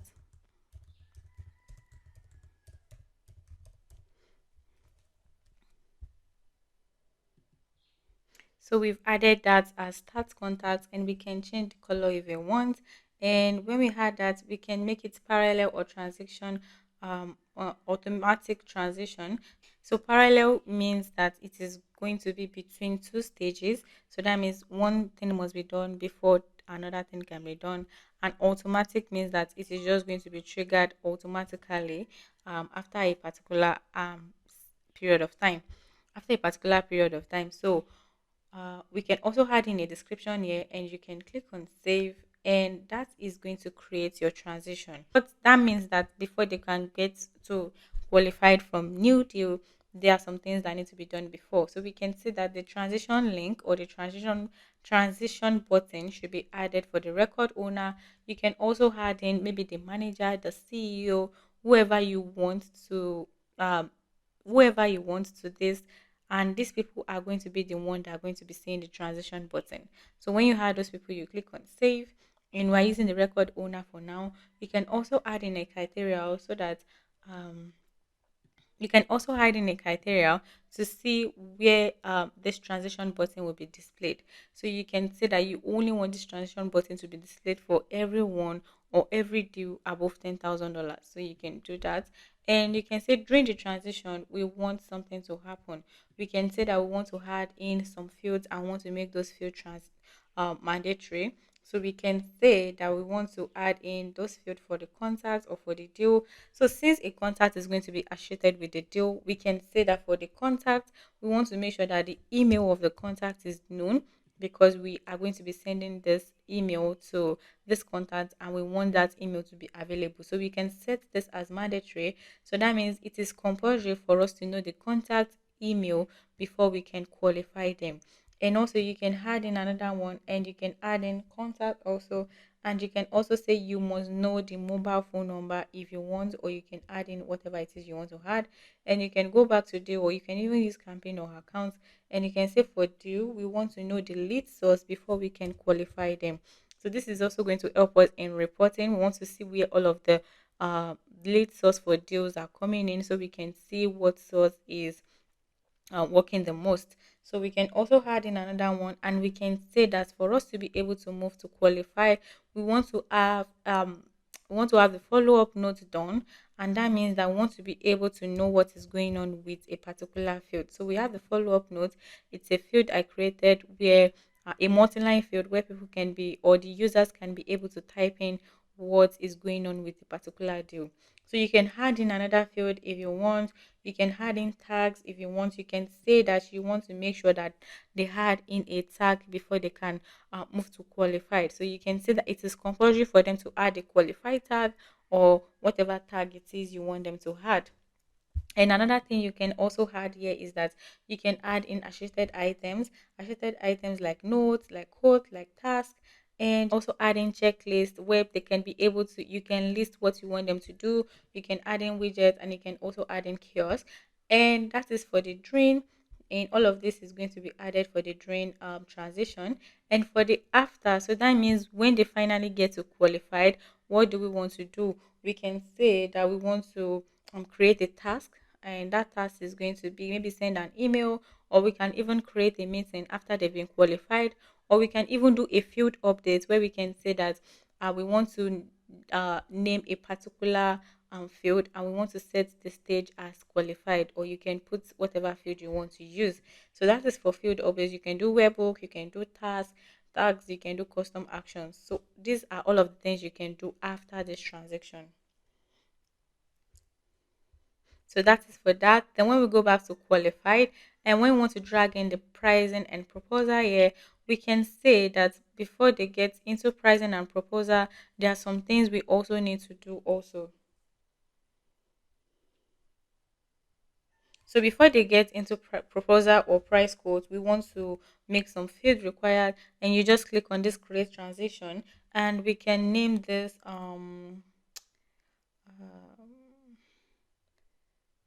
so let's name this prepare proposal. So let's just name this prepare.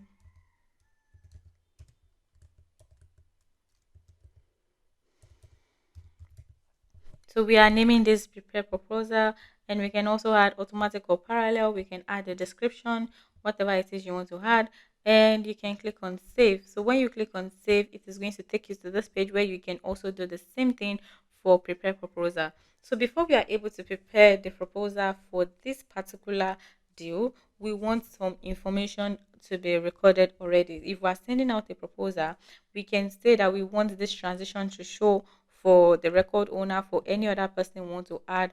Also, you can do that, and you can also set a criteria. And during this transition, we can say that we want to add in a field, mandatory fields, or we want to add in tags, or we want to add in a message so that people can be able to see the message you have typed in. And for this, for the proposal, we need some fields to be mandatory. So we need to know the budget. So we can say deal year, and we want to name this budget. So we want to look for the budget, and yeah, we can say that the field should be mandatory. You can also make it optional if you want, but since we are going to be creating a proposal based on their budget, it should be mandatory.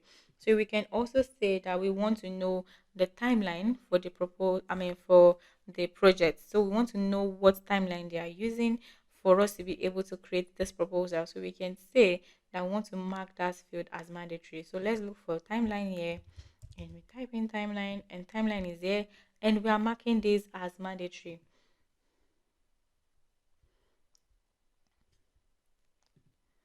Also, one thing I forgot to mention is that you can add in a validation, and a validation criteria just allows you to be able to put in an alert message. So let's say if the budget is below $10,000, we want to say, okay, if it's below, that is less than.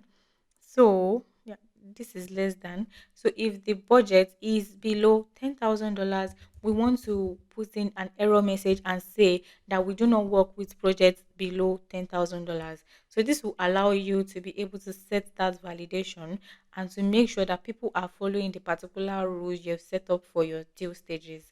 And you can also say that if the lead budget is maybe below $1,000 or whatever price you want to use, you can also put in an error message. So it's not like an error message, it's just like an alert message um, to let them know that they are not fulfilling the criteria. So when you are done, you click on done, but let's cancel this. That's for validation. And also you can click on add, and you can add in another field if you want. So we want to make sure that for every step of the deal stages, we are adding for every step of the deal stages, we are adding the follow-up notes, and this is going to make sure and is going to help us to be able to see where we currently are with each deal. So we add in the follow-up notes again, and we make it mandatory. We want people to be able to type in the follow-up notes. So when you are done, you go back to. So that is for during. Then for after, we can say that after this is done, after they've come into this proposal and price quote, we want to create a task, and the task can be maybe to prepare a proposal. So let's name this prepare proposal, and we want the due date for this proposal to be the day this particular stage is triggered, plus maybe plus 5 days. So we are saying that whenever this stage is triggered plus 5 days, and we want the status to be not started, obviously, and we want to set the priority to be high. So we are assigning this to any of your users. You can also use the record owner if you want. So you can select the users you want to assign this to. You can also assign it to the record owner. So you can click on notify assignee, and you can also click on remind assignee. So we are reminding this user at a particular time, or same day as the due date, or a day before the due date at a particular time. So you can set whatever time you want to use, and you can also set the alert mode, maybe email or pop-up, or you want to use both. And when you're done, you click on done, and when you click on done, as you can see, the task has been created. So that means before people can be able to go from qualified to proposal or price quote, we need to make sure that we know all of this field here, and we also are going to be creating a task. It is going to be automatic. You don't need to do anything actually, but it is just going to be creating a task automatically for you when you want to bring them into proposal price. Into this stage. So now this task is going to be created automatically, and when you are done, you go back, you are going to see that we have another stage called the proposal accepted. And for the proposal accepted, we can say that we want to make sure that before they can get into proposal accepted, some things should be done. So some things like, so for the proposal accepted, we can click on the transition here, and we can name this transition. So we can say we want to name this proposal accepted. Let's say proposal accepted. Yeah, so after we've prepared the proposal and we have sent it to the person, then before they can get into proposal accepted, we can say that we want to make some fields mandatory, or we want to do a particular task, maybe during or after, whichever one you want to do. And we can say before also we can set this for the particular record owner, or we can use other managers in the organization, or even the CEO, whoever you want to use. And we can say after also we can set up all of this. So let's say that if the proposal is accepted, we want to create a, so let's say for if the proposal is accepted, we for the transition year, we want to send out an email after it has been accepted. And we can send this particular email to, we can send the email to maybe other users or other managers in the organization. So we can name this proposal.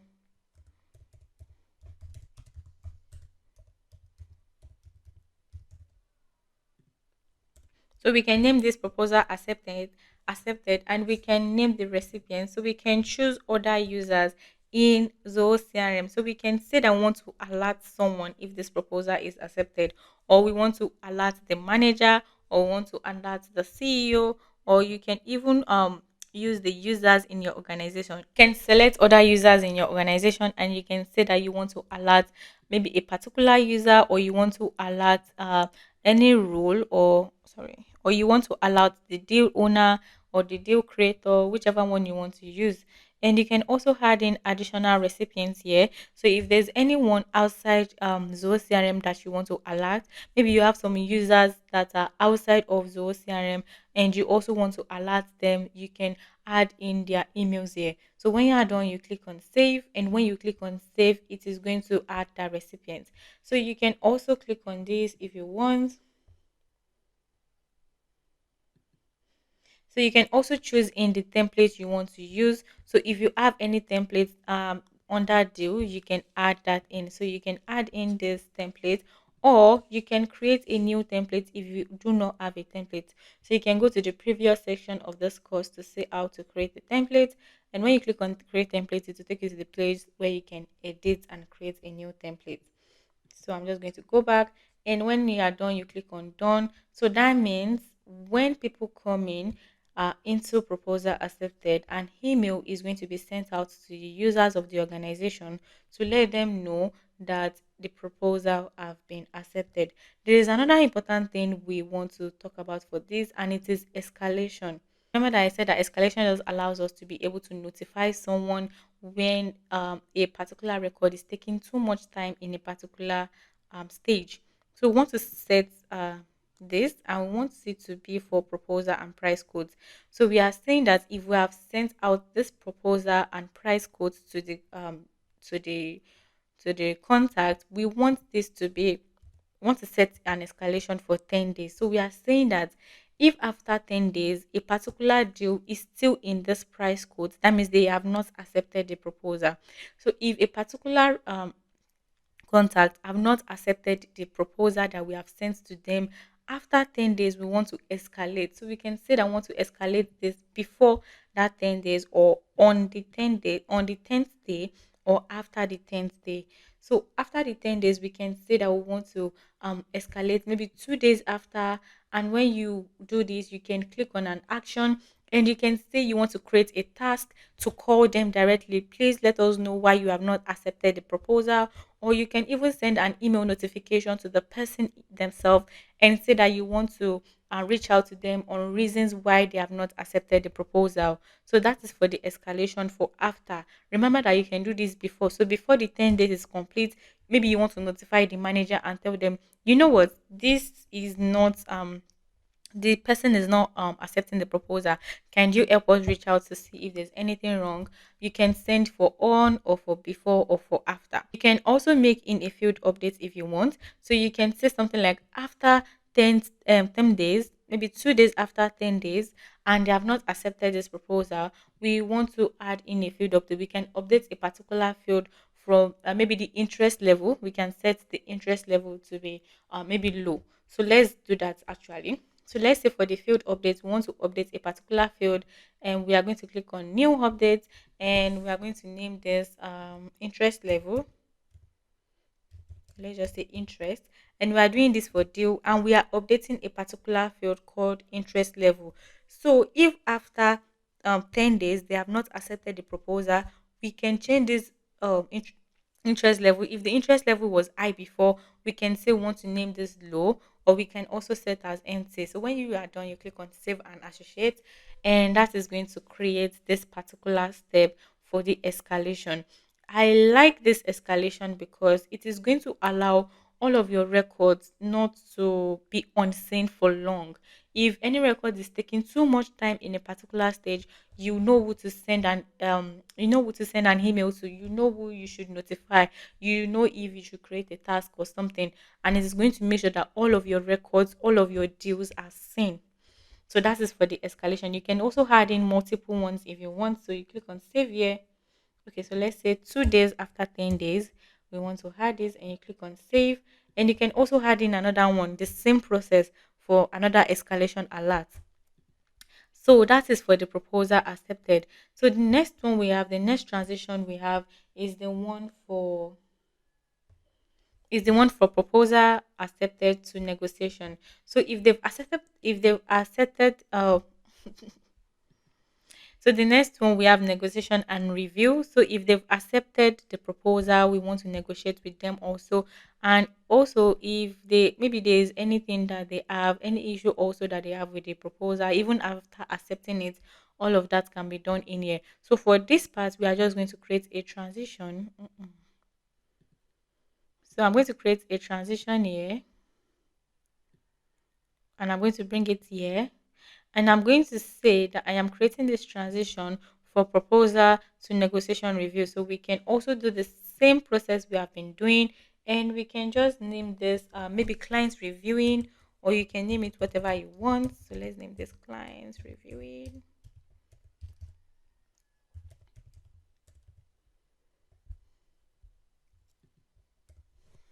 So we are naming this client reviewing, and we can make it automatic or parallel.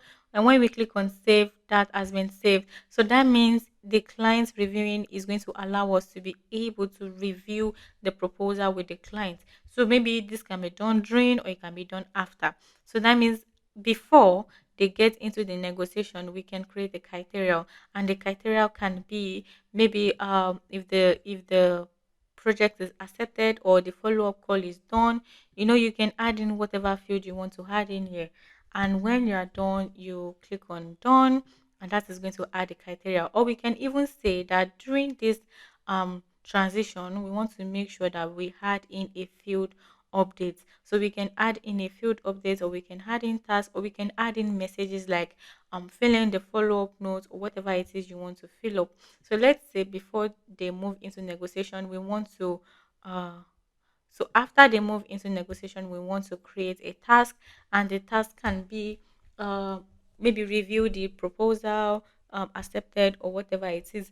And also, this can be done where you can create this task for the maybe the manager or the CEO instead of using the record owner. So let's say we want to create a task, and we want to create a task for the manager, and we want to tell the manager to review a particular this particular proposal. So we can name this review.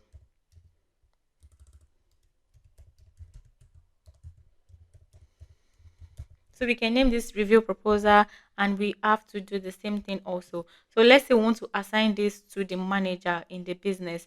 We do not want to use the record owner. We want the manager to be able to review the proposal before we can move to closed won or closed loss. So let's say I'm the manager, and I'm going to assign it to the manager here, and I can notify the manager, and I can also remind the manager if I want. So when I'm done, I click on done. Oh yeah, so my due date should be a transition date plus, let's say, plus 5 days. We are giving the manager 5 days to review the proposal. So when you're done, you click on done, and when you click on done, that task has been added.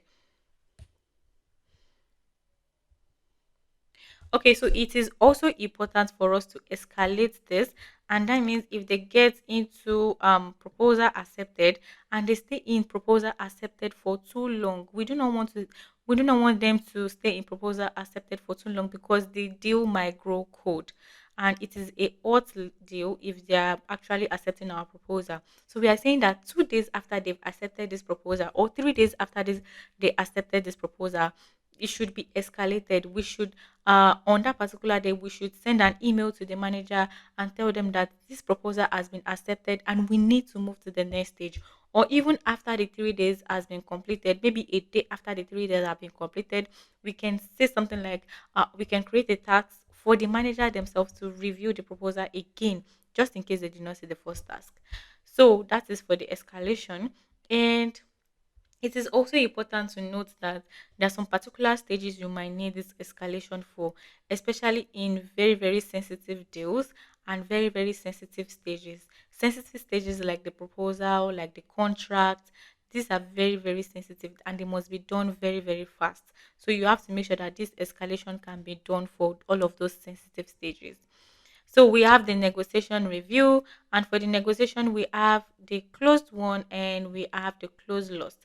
So we have the closed lost here and the closed one, and we can say that if they are going into, let me see, so for them to get into closed one, so for them to get into the closed one, there are some mandatory fields we need to do. So we can name this markers one. So we can name this mark as one, and when you're done, you click on save. And when you click on save, you can assign this to the record owner. And during this closed one, we also want to make sure that some fields are updated or some fields are in Zoho CRM. You are going to click on deals and you pick the particular field you want to use. So for us to be able to mark this as closed one, for us to be able to mark this deal as closed one, we want to see the timeline. So if this project is going to take 3 days, we want to know if this project is going to take 3 days. You can also add in another field, and let's say we want to add in the do I have expected? Okay, so the next field we want to make mandatory is the next step. So let's say we want to know the next step after they've been marked as closed one. You can also mark that field as mandatory. And you can also add in the follow-up note so that they can fill in the follow-up notes again. So after they have been marked as closed one, you can also create an email notification where you can be able to send emails to recipients like the users or other users in the organization like the manager, the CEO, just to let all of us know that a deal has been won. And you can select whatever template you want to use and you can do that. You can also set up a meeting. Okay, you can set up a meeting with you can set up a meeting, you can create a new record, you can do custom actions, you can add in tags. So you can add in tags like closed one, whatever tags it is you want to add. So let's say we want to add in tags like one. So we just want to add in one, then we can change this color to maybe blue. Then we click on done, and that is going to help us to add in our tag. Sorry.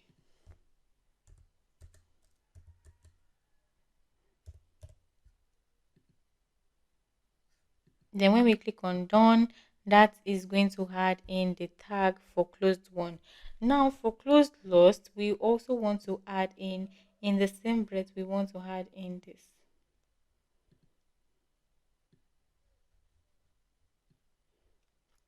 So for the we have the closed one and we have the closed lost. Let me drag this here. Okay. So for this transition here from negotiation, we are marking this as let's say markers lost. So we are naming this markers lost. And what that means is that before they can go from negotiation to close lost, we want to do something in between all of this process also. So we can say that during this transition, if we are marking as close loss, we want to know the reason why we are marking as close loss. So we can set a field and we can the particular field, the lost reason, we can set the lost reason as mandatory. And this will also help us in our reporting for us to be able to know what is going on. How are we losing deals to our competition, or are we losing deals based on budget, or whatever it is we are losing the deals to. So this will also help you to be able to know what is going on with your deals. So we can also set this transition for after, maybe after it is marked as lost, you can send an email out, you can create a task, and you can do whatever it is you want to do.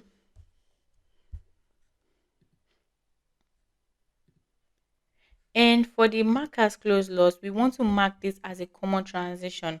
So the common transition, as you can see, it is marking it here as common and it is linking to every of the stages we have.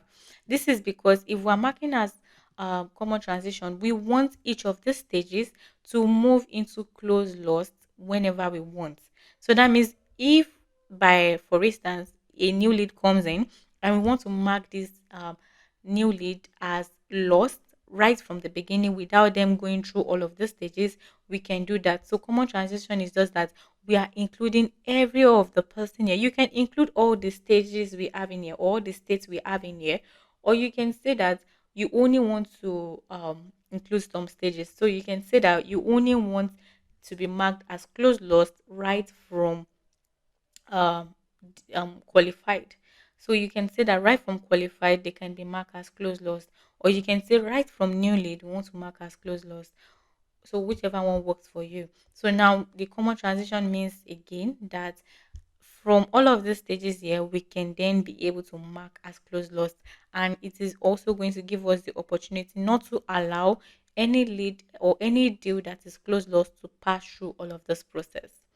So now that we are done with the info and the state, so let's save, let's publish this. When you click on publish, it is going to show you all of the things that you need to do. So if you have some missing piece of information that you have not put in, you can also put that in. So for instance, we have proposal accepted, and we are saying that if the proposal is accepted and after 3 days, we should escalate this. So let's just add in a day after 3 days and we click on save, and we add in the action. So we can say that the action for the after proposal is sent is to a send an email. So we can create a notification, email notification, or we can use all of this.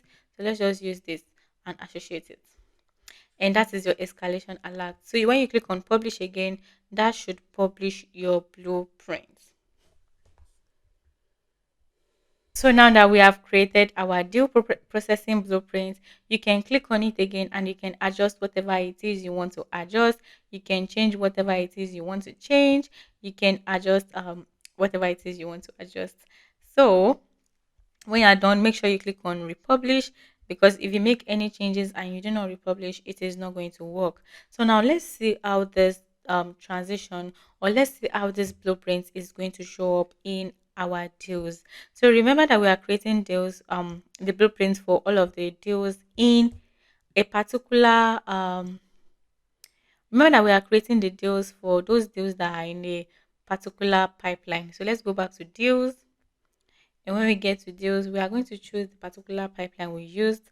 We want to do for blueprints pipeline, and let's try and create a new deal for blueprints pipeline, and let's see how this is going to work. So we are naming the deal owner here, and we are naming the name of the deal. So let's name this Emma Glory.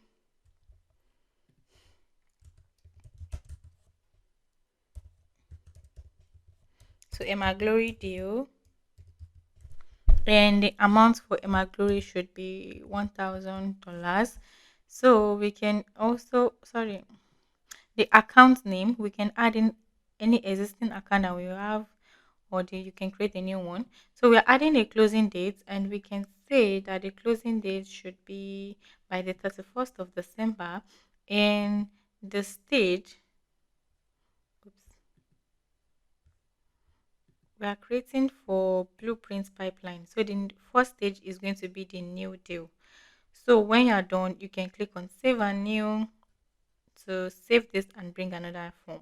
So let's just go back to deals. Okay, so I'm in my blueprints pipeline here, and when I click on the deal over here, as you can see, it is going to take me to my deal page, and I have my deal page here. As you can see, this is my transition button, and remember that we made the markers lost common transition. So as you can see, the button is here, so I can either start contact or I can mark as lost. So if I click on start contact here, it is going to ask me for the contact email if we have one already. I forgot to add a contact to my deal. So when I click on this here, I can be able to add in a contact.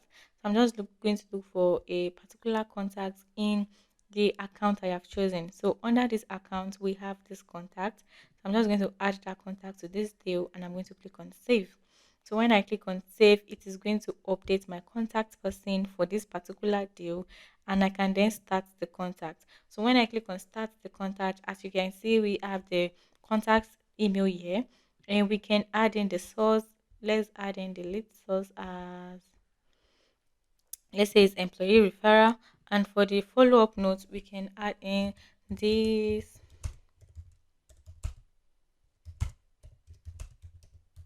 So we can add in this is a new deal and we can add in a tag if we want. So we can create a new tag and we can name this new deal.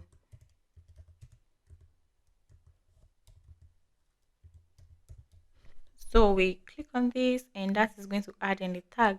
So when we click on save, it is going to save this it is going to save that stage, and as you can see, it moved us to the next stage. So the next stage we have prepare proposal, or we can also mark as lost.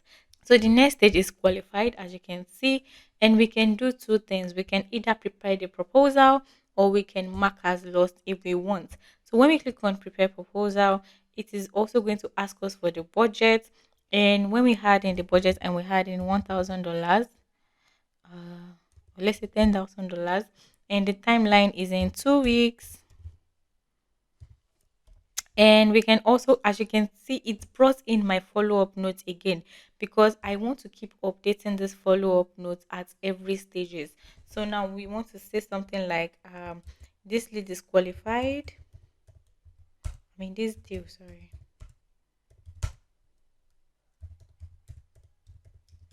So this deal is qualified, then we click on save.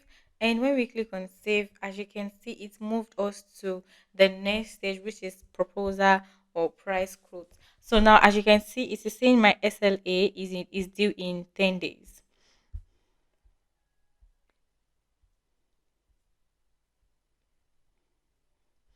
And so that means it is saying that my SLA is due in 10 days. That means I must prepare the proposal in 10 days. And when this proposal has been sent and it has been accepted, then we can click on proposal accepted. When we click on proposal accepted, as you can see, it's moved to proposal accepted. Then the next one we have negotiation and review.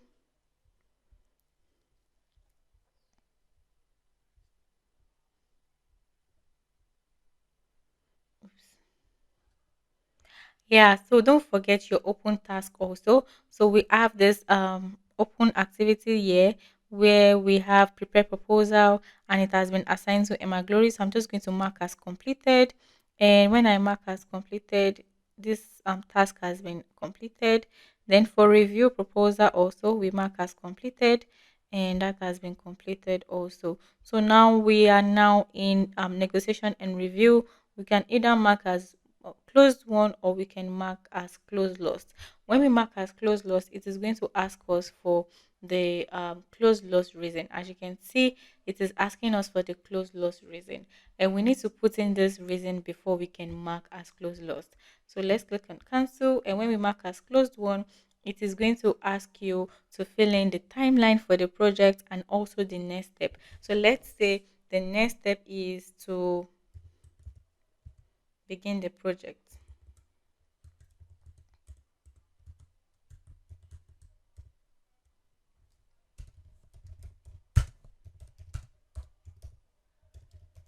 So we have marked this next step to be start the project. So when you click on save, and that is going to save this, and as you can see, we are now in closed one. So the next transition we have is for closed lost, and that is because it is a common transition even for closed one. So what I can do is I can go back to my blueprint. So let's go back to blueprint. Hmm. That was a mistake actually. It's not supposed to be like that. So blueprints, then we go back to deal processing and we can name this, since this is a common transition, we can say we do not want to include closed one because if they are closed one, they cannot be closed lost again. So I click on save. No. closed one. Then I republish, and when I republish, it is going to update that, and it's saying that for everyone in this stage already, what should we do? Let's move to the record to the new version. Yeah, so I'm going to go back, and when I refresh this, as you can see, I can't see the mark as closed lost again. That is because I removed the closed one from the common transition of closed lost. So now this has been one, and as you can see, we have a process we are following from the new lead down to the closed one. So like I said, Blueprint is very amazing, and it is going to allow your users in your organization to follow the particular process that you've already set up, and nobody is going to be able to skip any step. Yeah, so all right, so that is for Blueprints. If you made it to the end of this video, that means you are very serious about your Zoho CRM account and you are serious about setting up your Zoho CRM account properly. At this point, we believe that now you can be able to use Zoho CRM like an expert, like a pro, and you should be confident in using Zoho CRM in your real life businesses. If you have any questions, please do not forget to drop your comments below, and we are going to answer all of your questions. And also, we have paid consultation to help you if you are getting stuck in how to use your Zoho CRM account or how you can use Zoho CRM in your business. You can book your paid consultation below. We also have free discovery call where you can book your call below, so we can be able to know whatever is wrong with your business. And also, if you need help with anything, you can also book the free discovery call below. We are currently creating audits for small businesses, comprehensive audits. We are going to look at your Zoho CRM account. We are going to see what is working and what is currently not working, and we are also going to help you fix all of those things that are currently not working in your Zoho CRM account. Please, you do not need to get your Zoho CRM account and you are only using 10% of it. That is not nice. As small business owners, we want to make sure that Zoho CRM is used to its optimum capacity, and for us to do that, we need to know every part of Zoho CRM that is currently not working for our business, and we can help you with all that in our audits. So book your audits below, and we only have 10 slots per month, so you want to make sure that you grab your slots below. And also, if you found this video helpful, please do not forget to like this video, and also do not forget to share this video with every Zoho CRM users you know out there that might need this video. And also subscribe to this channel. We are currently at 95 subscribers, and that is a bit low, especially for the kind of content we put out. So please do not forget to like this video and subscribe to this channel, because that is going to go a long way in helping us. Thank you guys as you do that, and I will see you in my next video. Bye.